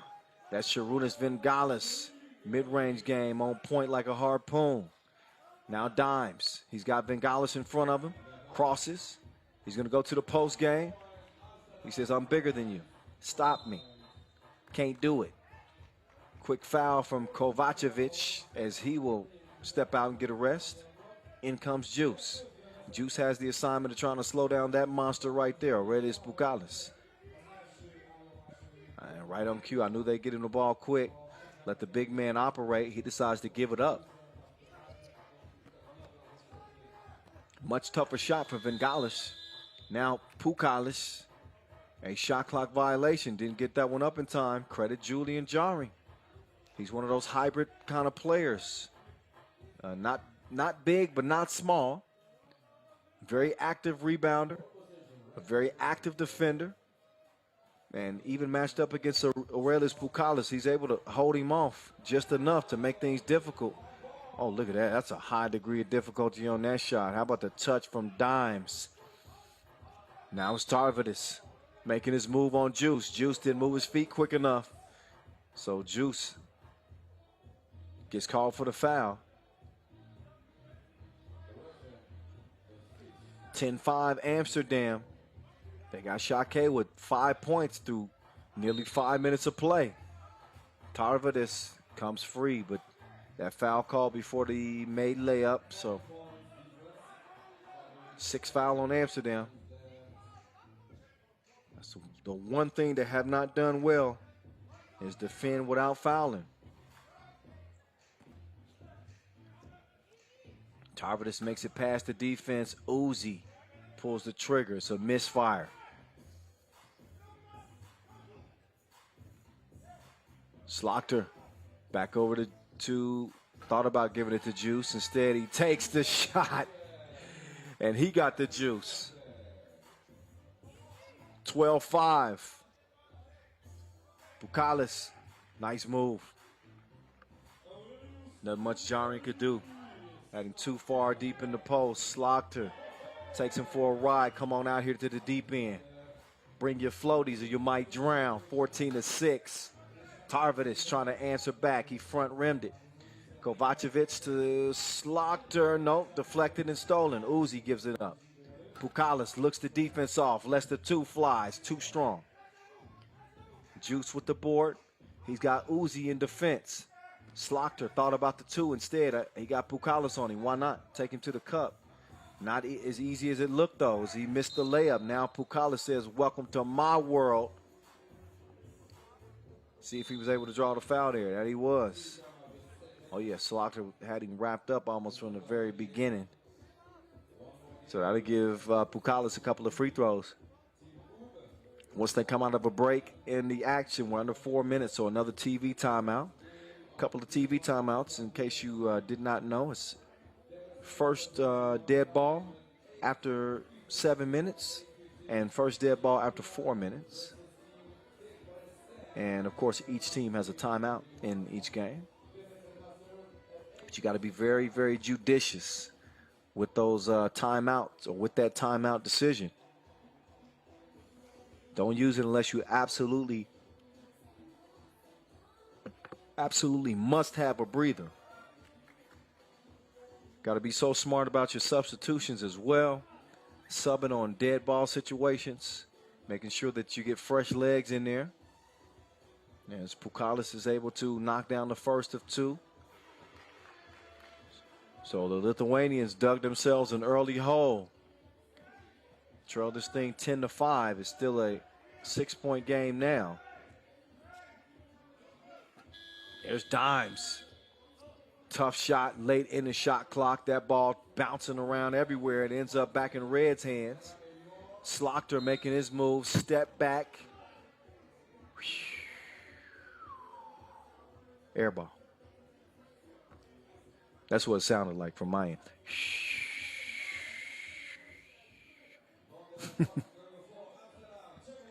Amsterdam on the penalty, but they got the ball, so no worries about that right now. That top priority is putting the round thing in the round thing. Juice, faker. He deceived him with the fake handoff, and then he elevated for the two-hand smash. Pukalis responds with the jump hook. Still a 6-point difference and just over 3 to play. Dimes setting up Slaughter, or Juice, I should say, for the easy lay.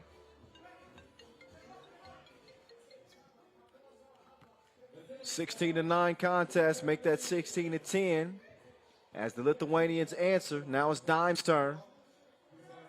Vanderhorst drops the shoulder, elevates, and hits the jump hook.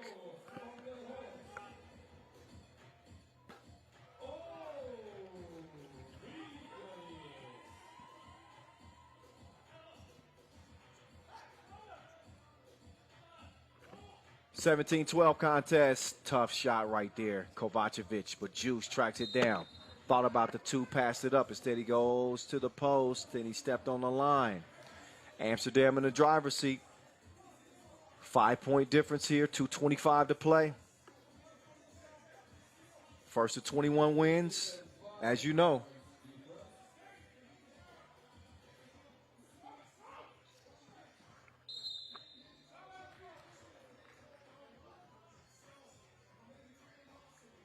Seven fouls now, apiece. Take a look at that last one right there. Go, yeah. Offensive foul. So no free throws will ensue. Approaching that 2-minute mark, 2:15 and counting. They got Dimes. Oop, there it is. Nice connection between Kovacevic and DeMeo. Dimes trying to take on the challenge of Pukalis. Able to hold his own there. Kovacevic will come out of the scrum with under 2 minutes to play now. Dimes with the handoff. Slaughter with the up fake. And another foul call on Šakiai. That's number 8. So that means 2 free throws. Amsterdam can move a little bit closer to putting them away.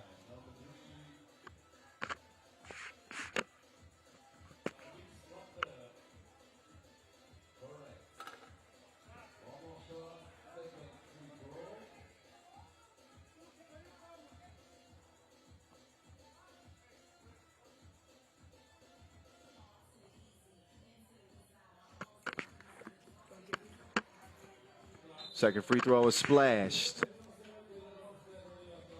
So a 19-12 game. Right here, right now. Amsterdam's a possession away. Šakiai will not be going back to the hotel undefeated after starting off fast.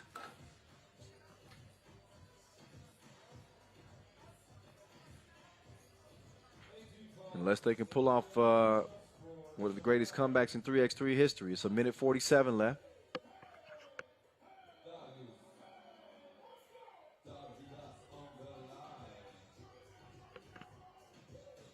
Darius Tarvidis. Got to have everything at this point. The writing's already on the wall in this game, and Šakai's slim hopes, they don't get much help with splitting a pair of free throws at the line. 19-13, Juice drops it off. Kovacevic, easy money. Quick kick out. Vengalish, 2 to the head with the foul.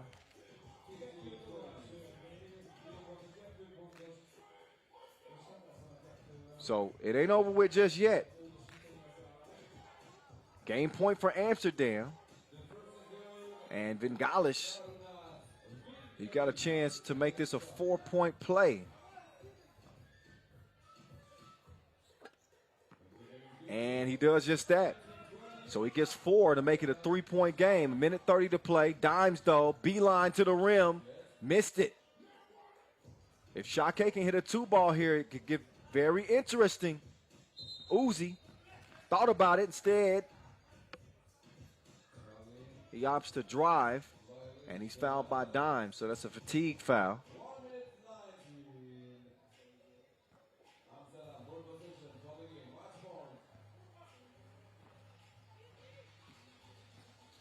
Vanderhorst going for the scoop. He misses. Right back to him. That's going to be a ball game. That is it, ladies and gentlemen. So Amsterdam Talent&Pro withstand a late charge from the Lithuanians to pull away and win it 21-17. Amsterdam get things started on a good foot. Šakiai Gulbelė, meantime, they will wrap up day one at 1-1. We'll see Amsterdam again. As their job is not done. They could be on the beeline to taking the top seed in this group with one more win.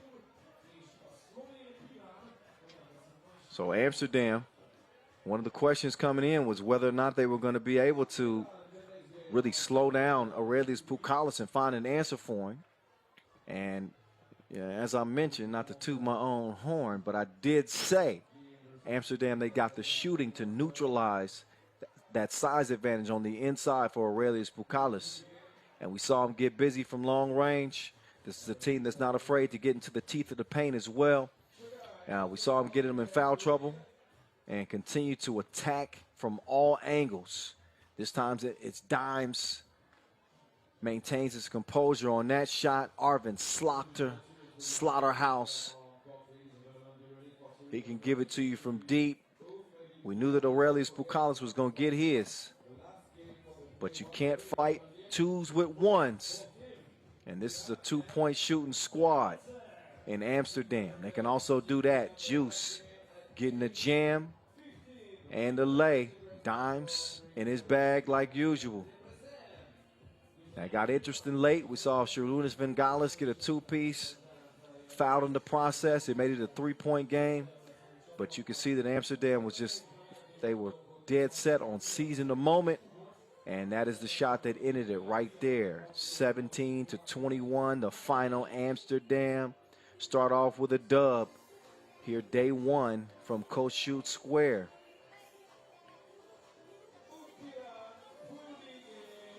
How y'all enjoying the action so far? Let us know. Hit us up. At FIBA 3x3, that's the Instagram handle to follow. Use the hashtag 3x3WT. World Tour continues. Stop number 3 here in 2021. First stop was back in March, the end of March, Doha. We saw Amsterdam win their first Masters. We saw them win their first game just a few minutes ago. And then our most recent Masters in Lausanne, Switzerland. We saw San Juan, Puerto Rico stand up. After this one, we'll be heading to Montreal, Canada, September 4th and 5th. Then to Prague, Czech Republic. That's September 18th and 19th. Then to Abu Dhabi, the United Arab Emirates. That'll be the end of October before we finally get to our Jeddah, Saudi Arabia World Tour final, December 17th and 18th. And we may even have a couple of more surprises for you on the schedule. We'll see. We'll see.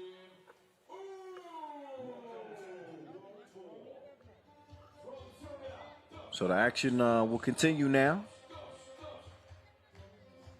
as we will get a look at Ub and Piran. A good old-fashioned Slovenian-Serbian showdown. After this contest, we'll step aside for a bit, take a quick break before we head into the final stretch of the day, where we will see Antwerp and Lausanne, Novi and Graz, Amsterdam and Emona, and last but not least, Piran and Debrecen will close the day. So 5 more to go as we get this one on and underway.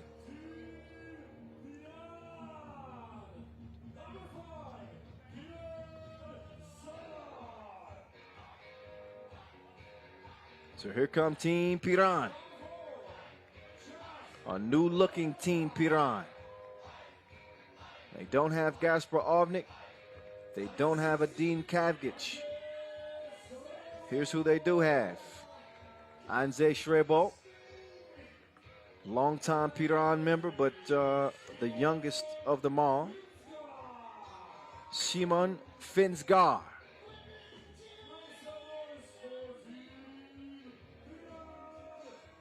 Taj Rotar and Tilen Zalar, the newest addition. So I'm interested to see exactly how this Piran team comes together. They've been playing on the World Tour for 10 years now, since 2012.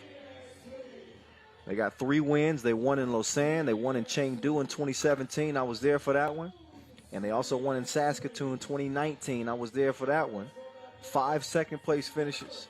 Piran is another one of those perennial competitors, perennial contenders. Each and every Masters that they play in, they got a shot, without a doubt. Miroslav Pajsilic trying to help lead Ub to a 2-0 day 1. This is after Ub got all the way to the final at the Lausanne Masters. They like what they're getting from Miroslav Pajsilic.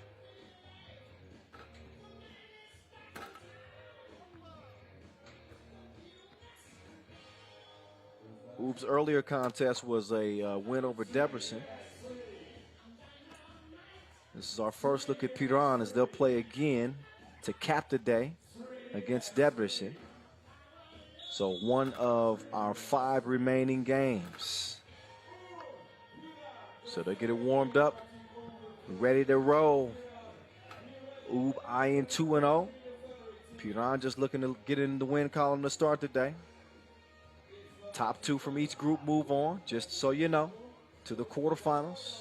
There's going to be 1 team in each pool that's left out. You don't want to be that team. Step your game up. It's time to get game on. Whistle's been blown. Both teams have entered the court. Coin flip has gone down. Ref Tchaff is in position. Ub in the all red. And Piran with the black tops. It's on now. Here we go. 10 minutes is on and running.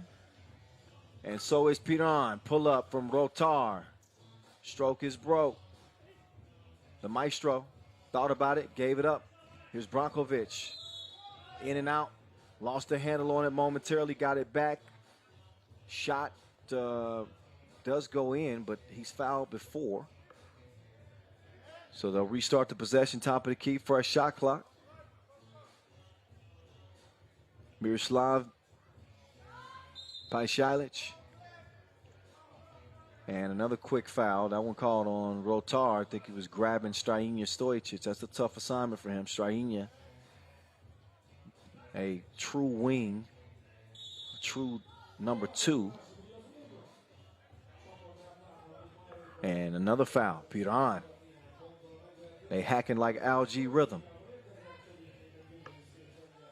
3 fouls in the first 30 seconds.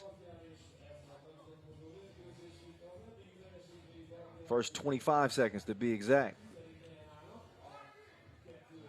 Finsgaard defending underneath the rim. He's going to come away with the rebound and swing it over to Taj Rotar.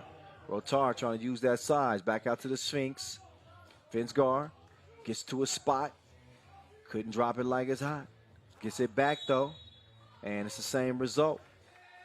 Rebound to Paishalic, and he's fouled. Or he looked like he was fouled, but it was actually the whistle blown on Oob. Now Piran back on the attack. Straight ball, beautiful pass to the cutting Rotar. Easy money. Piran strikes first, only to be answered by the maestro, Majstorovic. Oh, there's the maestro's pass stolen. Rotar playing the passing lane. Straight bolt looking for somebody to come clear. Rotar, he's got Paishalic in front of him. Tough shot. Late in the shot clock, straight bolt. That's not the shot that he wanted. He's going to check out, get a breather.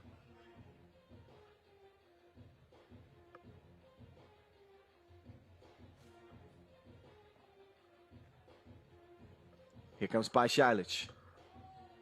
Maestro taking his time to get into the possession. He hands it off to Paishalic. Maestro dives to the bucket. Paishalic pushes the shot up, misses. But persistence pays off. He followed his shot. Foul away from the ball. I believe that's on Black. Yep, that's a 4th foul on Piran.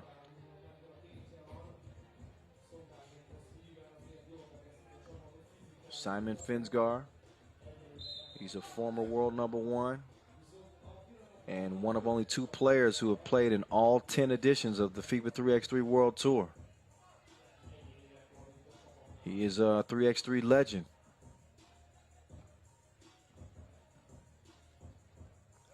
Look at the drive. Strainia makes it 3-1. Now Shrebolt, Buko trying to bull his way to the cup. And Marko Brakovic let him know, hey, you ain't gonna push me around. They nicknamed me the Beast. You can't get pushed around with a nickname like the Beast. 3-1. Piran with 5 fouls though. 2 minutes in, they only got 1 more to give. They really got to settle in defensively. As Shrebolt, he will now go back to work. Took him to the basement. Did him dirty. 3-2.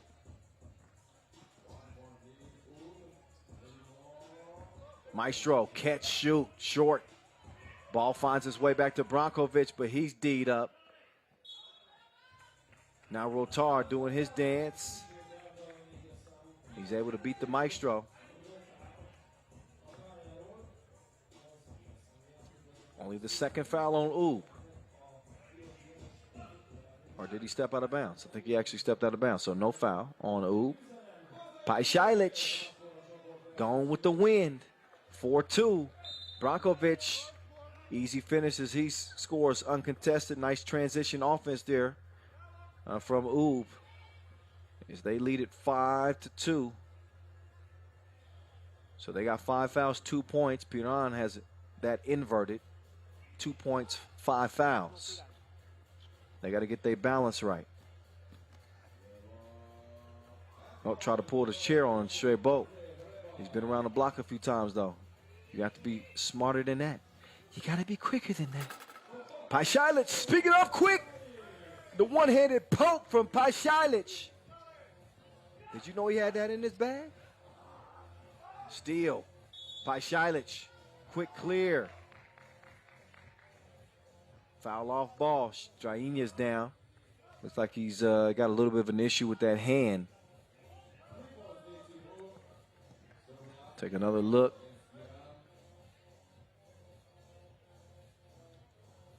Third foul on Oob. She got hit with the whistle. Oh, Shrebolt, look at patience. He threaded the needle to Rotar. Very few players can fit a pass like that into that small of a hole. Look at the D at the rim now. Straight Bolt to the Sphinx. Rotar. He was trying to draw a foul. What in the? There's your E. Do not play that man in horse. You're going to lose. 6-6. Crazy shot. 5-3 in terms of the fouls, but a 6-6 game. A 6 foul now on Piran. They got no more to give.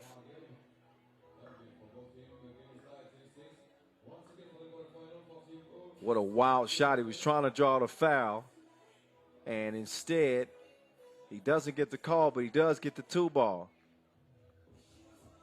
Another look back at the nice cut from Rotar. There's the maestro. Paishailich sticking with it. Setting up Strainia for the easy lay. Bolt telling people get out his way. Nice 2-man game between Paishailich and the maestro. This Oob team is starting to really settle into their groove. Rotar is leaking. Looks like he got some blood coming from that right elbow potentially. He's going to have to see a medic just for the blood itself. So they're going to try to stop that bleeding and get him covered up so he can get back into the game. He's going to have to watch for now. And he's got to watch Piran pick up a 7th foul just like that. Paishailich was trying to get position and he was being held up, as you can see.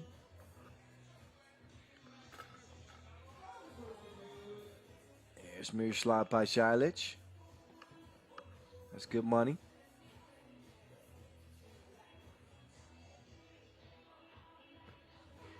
Second one's good too. 8-6. Only a 2-point lead here for Oob. And here comes the Sphinx. Oh, Finsgar. Foul on the shot.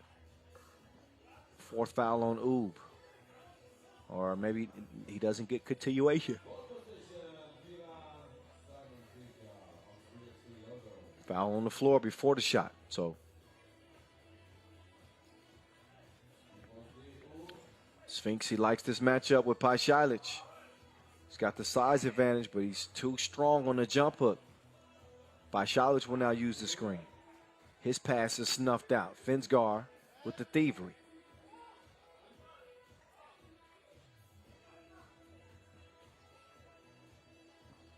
Sidestep, swing to the maestro. Majstorovic. He ain't dunking on nobody no more, but he will lay up on you. 9-7. Brankovic hands it to Paishailich. Decides to come back left. Brankovic, catch, shoot, missed. Saved, though, by the maestro. Thought about the pass Paishailich did. Instead, he's going to take it himself. And he lost it out of bounds. I think he wanted a foul, but I believe that it's going to be Piran ball.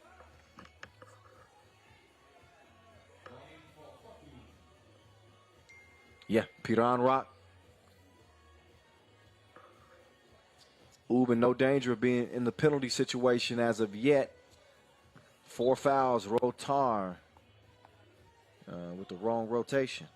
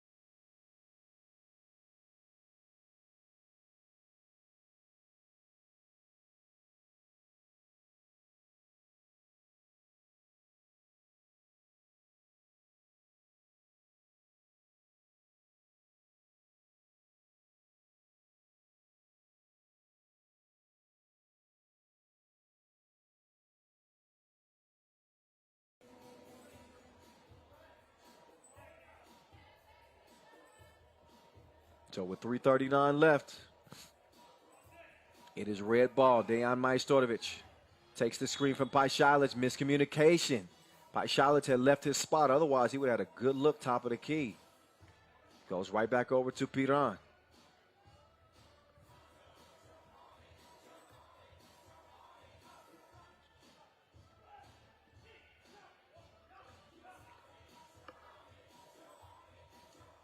Oh, Rotard. Step back. Probably should have stepped up. Everybody loves a step back these days. The step back just don't love everybody back.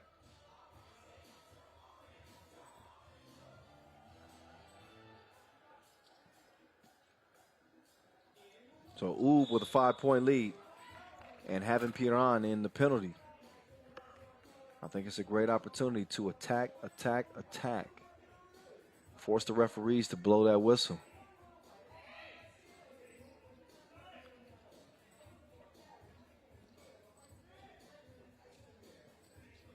Finsgaard crossover. Oh. Strainia. Yeah, he got a toe on that. I was about to say. Fresh shot clock for Piran. It's one of two things. Either he got crossed out of his shoes or he turned it over.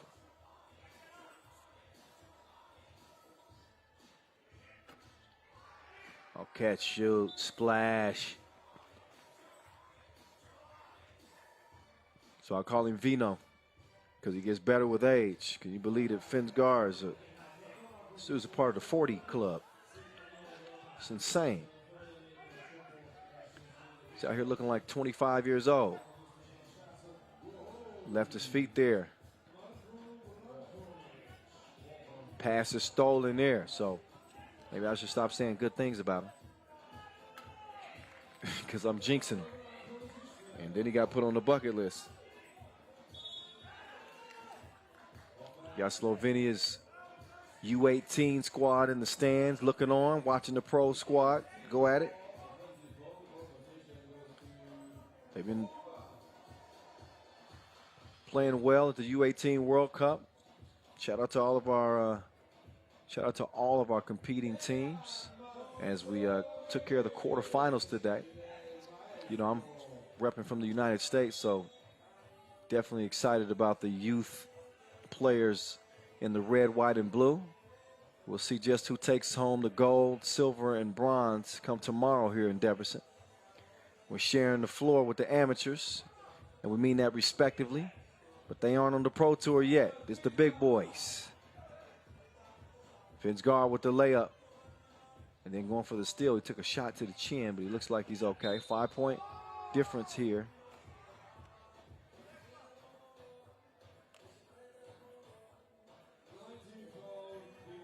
Another look at Pajšalić. Driving. Getting fouled. A 9th on Piran. Just over 2 minutes to play. And Miroslav Pajšalić just wants to get Ub a little bit more breathing room here. 5-point difference with over 2 minutes to play. It's a solid lead. It is not a comfortable lead. 2-ball changes things very quickly with that. If you make this a 3-possession game, which he does not, I was going to say all of a sudden you don't worry so much about that 2-ball. Speaking of 2-balls, Finsgaard comes up way too short on that one. Score stays where it's at. Nifty pass there to Brankovic. Brankovic 2 toes behind the line. Hand down, man down. Hand up, so what? 18-11. He's a gun out there.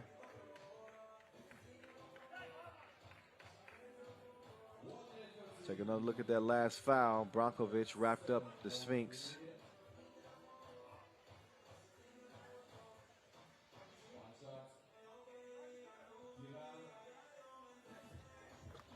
$1:38 to go, and a free throw is good.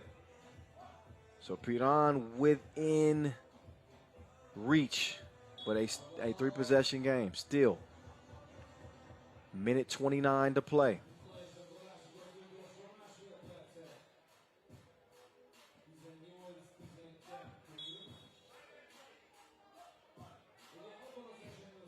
Technical. Technical fault called on Oob. I think they had already gotten a warning. I believe the first warning was defending underneath the rim in the semicircle. And now they were defending on the check ball without giving a clean check at the top of the key. So their second warning isn't a warning at all. And as a result, there's a technical assessed. So there you go. Here come. Oh, wow, he's a beast. Straight ball. Get out of my way. Just over a buck to play. See Rotar doesn't like the way his shoulder is feeling.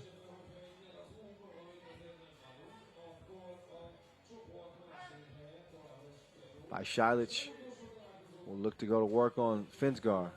There's the Sphinx. Oh, he drew the double team. Finsgar straight on 2-ball. Oh, that's Rotar, excuse me. Rotar making things a little bit interesting here. 3-point difference between the two. Rakovic to the maestro. Heads up play.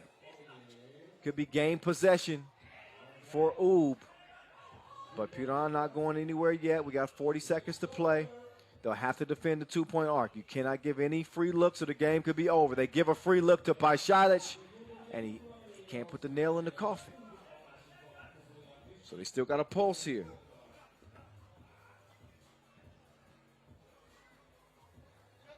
Steal. Finsgar puts it up. No, great defense there. It's 2 3x3 legends. And the maestro getting the hand up. Finsgar with a tough shot through the contest.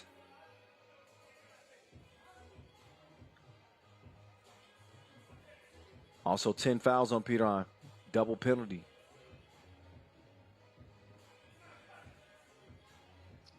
Šajlić. No. Under 5 seconds to play, and time's just gonna wind out here. And a 19-16 W for Oob. So Team Oob, they joined the unbeatens from their 2 games here. Day 1, they will be the class of their group, Group D. As Piran will go back to the drawing board. Again, they'll have one more contest on the day. They'll lace them up against Debrecen to close Day 1's action. They'll get a chance to regroup and go think about this one. Think about what went wrong. In the meantime, let's get it down to the maestro standing by courtside. For the post-game interview. Dejan, always difficult to play against Piran. Against Piran, always is difficult. Last 7 years I play against them. They are now in different roster, but still they have a lot of experience, and always it's difficult to play against them. How is the team feeling now here after 2 wins? It's a good feeling always with 2 wins in group. I'm not happy the way we played today. We won, but I think we can play much better.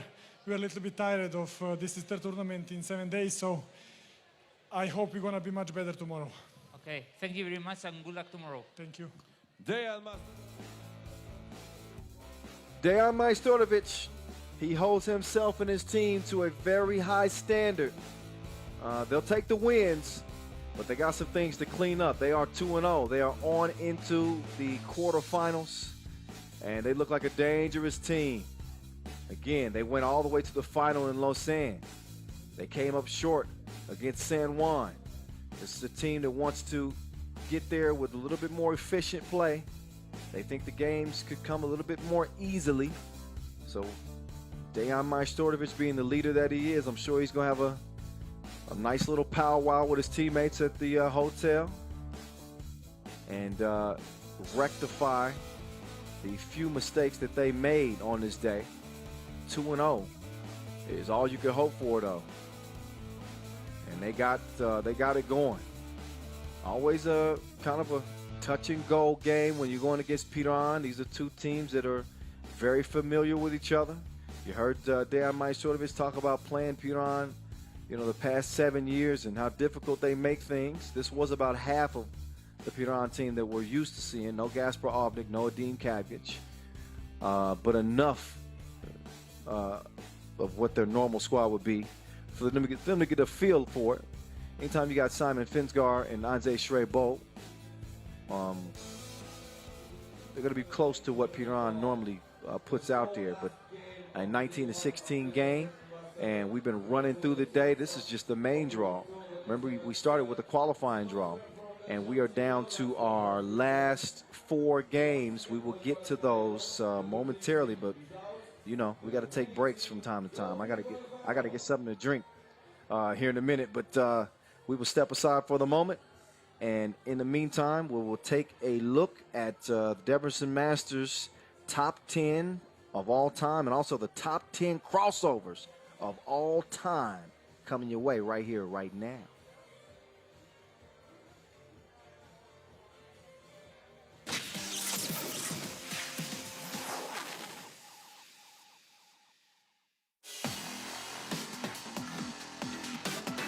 Four-point game, baseline. Oh my goodness. That was a jelly without the jam.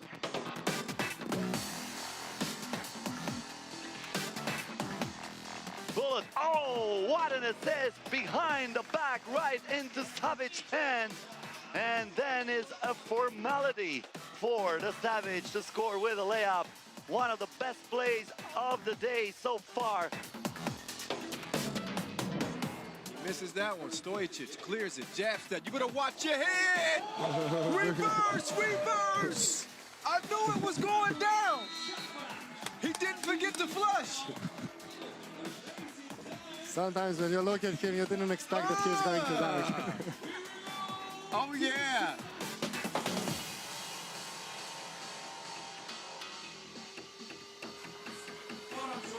Kovacevic with 4 two-pieces, a 5th would win it. This man has went absolutely bananas in Debrecen. Oh my goodness. He buries it, money in the grave, and they take it over Riga Ghetto in the final. Right in the back, or right in the wrist, I should say, of Maxim Kovacevic.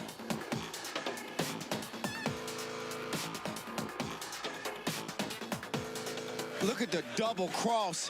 I told you he ain't trustworthy. That's even sicker on the second look. Come on, Damo.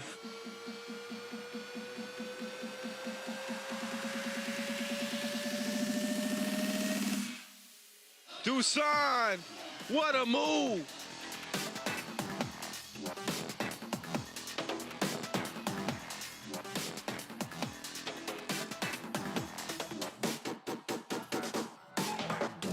Damo, oh, straight from the rucker. That man is ill with the pill. Get him a prescription.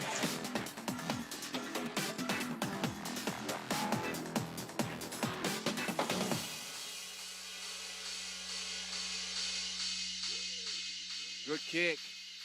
Drive. Oh, he just posterized Mbala. It's time to get on a plane back home, fella. You ain't gonna live that one down.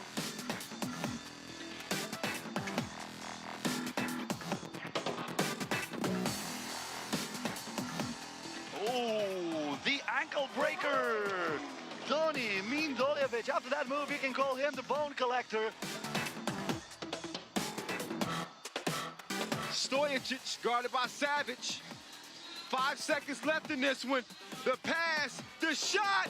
Oh my goodness. Oh my God. How in the heck did he make that?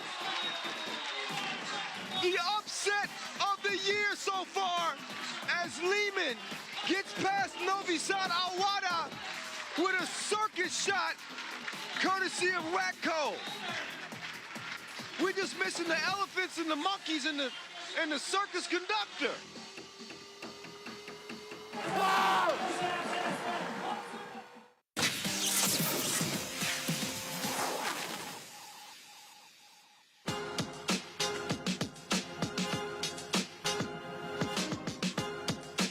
Oh, the ankle breaker. Tony Mindoljevic. After that move, you can call him the bone collector.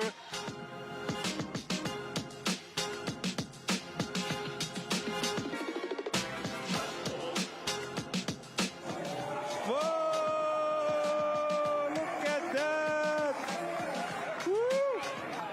about time.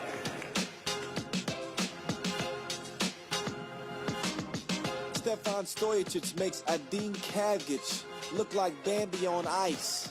I think his ankles even shed tears after that one. Romeo against Igna. Oh, Romeo. Goodness. What a crossover.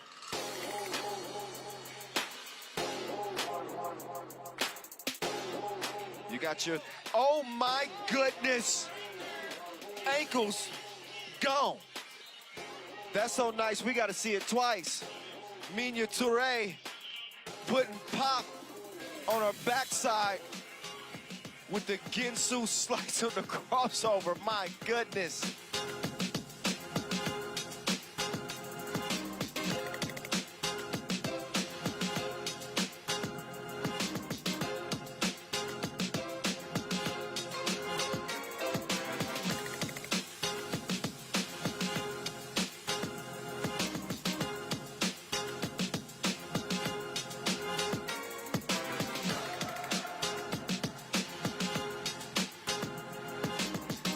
He's a professional crossover artist.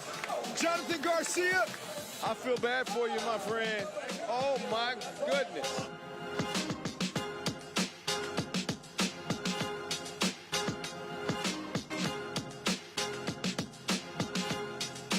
Oh, her ankles will never be the same. That was disgusting. Anastasia Šušik.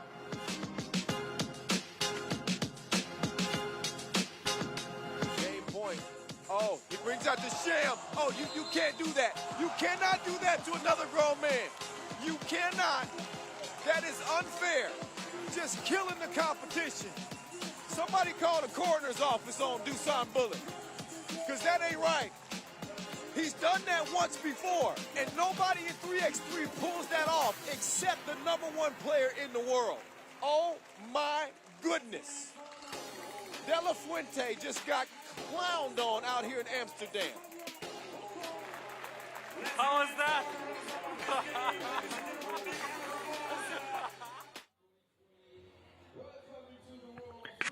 Man, how can you forget about that? That, oh my. You cannot do another grown man like that. Come on, Dusan Bullet. I love those top 10s. Love them. I love this view too. Look at the view of this city. Debrecen, Hungary. That is the old Reformed church. The sun is beginning to set on what has been a very exciting first day of action. It started early, really early for me, 4 a.m. from my living room. But early afternoon, and even earlier for those working on the U18 World Cup. Shout out to that entire crew. They've been putting in some hours.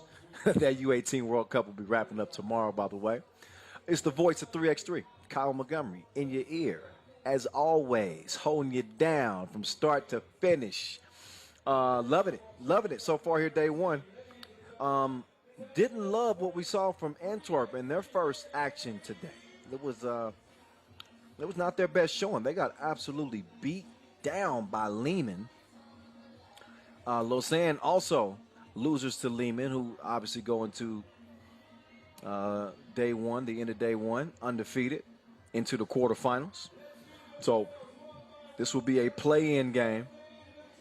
Whoever wins this will be the second team out of the group to move on to the quarterfinals. We'll see if Lausanne can put forth their best effort. It's going to certainly take that against an angry Antwerp team that is hot, and maybe a uncharacteristic game from Thibaut Vervoort, as Liman did a good job keeping him from going off. Now here comes Antwerp again with new addition Brian De Valk. That's the Martian, Thierry Marion. There's Must See TV, Thibaut Vervoort, the dynamic young gun, 23 years old, 3-time Challenger MVP, and the heartbeat of the team. Clark Kent, Nick Sellis, there they are. Your 4 Belgian stars. The pressure's on because, again, a play-in game. It is win and advance, lose and you're done.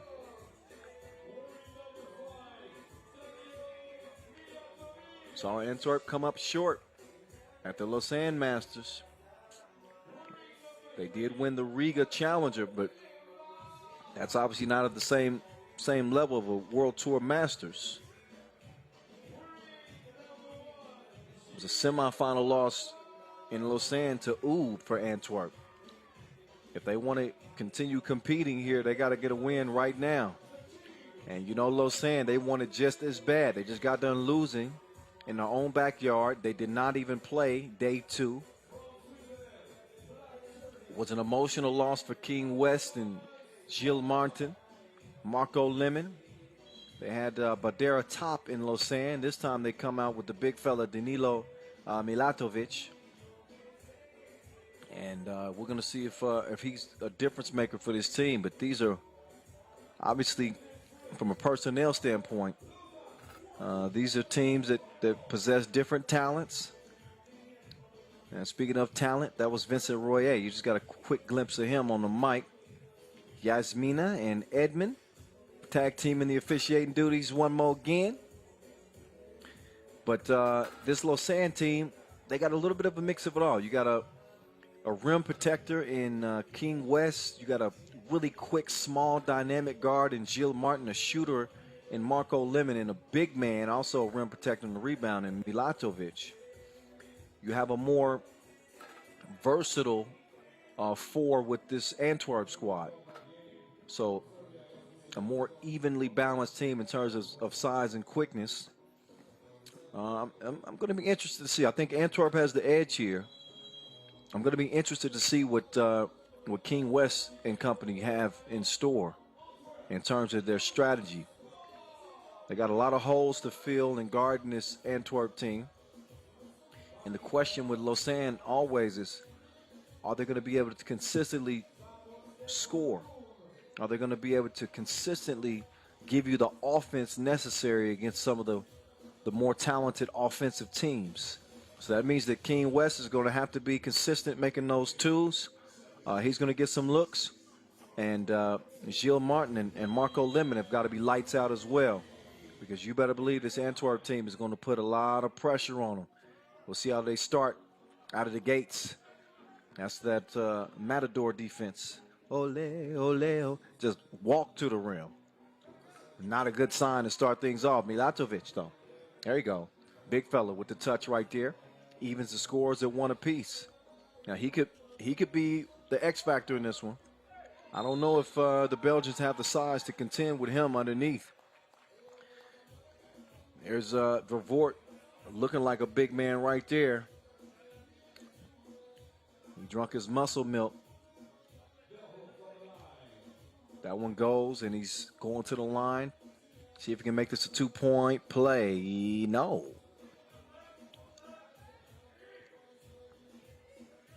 Wake up, Mr. West. Through a turnover. And there's Gilles playing the passing lane. West over to Gilles. Gilles, quick move. Elevates, middle of the paint. Didn't put nearly enough on it. And then Gilles is down. Marion called for the foul. He can't believe it.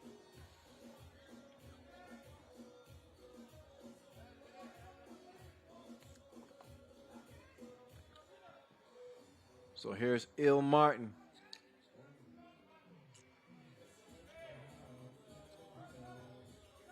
Oh, Danilo. Big man fader. No. Vervoort with the board.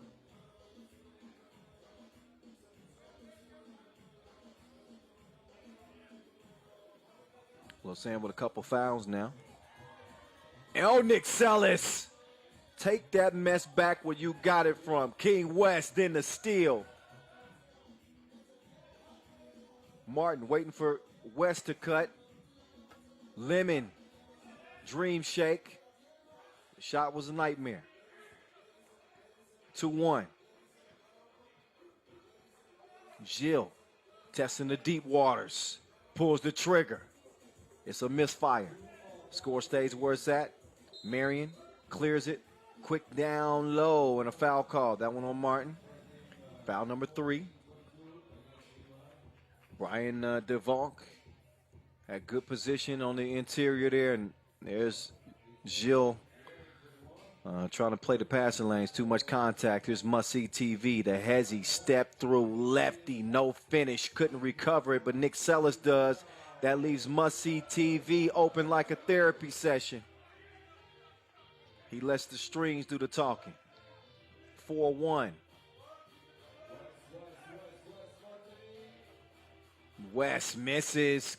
Try to clean up his own mess, and he does. Second time. He makes good on it. Slow on the closeout, and Marion laced it top of the key. 6-2, Antwerp, play-in game. Pool A. Liman has run away with the group, beating both of these teams, leaving them both to do battle for a spot in the quarterfinals tomorrow.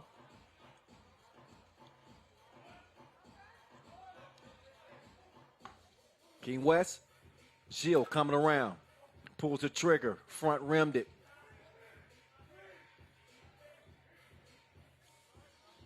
Look at the passing here. Beautiful setup. Nick Sellis setting the table, and Brian DeValk finishing things off. There's Gilles again, but Wes Moulton, he follows like a stalker. Puts it up and in. 7, make that 8-3. Short range shot from Sellis is good money. Milatovic, he's fouled. He was putting that up with one hand.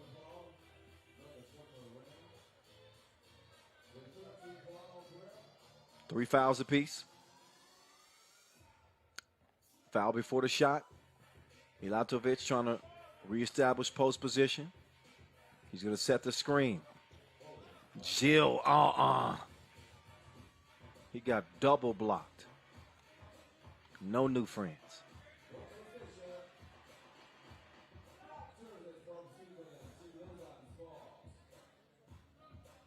Now Gilles trying it from deep. Saved by Liman. Gilles back over to the juice man. Liman to the corner. Milatovic, that's a good look. Big man didn't have a touch. Gilles though. He'll reset. Oh, behind the back. Can they finish the playoff? Started with some beautiful ball movement. Milatovic, no. Question about the Lausanne's offense. It is rearing its ugly head. Where's it going to come from? Gilles to Milatovic. And a foul called on the inside. Or is it 3 in the key? No, foul. Foul called on Lausanne. So that was actually an offensive foul. Milatovic was pushing off. And a TV timeout. Time to regroup for both teams.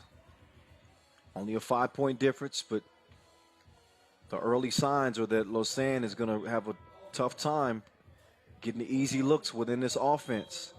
They got to find a way to get some twos to fall. This is not a Belgian team that you can play and beat them with 21 ones.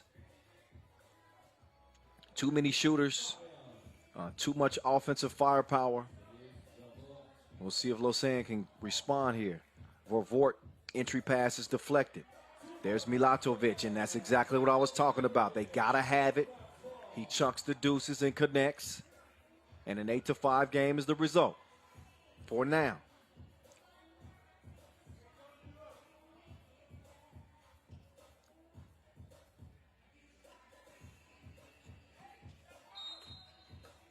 Nick Sellis taking it right at Milatovic.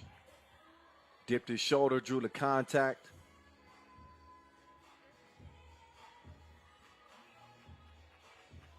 And they'll take it out top of the key. Foul was not in the process of the shot. 5th foul on Lausanne. Double cross. Clark Kent to must-see TV.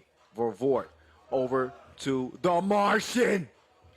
And that hit a satellite on its way down. Unbelievable 2-point hit from Marion. 10-6 game. Vervoort to Sellis. Back to must-see TV. Oh. Got D'd up by Milatovic. That was the mismatch that he was waiting for.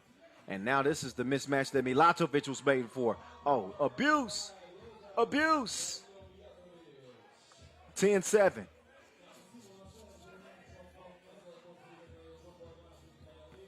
Long ball. Well short. No luck that time for the Martian. But a 3-point difference as Lausanne has managed to hang in this game. And they've done it thanks to being able to get a 2 to go. Gilles.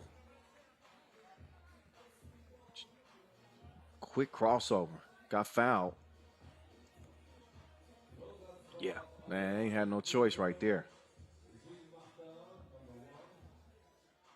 Crossover left him froze. Big free throw here. Or 2.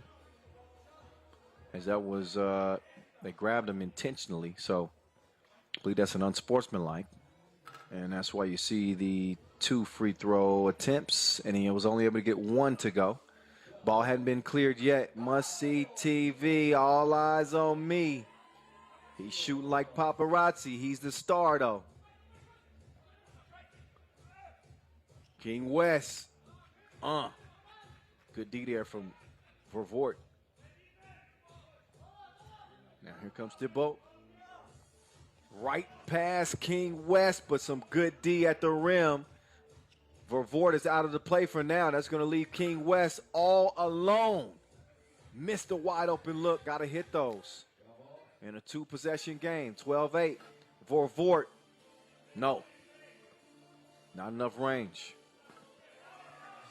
Oh, that's plenty of range. He's in his hot spot. So Pikachu, he's out here balling. 12-10. Lausanne right back in this thing.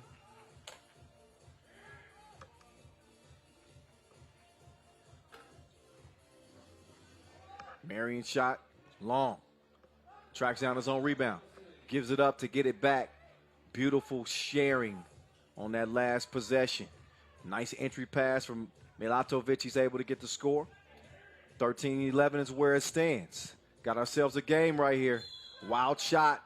Marion putting the jump hook up. Thought it was blocked, but there was actually a foul called on that play. Oh, yeah. Couple of hands in there. Timeout on the floor as we're under 4 minutes to play. And all of a sudden what looked like it was going to be a blowout has become a game. 13-11. Had to do it with shooting. And that's exactly what's got him back into this contest. Milatovic, he's the biggest mismatch that Lausanne possessed.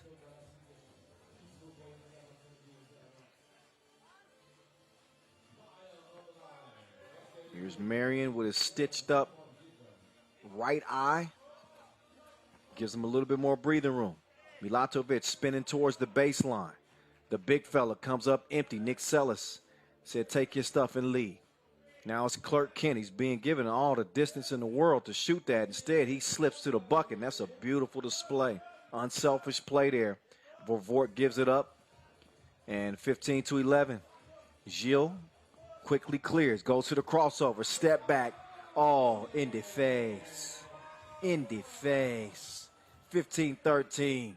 Lausanne ain't going nowhere. Must-see TV now. Pocket pass. The runner, too strong. Milatovic over to Gilles. I think the G is silent like lasagna. He's ill right now. He need a doctor's note. 15 up. Milatovic with the board. Remember, this is a play-in game. Winner advances to play tomorrow for $40,000 potentially. Loser's done. Be a huge shock if the Belgians don't pull this out. But Lausanne have rediscovered their offense. And they need to regain their reputation after losing in their own backyard. Must-see TV! We got a body bag.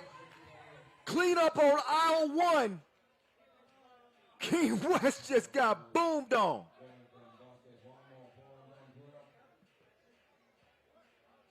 Vervoort is down, though. He didn't quite stick the landing on the dunk. But take a look. He just blows by him with the step, goes up top, and now he's going to be all over his Instagram.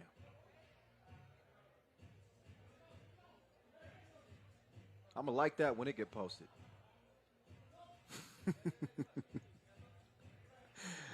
Must-see TV. Giving Antwerp a 1-point advantage after the two-handed bang-outs. Now it's Nick Sellis. We got a double foul, looks like. 7th on Lausanne and the 6th on Antwerp. So I think Marco Liman was involved in that one. .222 remaining. Well, it's must-see TV. Now we must see his forehead. Yeah. There you go. He's a different player without the headman.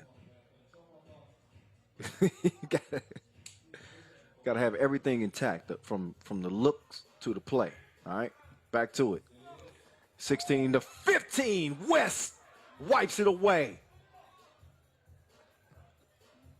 Milatovic, big boy game. Weight room, 16 all. 2 minutes to play. Sellis going to the baseline, decides better of it. Swings it over to must-see TV. Vervoort, D'd up, puts the shot up, is well short. Touches nothing, shot clock violation. Under 2 minutes to play in a 16-16 tie. It was all Antwerp at the start. Lausanne, though, really tightened up their game defensively. They started to get some of the tools to fall, which is really the only way you can stay in the game against an explosive offensive team like Antwerp.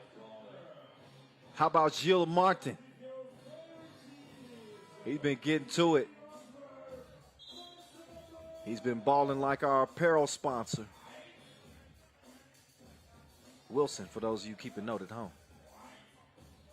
And Milatovic, he's able to even the scores with the jump hook. We got ourselves a game, ladies and gentlemen. This is what you expect out of an elimination game. Two teams fighting for their day 2 lives. Milatovic turnaround, a little strong on it. Sellis, he'll clear it. Vervoort setting the screen. Marion to must-see TV. He's putting the pressure on the interior defense. Missed it. Sellis, though, cleans up the mess. Quick kick out. Milatovic. Marion is down. Couldn't cash in. Sellis over to the Martian. Here's Clark Kent. Be a good time for him to turn into Superman. That floater's going to give Antwerp a 2-point lead, make that a 1-point lead. Milatovic answers right back. Cross-court pass, must-see TV. That's a good look. No rim needed. The nets are dripping. Game point for Antwerp. And Gilles Martin could answer back. Vervoort, he'll give it up to Clark Kent. To the Martian. No. Oh, the entry pass stolen, telegraphed. Here's must-see TV all by himself. He didn't have enough juice. Not enough legs on that shot. So Milatovic, he will get his team 1 point closer. A 1-possession game, 20-18 here. Game point for Antwerp. Got to be smart with the possession. Take what the defense gives them. They give him a mid-range J, and Vervoort could knock it down. So look for Gilles to take what the defense gives him. He takes the 1. 22 seconds left. The Martian.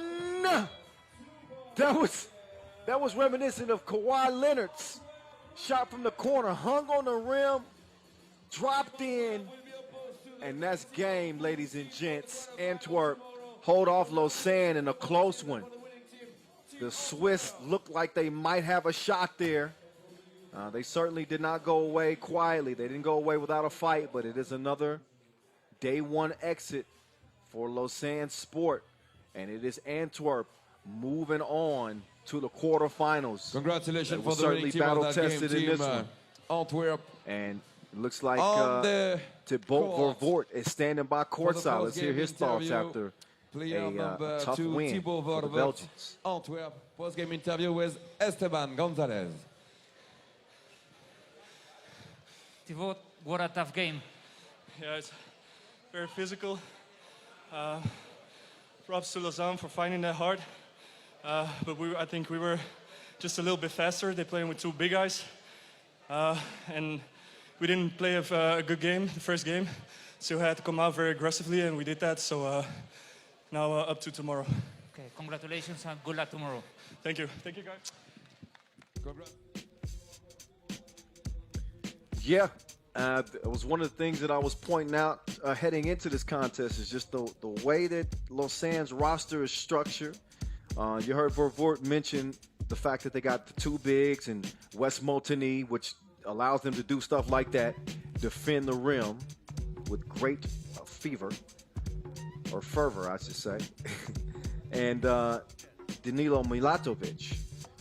The trade-off is they lack some speed, so you can get beat on backdoor cuts like this. But a good game nonetheless. The difference is, can the bigs get out and shoot it? We saw Milatovic catch flame. He knocked down a couple of twos, and then he just did Vervoort just dirty on that spin move. But Vervoort, he's unshaken. Knocks down the two-piece. He had a filthy dunk on King West in this one. He was also setting the table for his teammates. That's good eating. Gilles Martin came alive late. Crazy good shot right there from the top of the key. Just kind of lulled the defense to sleep. Then they gave him another look from the left wing. He's wet from out there as well. Love the effort from Lausanne. But a little too little, too late, and that was the shot that did it. The two-piece with dramatics from the Martian. So that's how Pool A will wrap up. Liman, who took care of business against both those squads. It's Lausanne that will go home empty-handed. Antwerp is on into the quarterfinals. They'll play the top team from Pool C, as Liman will play the number 2 team out of Pool C. Those matchups will be determined as we got 3 more games to wrap up here day 1. We'll move into Pool B play. And that group will be decided after our next contest. But it only gets better as the day wears on, because obviously the stakes get higher. And these play-in games are a precursor to what you can expect come tomorrow in terms of the intensity, in terms of the fight, the execution. Teams have to be at their best with their backs against the wall. And you got a couple teams right here that are in that very position. Team Graz and Team Novi side. This is Pool B. Riga getting wins over both of these teams. So another play-in scenario. It's going to come down to the Austrians or the Serbians. Right here, right now.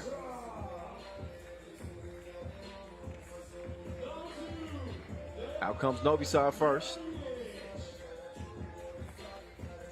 Dejan Janic, Marko Milakovic, Strajinja Milosevic.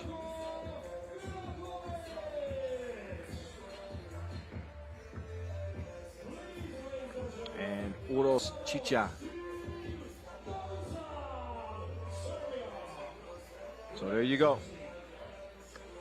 There's Novi side, the most decorated team in 3x3 history. Team name. New players. No Dusan Bullet. Also, no Tomasz Ivosev for this one. And as you know, no more Dejan Majstorovic.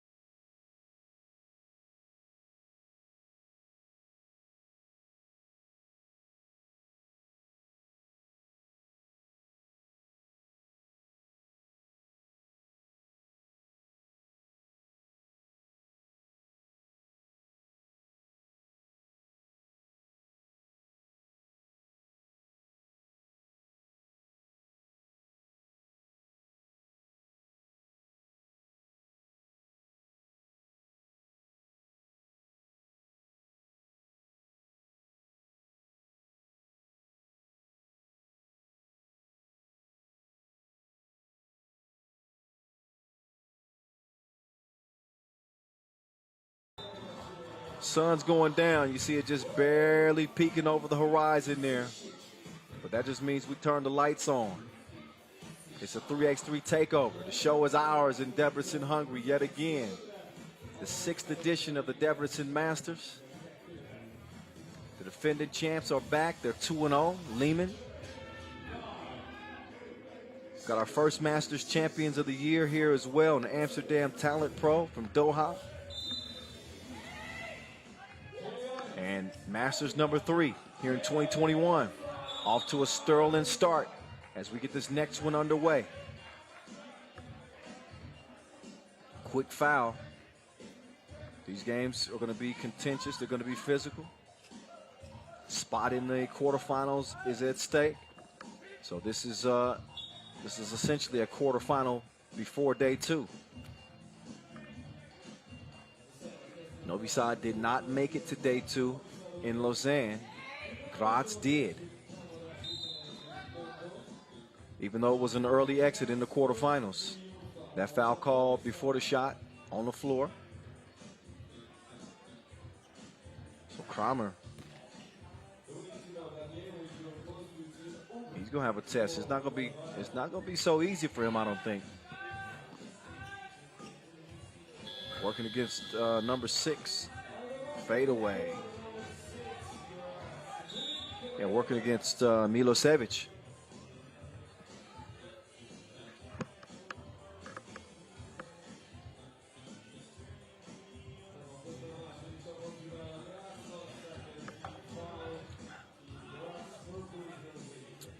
So here come Novi side.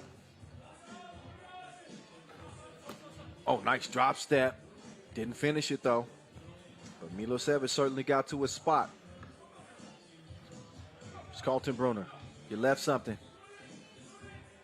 He gets another handle on the cookie. Puts it up.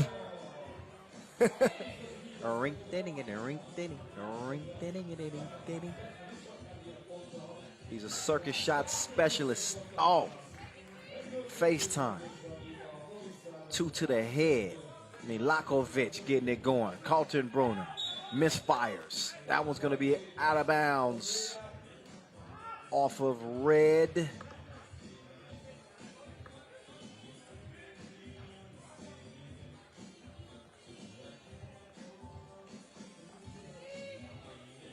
So here come Team Graz.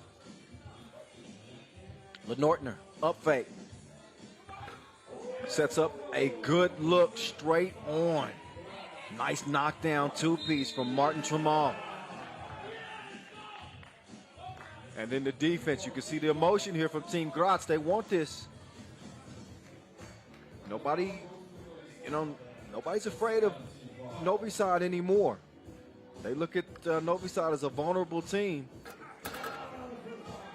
And there's an easy 2-handed smash for Philip Kramer. 2 ball is too long. Kramer tracks it down. Kaltenbrunner. He's got the step. Didn't finish with the lay. Probably should have kicked it out. He had Kramer wide open on that right wing. Here's Milakovic. Getting to the baseline. Lenortner's down, but he turns it over. 6-2 advantage for Graz here to start. See the quick step and just ran into trouble there.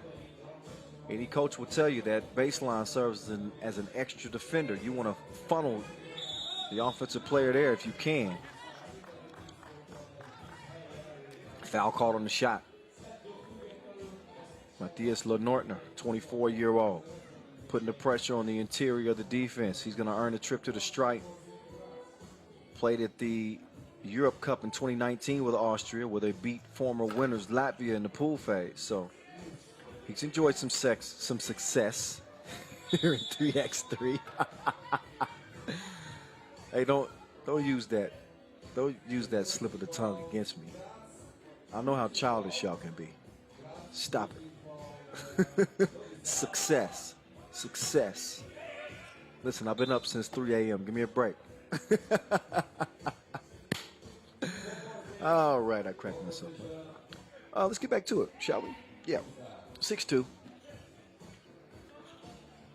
Graz out of the gates quick here. Oh, Milakovic, do your dance, young fella. Splash. 4-2. 3 fouls apiece. Ah! He just boomed on his back. They needed a safe word. 7-4. Oh, 7-6 make that. I told you, Philip Kramer. Man, he just assaulted that man. Had to freeze frame that joint. 7-6, back to Kramer. 2 is missed, but a foul in the process. So Martin Tramal. Nice heads up play by him to get the shot up and draw the contact.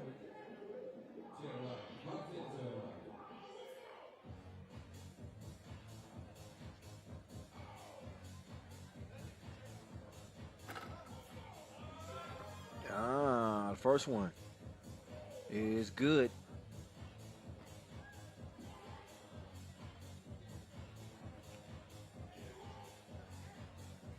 This was a 6-2 game. And since then, it's been a 3-4 run. 9-8. Carlton Bruner's floater comes up short.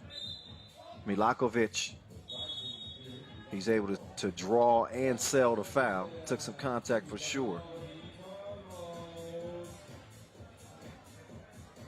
It's like clockwork. It's one of the 2 towers. Been standing, oh, there's a look at Kramer going up top. Look again. Why he did that. Why he did that. Yeah, those clock towers on the old Reformed church have been standing since the late 1800s. Church had been burned to the ground a couple of times and had to go through some repairs over the years, but those towers have been standing strong for quite some time. Speaking of strong, there's some strong defense on the inside. That's too strong. Foul called. Take another look. Milakovic got locked up. But then Carlton Bruner was able to get a hand in there and mix it up as well. 5 fouls apiece. Just make that 6 now on Graz. No more to give. Graz with a 1-point advantage, 3.5 minutes in. It's a 10-minute sprint to 21. Y'all know how it goes down. Whoever goes down in this game will be going home. Crossover. Nowhere to go. That is outstanding defense. He had him in his back pocket. Philip Kramer. Oh, my goodness. He pulled the trigger. Almost broke the backboard. Lord, help me, please. Front rim. And a good look. Oh, yeah. All net, all wet. Can't be mad at that. Good defense as well. So Martin Tramal, he's got his fingerprints all over this game. 11-8. The sun has disappeared. That just means the stars got to come out. Talking to you, Milakovic. He's held up there. Lenortner called for the foul. And that's a 7th on Graz. So a little bit of a ticky-tack foul right there. No need for that. He's saying that Milakovic was selling it, but nonetheless, they put him on the strike for 2. First of 2 is good. Draws within 2. Only a 1-possession game. And, oh, the second one rattles out. Philip Kramer. Carlton Bruner. Oh, step back. Has it sent back. Now the backdoor pass leads to the score. Nice play. 11-10. Look at the defense here, Nortner. Kaltenbrunner got a hand up. Now he can't see. He got splashed in the face. Get him a towel. 12-11. Tough drive, better defense. Finds an open man for the easy score. Nortner trying to hold off the D here. Kaltenbrunner, he got a good look.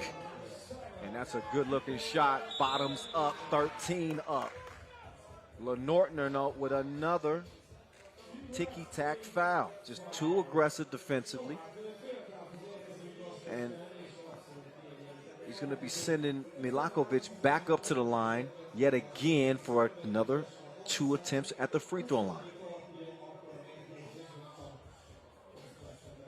Beautiful city of Debrecen, Hungary. I've had the pleasure and the honor of visiting that city many times. Would love to have been there now, but circumstances did not allow. But just a beautiful city. Takes your breath away. And a reason why we continue to come back to one of the most iconic venues in 3x3. Kramer! Whoa! He almost killed a man in front of our eyes. Instead, he missed the dunk. That might have been the dunk of the year had he put that down. Look at the cockback. Got to put that down, big fella. Oh, he might have had an argument too, because it looked like he did take some contact on that dunk attempt. Didn't get the whistle. We let him play a little bit. 14-13 game.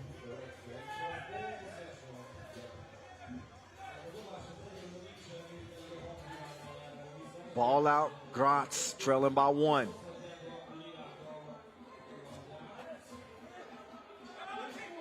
Oh, what a finish. 14 up, Milakovic puts it up. Whoa, out of bounds. And I believe that might be a foul on, is that a foul on Novi's side?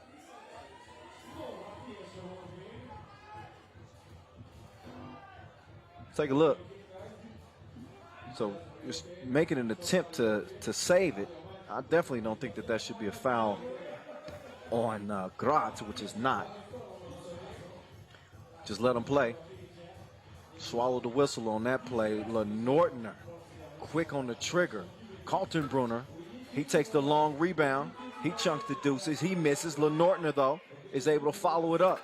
Milakovic from the left wing. No. Nortner, he's looking for somebody to give it up to. Nice change of direction. The floater, though, is a no-go. Tramal couldn't get it going. He provided an early spark for this Graz team.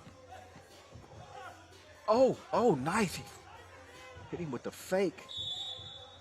Now it's Nortner. Oh, for certain. Plenty of contact there.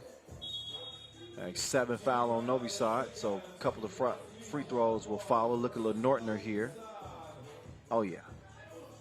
First a push, and then a clear foul on the shot attempt. Yep. I know what that spot is. That's right adjacent to the Forum Mall out there in Debrecen. Always pay a visit to the mall and get something to eat. I got the ice cream shops there and all, man. I miss you, Debrecen. Until next time. Time is winding down on day 1. Only 2 more games remaining after this one. 3:53 left in this, and this one's far from being decided. Oh, that's a tough miss there. Martin Tramal. Got to take advantage of these. Second one is good. Novi Sad can even this thing up with a 2-ball. No need to force anything. Got an eternity left. They do force a 2. Kaltenbrunner. Pass nearly stolen. The floater missed. Tip out to Kaltenbrunner. Lulled him to sleep. Patient on the layup attempt, but Milakovic holds his own. Look at the step through. Missed the crib, kick out. Kramer with some good defense there. Knocks that one away. So Strahinja Milosevic was trying to get to the cup on him. Some smart defense. Leaves 7 seconds on the shot clock for Novi side to attack.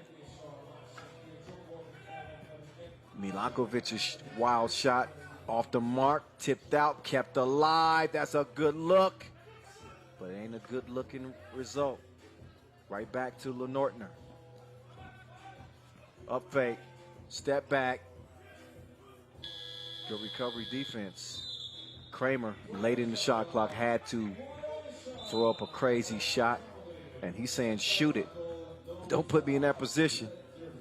Not too late now. 16-14 contest. We're under 3 minutes to play. That means more drone shots of the beautiful city of Debrecen, Hungary. Really a hidden gem in Hungary.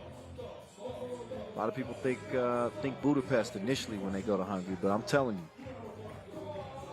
you head on down to Debrecen, you will not be disappointed. Go get you some food over at the Icon restaurant. Got a nice little pizza parlor up on the corner. Oh, yeah.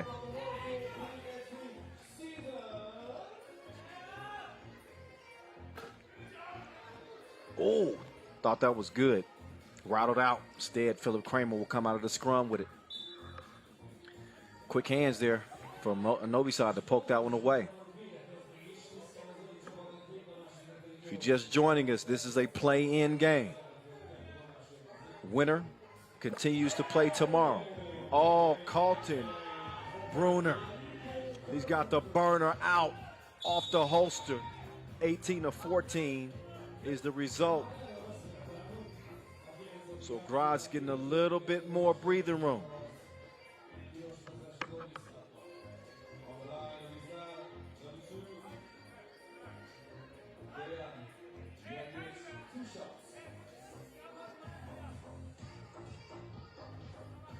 Couple of shots here. Both teams in the penalty. First of two for Dejan Janic.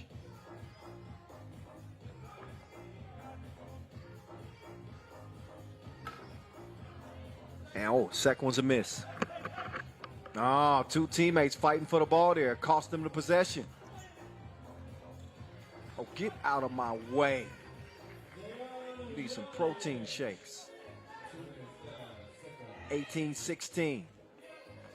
Kaltenbrunner. What a dime.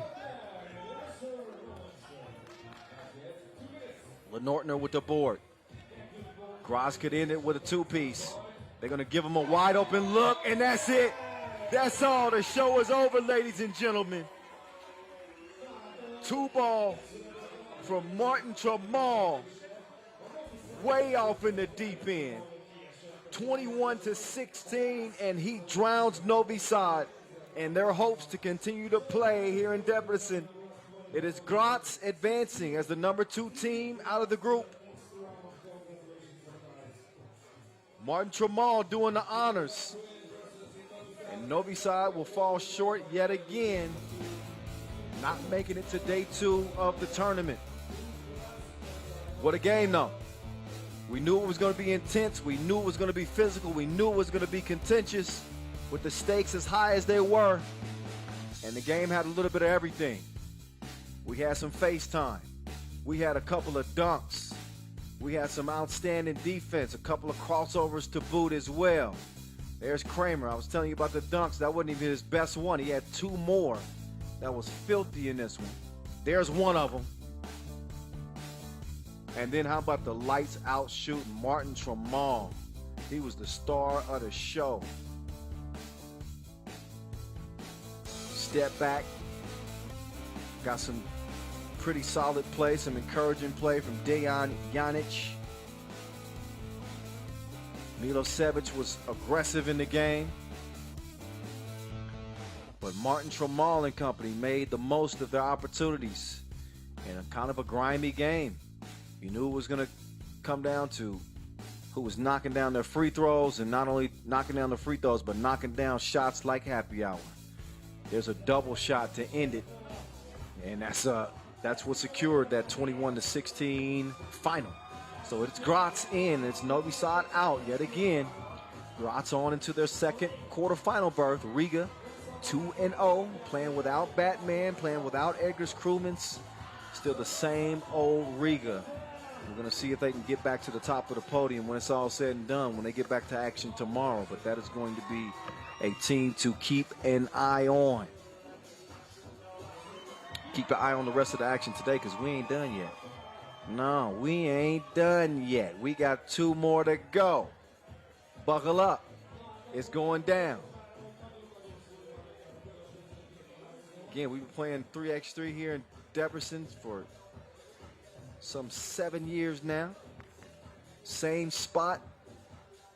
So many different endings to the stories that have been written here at the Debrecen Masters. I've been fortunate to be a part of many of them. I think every single one since 2016. But anyway, it's Amsterdam and Emona up next. Emona coming all the way from the qualifying draw. Amsterdam with a big win over Šakiai Gulbelė earlier. They'll be looking to go 2-0 here. Meantime, Emona ended up losing to Šakiai Gulbelė earlier. So, in essence, this game could decide the group. Amsterdam, obviously, with a win, would go to 2-0 and be the top seed out of the group. And another loss for Emona would mean an automatic berth for Šakiai Gulbelė. And our final game of the day will pit Piran against Debrecen. But first things first, we got to get this one out of the way. And there's Amsterdam Talent&Pro. Juice, Julian Jaring, Slaughterhouse, Slaughter, Dimes, DeMeo Vanderhorst, and Mad Max, Maxim Kovacevic, the killer. I think that's it. That's a good nickname for Maxim Kovacevic, the killer.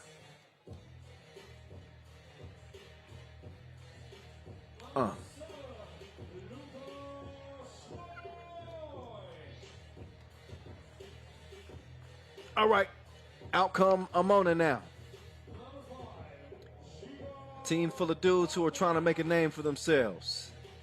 Trying to put their stamp on 3x3. Nobody knows them right now. They will know them if they manage to get a win here and somehow manage to advance to tomorrow. We'll see. I've been picking the winners pretty consistently today. Shows that I'm paying attention to the personnel. Or I'm getting lucky. Speaking of the personnel, Emona, they come out with Aljaz Korejek, Gasper Jordan Royko, Luka Snoy, and Giga Habat.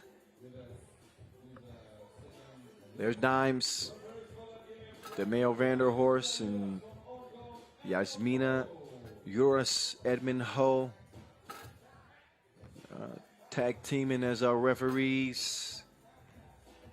And he's so official, all he needs is a whistle. DeMeo Vanderhorst used to be the young lion. Now he's the veteran lion. And he's looking to lead his team to yet another win. They are gritty, they are tough. They got everything that you would want in a squad. Can they put it together for 10 minutes or less against this Emona team with Gasper Jordan Royko? This dude can play. Not only him, but I think that you got to really keep an eye on Giga Habat as well. Number 5 with that left hand. He's been putting it on display today. He's a gifted scorer. He's got great length, good touch around the bucket. This has the makings of what could be a good game. This is not I don't think this is a walkover game for Amsterdam. So we will see if they can continue to dominate and look for their second Masters title here in 2021 after earning their first ever Masters win in Doha to start the year. They didn't have DeMail Vanderhorst for that one. Now they have Dimes. We'll see if he's the difference this time around. Amsterdam start with the rock. There's Juice! He got more lift than the driving service. 1-0. And there, didn't I tell you with that left hand? He can go now. Giga Habat. Dimes falling away. A little kiss off the glass.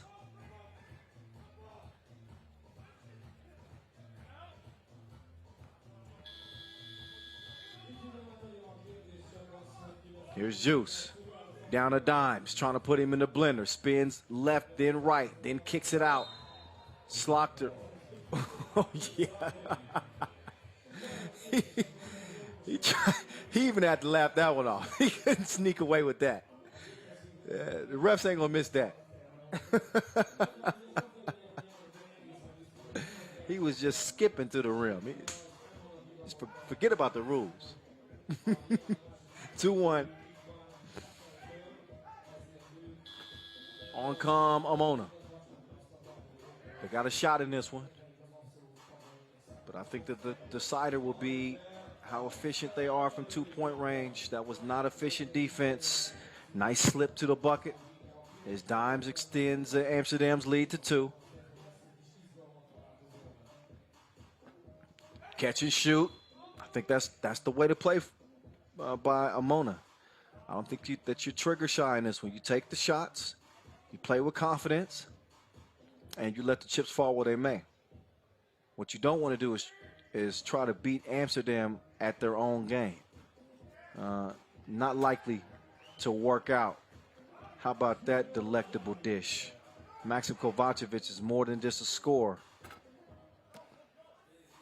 Got out to contest that shot. Oh, then it's Kovacevic swish.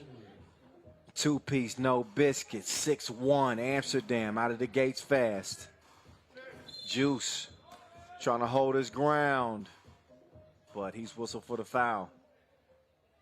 That was a tough assignment. Lucas Snoy was coming at him. That's a lot of body. 201, 102 kilograms.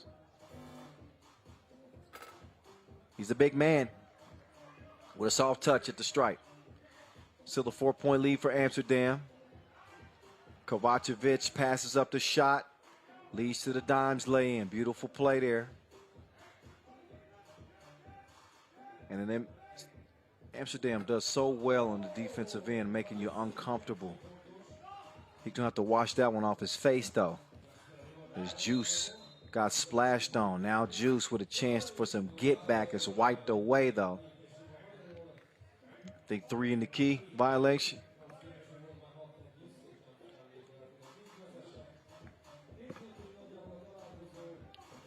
Dimes D'ing up top of the key. Possession has begun here for Emona. They trail it by 3. Snoy. Not that time. Out of bounds it goes. Amsterdam will take over. Looking to continue the hot start. 1 foul apiece in a 7-4 contest. Here's Slaughter. Had a wide open man and no choice but to foul there. No argument from Jordan Royko.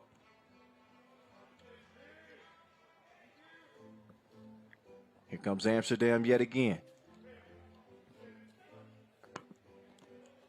Slaughter. Beautiful pass. Put that in the shoebox. Then he got elbowed in the face.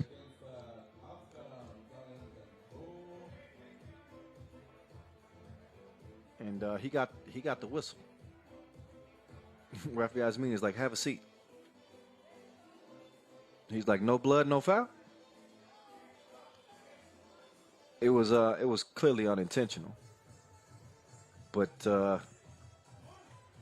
call stands 2-2 in terms of the fouls, 8-4 in terms of the game. Number 4 puts it up. It's a misfire. How about the many looks of DeMail Vanderhorst? Remember the curly-haired DeMail Vanderhorst? Then the facial-haired DeMail Vanderhorst? Then the bald DeMail Vanderhorst? Now the prominent mustache DeMail Vanderhorst. Who is he?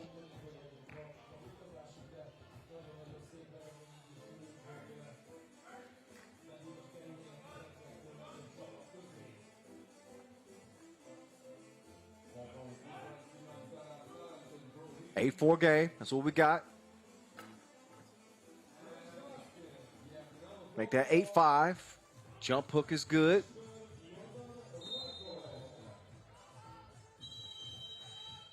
Foul on the floor before the shot. And TV timeout. 6:46 remaining. Amsterdam has cooled off just a little bit after a blazing hot start. Credit Emona for really stepping it up on the defensive end. They do have Arvin Slaughter doing stuff like that. Him and Juice linking up for the jam. Dimes off the glass. Seen a lot of this type of action right here. They have to respect that two-point arc so much. It creates passing lanes and creates opportunities for players to slip to the bucket because they are such a dangerous two-point shooting team. There they go again. Dimes holding up. Slips to the bucket. All eyes on Slaughter. Easy money. Strong rebound from Dimes. Dimes open again. They missed him that time. Instead, they'll take two. Why not? One ain't enough. I need two. Oh, cross. Okay. Oh, cross. Okay. Run. No. Nothing. Oh, nice tip, though. That's not how I saw that play happening. Foul on the floor. Dimes with position again. Amsterdam back out to a more comfortable lead. 5-point difference. 11-6. Only 2 fouls on Amsterdam. Only one more foul to give for Emona. Slaughter trying to sneak it over to Juice. That ball is kicked, so a fresh shot clock for Amsterdam.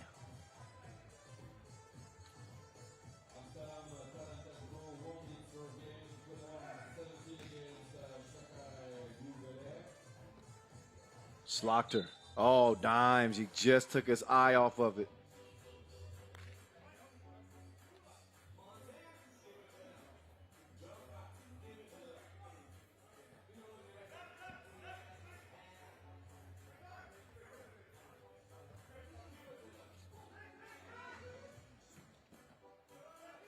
Look at the move. Wild shot, though. Kovacevic to Juice. Another foul. 6 on Emona. They've had a tough time keeping cutters from getting to their position in the paint. So they've been whistled for several fouls. Handoff. Kovacevic. Automatic. It's like a layup out there for him.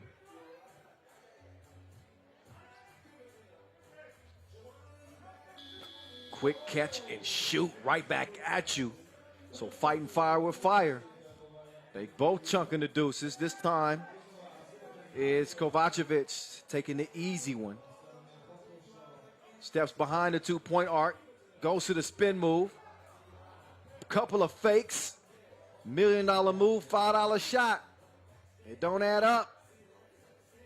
Kovacevic can make good on it. No, that was just a really sloppy possession for Amsterdam all the way around. Kovacevic with all the moves, misses the crib. Had good position on the entry pass, but threw it away. They could afford a mistake or two with a 6-point advantage right now. But again, Emona, they're not going to be going anywhere anytime soon. Oh, rocked him. Cross. Missed, though. Lucas Snoy tracks it down, the big fella. Try to clear some space. Dribble drive, fade away. Juice snatches the board. He's going to get it cleared. Slaughter setting up operation from the right wing. He moves left, swings it out to Dimes. Catch, shoot, short. Dimes keeps it alive, and Slaughter is able to put it up and in. 15-8 as Amsterdam begins to run away with this. It's a 10-minute sprint to 21. They're heading down the final stretch. Late in the shot clock, kind of fell asleep on it. Threw up a wild one there late. Ball back over to Amsterdam Talent&Pro.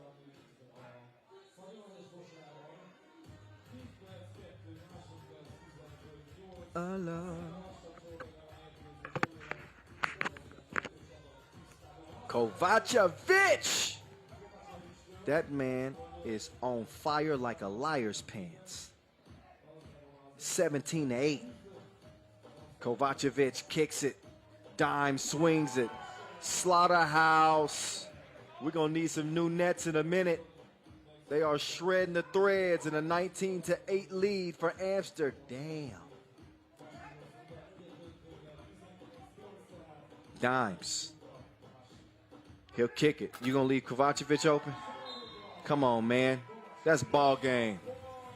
That's easier than a layup line. 21-8. It heated up in a hurry as Amsterdam earns their way into day 2. Emona, despite coming out of the qualifying draw, will see their tournament come to an end. Here, day 1. It wasn't for a lack of effort. Came out and played hard, but they're playing against some of the best teams in the world. Back to the drawing board for them, and back to the quarterfinals for Amsterdam, as they'll look for their second Masters win of the year. Let's get it down courtside, where Esteban is standing by. We had a disappointing run at the challenge in Riga, and we feel the energy now. We feel better, but this is day 1. We still need to do it tomorrow. Okay, what's the mentality of the team for this tournament? We're trying to get back to our killer mentality, trying to play defense, and just trying to do what we're good at. And today we showed. But like I said, tomorrow is a new day. Okay, congratulations and good luck tomorrow. Thank you. Hey, DeMail, what's up with that mustache, bro? I'm just kidding. Let's look back at the highlights. Enough of my jokes.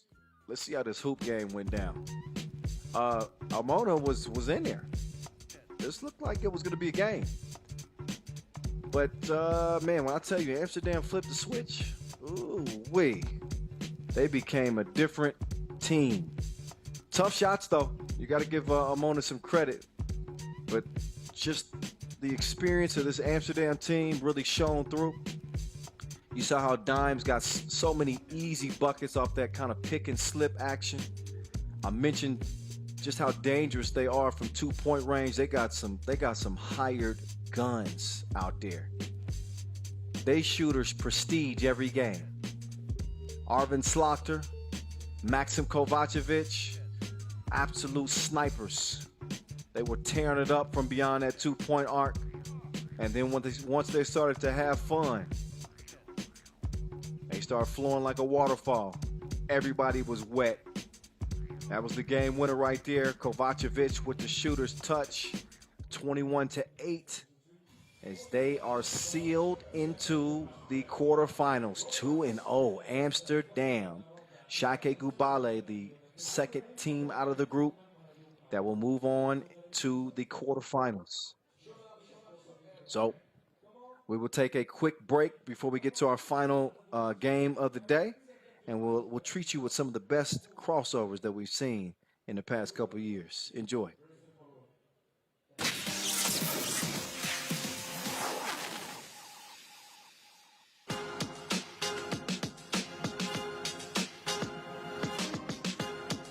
Oh, the ankle breaker. Tony Mindoljevic. After that move, you can call him the bone collector.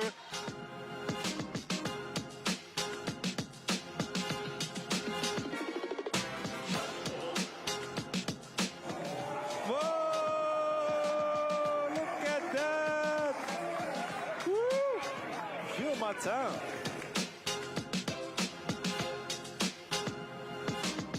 Stefan Stojacic makes Adin Kavgic look like Bambi on ice. I think his ankles even shed tears after that one. Romeo against Igna. Oh, Romeo. Goodness. What a crossover.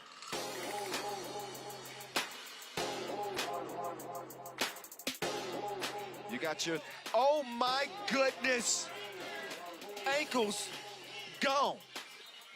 That's so nice, we gotta see it twice.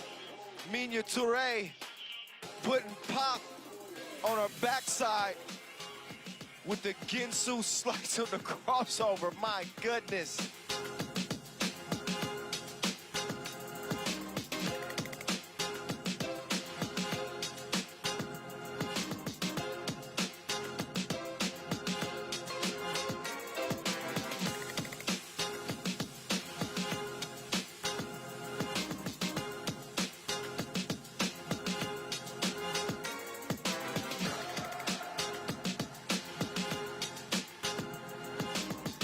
He's a professional crossover artist. Jonathan Garcia, I feel bad for you, my friend. Oh my goodness.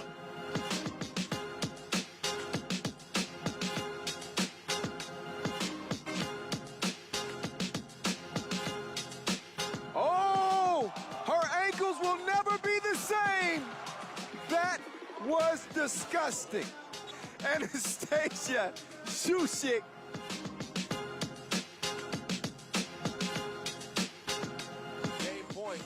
Oh, he brings out the sham. Oh, you can't do that. You cannot do that to another grown man. You cannot. That is unfair. Just killing the competition. Somebody call the coroner's office on Dusan Bullet, because that ain't right. He's done that once before, and nobody in 3x3 pulls that off except the #1 player in the world. Oh, my goodness. De La Fuente just got clowned on out here in Amsterdam. How was that?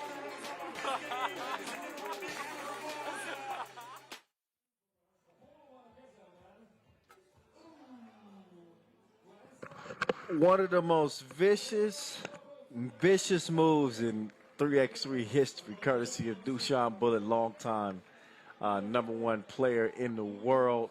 Oh, he did De La Fuente something dirty. Just, if we can show that in every break, I would be a happy man. Just show the top 10s every time. 3x3. Man, we have had some crazy plays over the years. Shout out to all the players who we feature in those top 10 crossovers. That's one of my favorite things to do. Call crossovers and call dunks. People getting dunked on. Love it. Oh, I love this venue too. Shout out to Magic Sky. They provide the canopy. In Leo, who provide the court, and Skelda Sports, who provide our hoop goal setup. Those are our official suppliers. None of this will be possible without our ball and apparel sponsor, Wilson, as well as our official timekeeper, Tissot. So we want to show much love to them and all that they do to help make 3x3 possible. So we got one more game left. Can you believe that? We've been going strong all day long for y'all, all morning long for me. It's only 11 a.m. I got started at 4 a.m. with the qualifying draw. I'm loving it though. I feel fresh. But I got to be honest. I could go for some more 3x3 hoop. It's going by too quick for me. I want a few more games. Can we schedule a few more games? All right, fine. We'll stick to what we got for the day. This is it. This is the night capper. This is Piran, this is Debrecen. This is two teams trying to fight their way into the quarterfinals.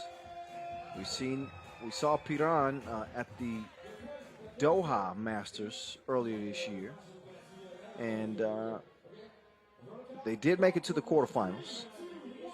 They did not make it any further than that. So they finished 7th at that Doha Masters. We'll see if they can take it a step further and at least advance to the quarterfinals here in Debrecen from Kossuth Square.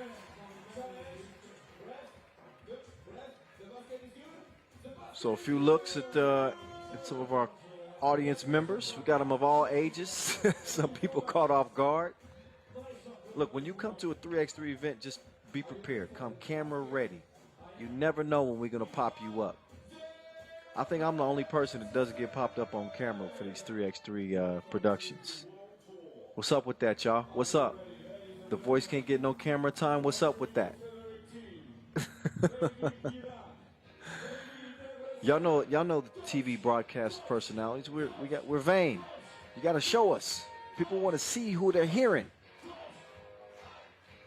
Who am I kidding? Y'all just want to see the game. I know. Y'all just want to see the game. Fine. We'll get to it there. With no further ado, it's Piran and it's Debrecen. Neither one of these teams with their best showing in our first set of action. Saw Piran and Ub go toe-to-toe. Ub coming out victorious in that one. Also, Ub coming out victorious over Debrecen. So another play-in game to close the day. This is Pool D. Maybe the most, well, no, I don't want to say the most winnable group. Because, excuse me, there's no gimme games. There's no gimme games.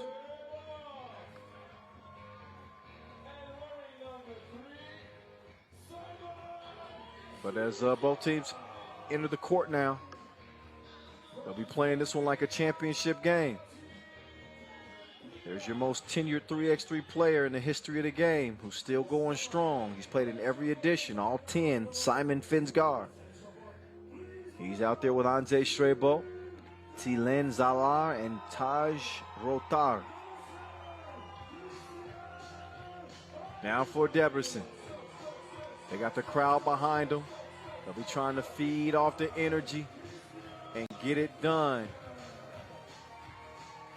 They got Christian Argitiai, Uros Rosic, Christian Benki, and Attila Dameter.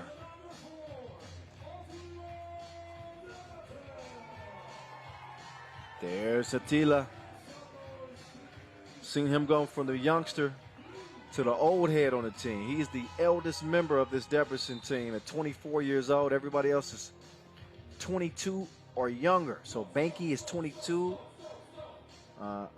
Hargitiai is 22. And Rosic is 20 years old. So many teams we've seen over the years, somewhat of a changing of the guard.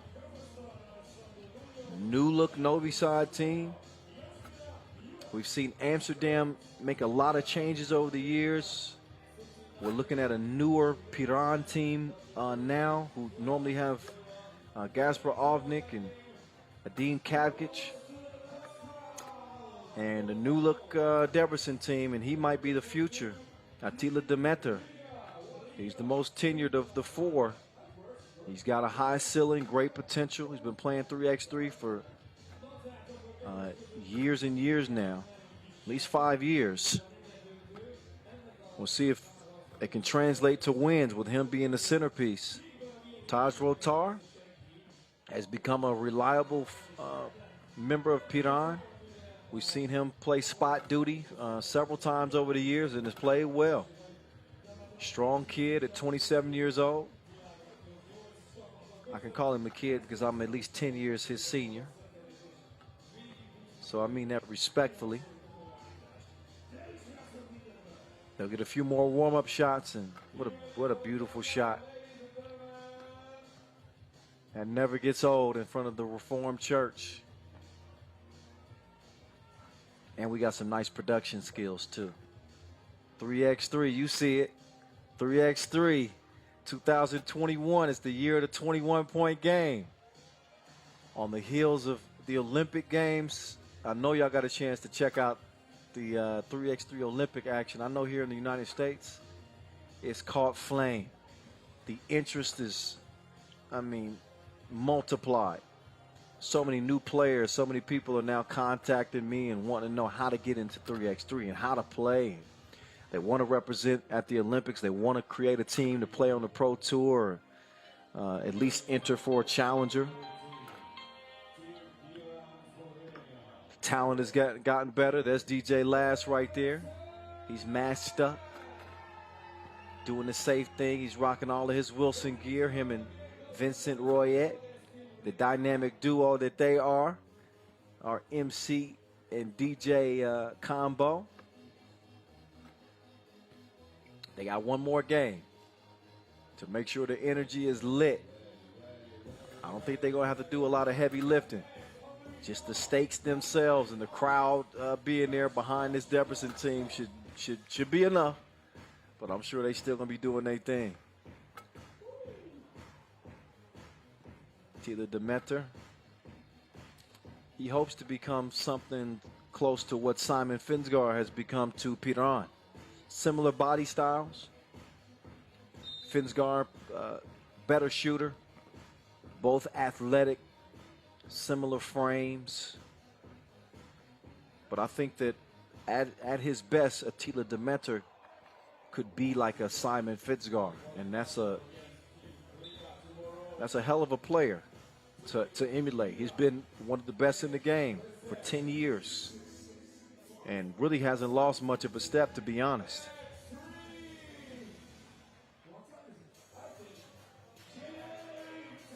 It's almost that time. Final game of day one. It's on. Here we go. This will decide the quarterfinals once and for all. 2 ball, 2 strong. Rebound goes to blue. Oh, Demeter. He has it sent back. Great defensive play at the rim. He gets up a little bit sore, but it preserves a 0-0 score.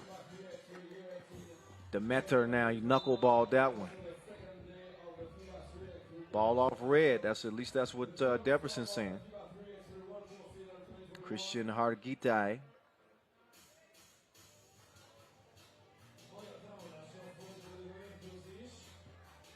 So fresh shot clock for blue. Here they come. Attila Demeter coming around the corner. He has not put enough on his shots. Each shot just a little bit soft. So as a shooter, you then make the adjustment. If you've been shooting it too short, just put a little bit more muscle into it, and that touch will come. There's Finsgaard. A little strong. Rebound comes right to Schreibold. I don't think he's going to get continuation on that shot. But he will get the foul call at least, and the possession will go to Piran. There's Schreibold on the cut. That one will not count as well. But the fouls are starting to count up. I thought he was in the process of shooting that, but still. Finsgaard changing direction. That's definitely a foul. He gets Demeter in the air, and this one's going to lead to a free throw attempt. That's how slick and crafty that Simon Finsgaard is. Just kind of slowed that step before he shot it. Great body control and as savvy as they come. There's nobody's played more 3x3 hoop than he has. There's a nice entry pass, but a little bit off target in terms of being mishandled. I thought the pass was on point. Speaking of on point, that's Simon Finsgaard. Vino, he gets better with time, like a nice wine.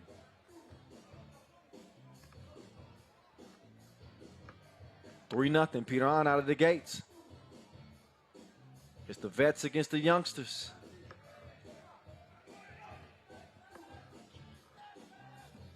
Oh, Demeter crossed him, and he sauced him.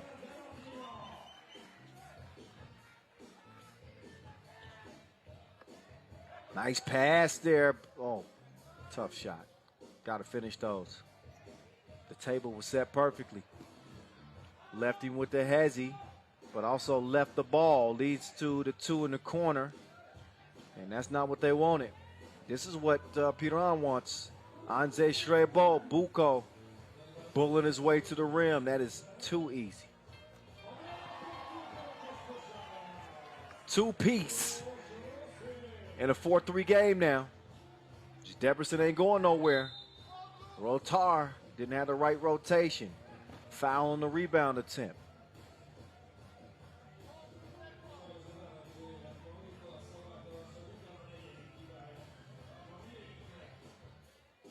Four fouls on Debrecen. Only a single foul on Piran. Last game of day one. And the final quarterfinal spot at stake here. Rotar, jab step. Took him for a ride straight to the rim.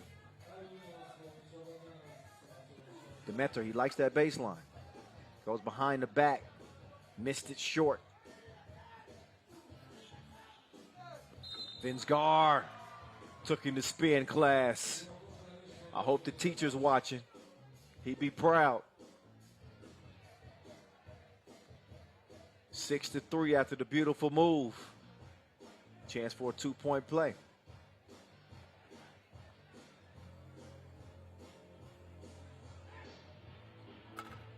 Vino. Oh. Couldn't put the round thing in the round thing from the stripe. They fell asleep defensively there too. Leads to the easy, breezy layup for Rosic. Oh. Finsgar stepped on the line. Out of bounds it goes. Turnover. Only a 2-point advantage, but also only 2 minutes and 40 ticks or so into this contest. First to 21. Piran with the early advantage, only a 2-point difference. And whoa. What the hell kind of pass was that? After the straight ball, robbed his pockets. Gives it up. But Finsgar couldn't make it count. Straight Bolt took a bump.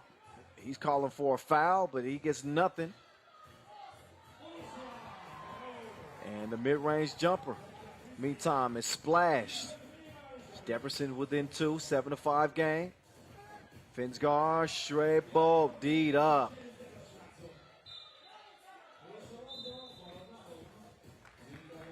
There's some suffocating D for you right there, too. So, Tillin Zalar locking up. TV timeout. As we're under 7 minutes, gives us a chance to look back at some of the action so far. How did we get where we at? Well, that two-piece has something to do with it. Oh, look at that crossover again and again. Attila Demeter with the vicious left to right. Then the look-off two-piece. Nice shot from Uros Rosic there. So Debrecen with 1 foul to give. They trail it by 2. Play continues now. Catch, shoot, bottoms up. Rosic with a nice rotation. The 20-year-old feeling comfortable playing with the grown men.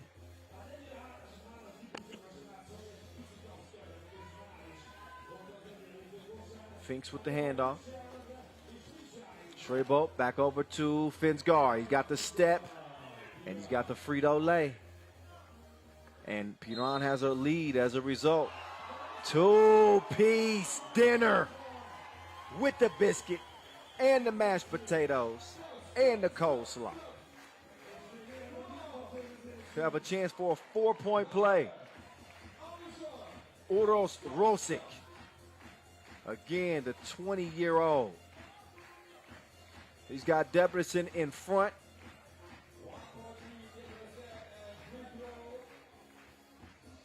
Well, okay, wait.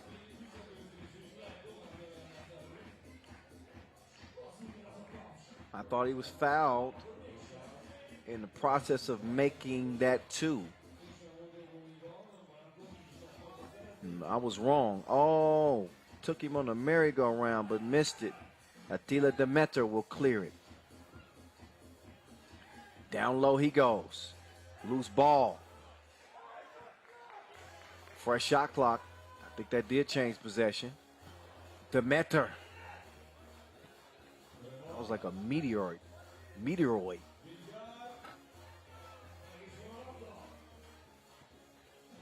Finsgar's shot was broke. Now Demeter will try to do some damage on the drive. Got to his spot, rolled off the rim.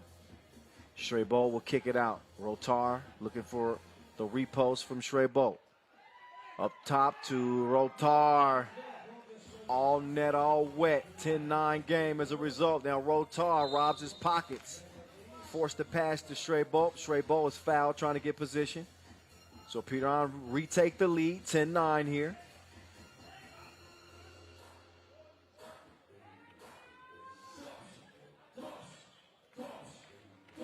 Nice back dough.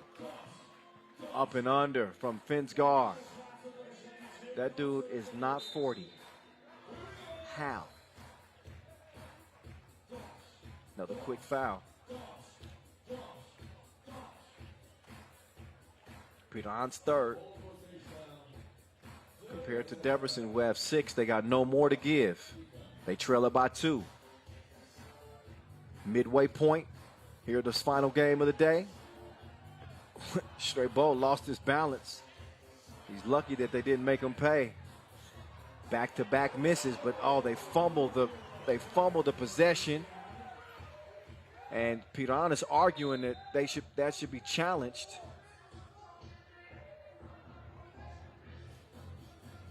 But I'm not sure that possession actually changed hands.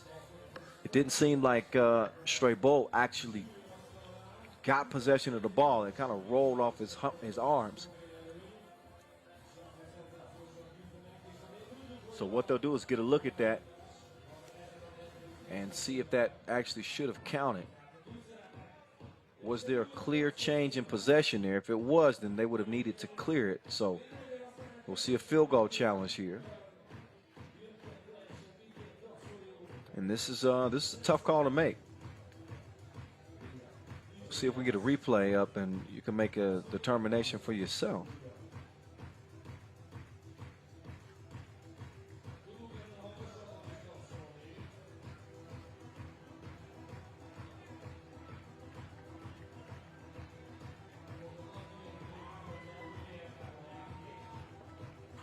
So we'll find out right here, right now. In a one-point contest, take another look off the miss. Ooh, that's close.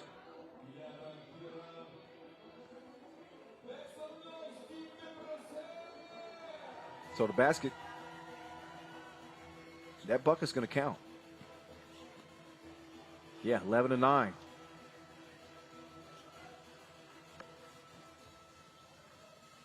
Look at the movement here from Piran.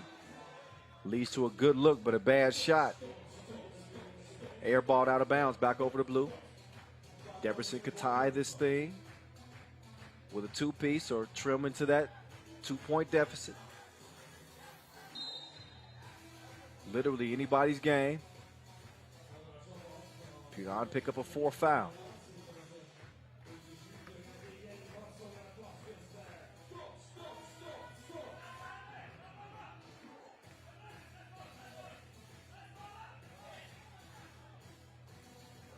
Long ball.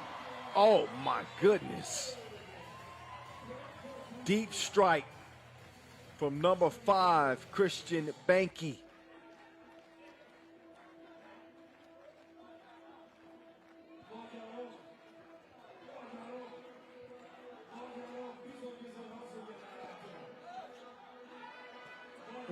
Runner. No. Finsgar. He'll wait for it top of the key. He's got the cookie in hand, falling away. That's great defense. No soup for you. Demeter spins free. Instead of taking the 2, instead he's going to go down to the block. Oh, yeah. Oh, no. Beautiful move, but he blew the layup. That would have been top 5 for sure today.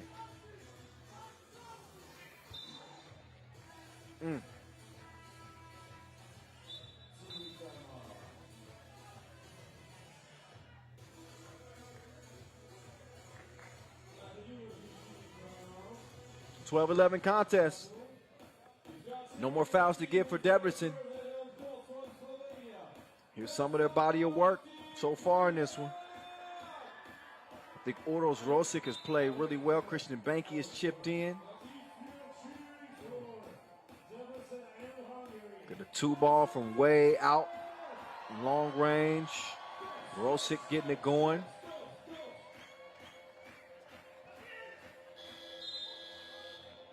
There's Rosic. Late in the shot clock, touches nothing. Ball will go back over to the Slovenians, nursing a 1-point advantage. Debrecen have to be careful not to foul, or Piran will be shooting 2 free throws.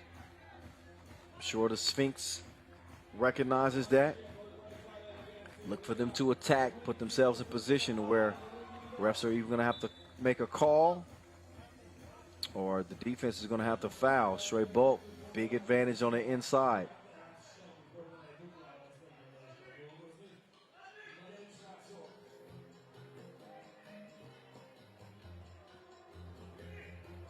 Here comes Debrecen.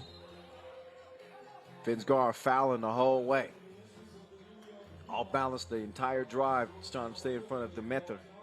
Right there. Yeah, that's most certainly a foul. 5th on Debrecen. 5th on Piran, excuse me. 6 on Debrecen still. Offensive foul called that time. Moving on that screen. Ball back over to Red.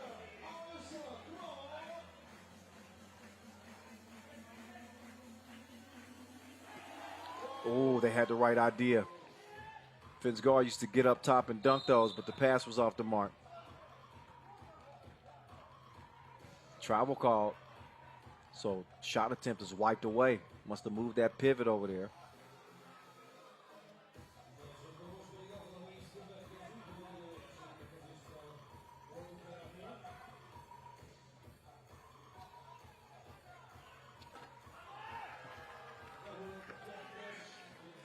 (15-11). Piran, a little bit more breathing room. Demeter took a bump, kicked it out. Able to draw the whistle. Fitzgar's looking around like, what? Who? What? Savvy play. Uros Rosic. Even at 20 years old, he's able to trick one of the wily veterans.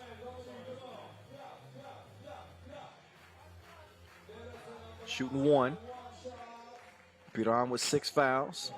I believe he was inside that 2-point arc when he made that attempt.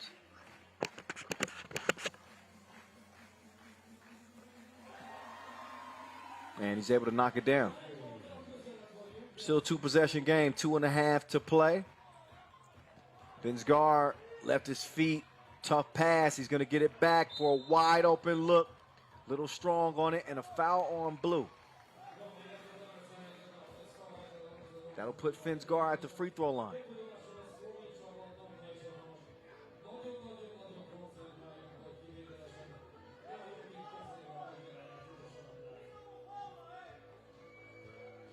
So here comes Simon Finsgar.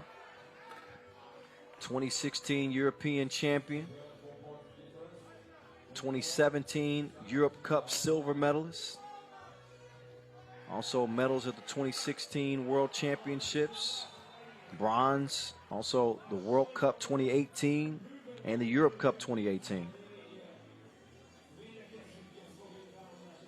Not only one of the most tenured players in the game, but one of the most accomplished as well. Drive kick. The Sphinx trying to give him a drink from deep. Nope. Quick move, reverse. Gets hung up on the rim. They got Shrey Bolt with great position on the inside. Shrey Bolt elevates. The Sphinx can't follow it.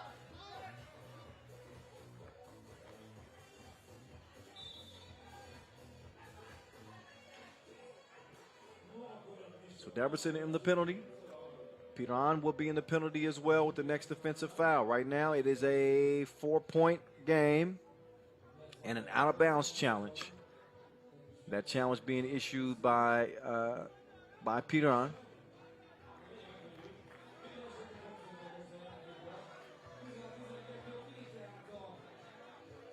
Let's see what the determination is.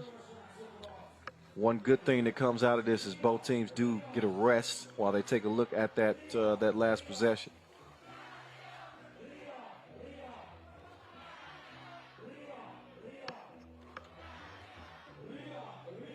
Anze Strebol shot just barely.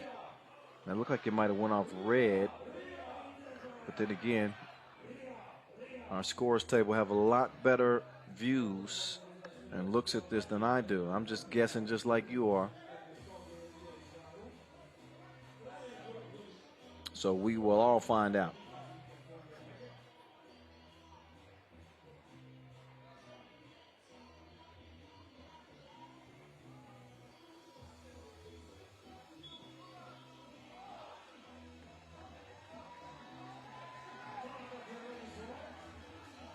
Okay, the footage is unclear, so the call on the floor will stand. And Piran will not lose their ability to challenge. If they want to challenge again, they can. Oh, travel. Wow. So Debrecen give it right back. This game is not out of reach for the local favorites. It's a two-possession game. This is 2 balls away from being tied. But the time is now. Approaching that minute-and-a-half mark or so. Rotar put on the brakes. Wild shot. Wow, wow, wow. When I'm with you, all I get is wild shot. All right, I'm done. I thought I could start singing again, but my voice wasn't ready. I got to do some warm-ups first. Anze Strebol. Shoots 2.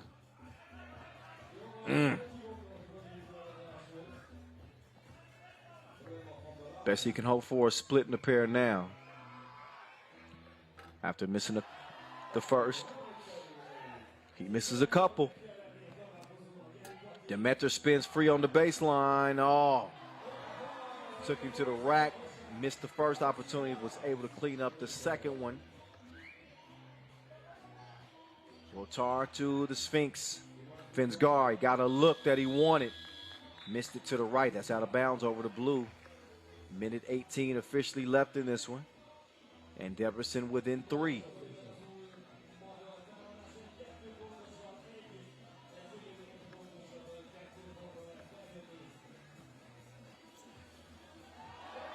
Oh, Demeter. Do work, young fella. 16-14.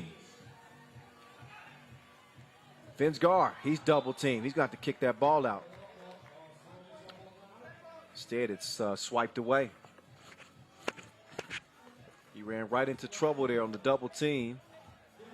Couldn't see clearly enough to swing that ball up top. So they're going to make sure the shot clock is where it needs to be. In a 2-point contest. Piran leading Debrecen here in our final game of the day. This will decide our final quarterfinal berth.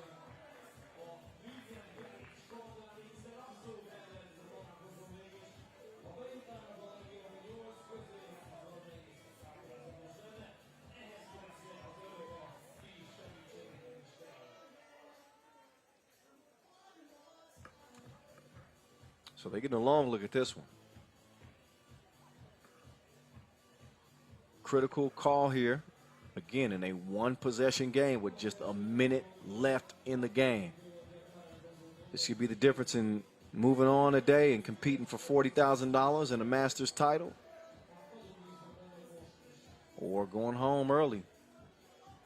Back to the drawing board with no opportunity to win anything. But look again at this. That's tough. Oh, that challenge is won. That challenge is won. It's Debrecen ball. So a good challenge there. And gets the possession for blue. Demeter! Oh, got to a spot, but he just missed the crib. They swing it. Finsgar thought about the 2 instead. He's going to hold on to it. He wants a screen. Now the Sphinx driving off balance. Missed it. 40 seconds to play. Crossover. Demeter. It's your world, young fella. He's working on the Sphinx. And he got locked up. What a defensive possession for Simon Finsgar. He had him on probation.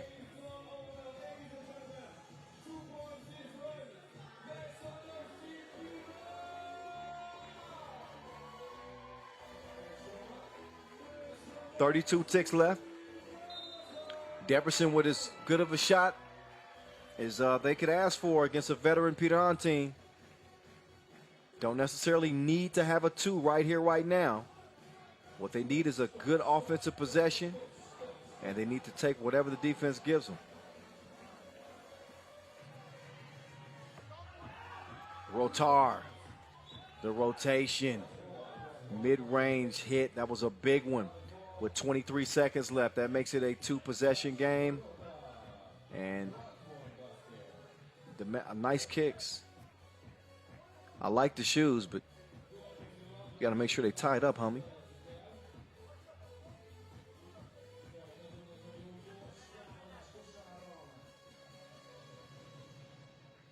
See Rotar. A lot of times you prefer that he takes the 2 there. Oh, there's a foul on the 2 attempt. That was just the worst case scenario for Piran because they stopped the clock here, and now 2 free throws will follow. As Uros Rosic will now step up to the stripe for a couple of big ones. If he's able to make at least one of them, they don't have to foul Piran. What they can do is just play a solid defensive possession. Even if they use the duration of the shot clock, which is 12 seconds, that still leaves them with 8 seconds to get a good look to potentially tie or win. 20 seconds left here, and just another bad foul on Piran.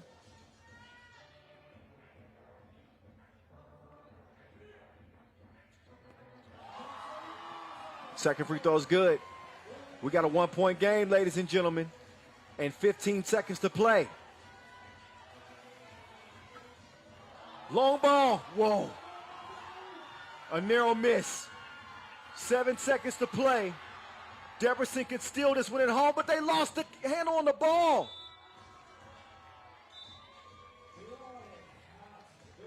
And the game is over. Wow. Wow. What a way to see that one come to an end. Debrecen fumbled away their opportunity to potentially get one last look. Instead, it's out of bounds and a 1-point victory for Piran as they survive and advance to move on to another day in Debrecen. So the local favorites are done. Wow, anticlimactic finish, I guess you could say, from a game that was pretty tense. It was pretty tense all the way to the final possession, and they just fumbled it away. Credit Uros Rosic. That dude came to play in this game. Taj Rotar taking advantage of that size. Simon Finsgar with a crazy finish right there. That was an unbelievable pass from Attila Demeter. I thought he also brought his A game. If you're Debrecen, you got to be thinking you had a great chance there to beat a Piran team in advance, but just a little sloppy there in the waning seconds of the contest, and they were unable to take advantage. But a few more looks at the highlights in this one. There's plenty of contact and plenty contentious. Not a shock. It was a play-in game. Simon Finsgar, the most tenured 3x3 player in the game right now, still looked youthful. Although Attila Demeter did take it right at him. He was going at his neck like an Adam's apple,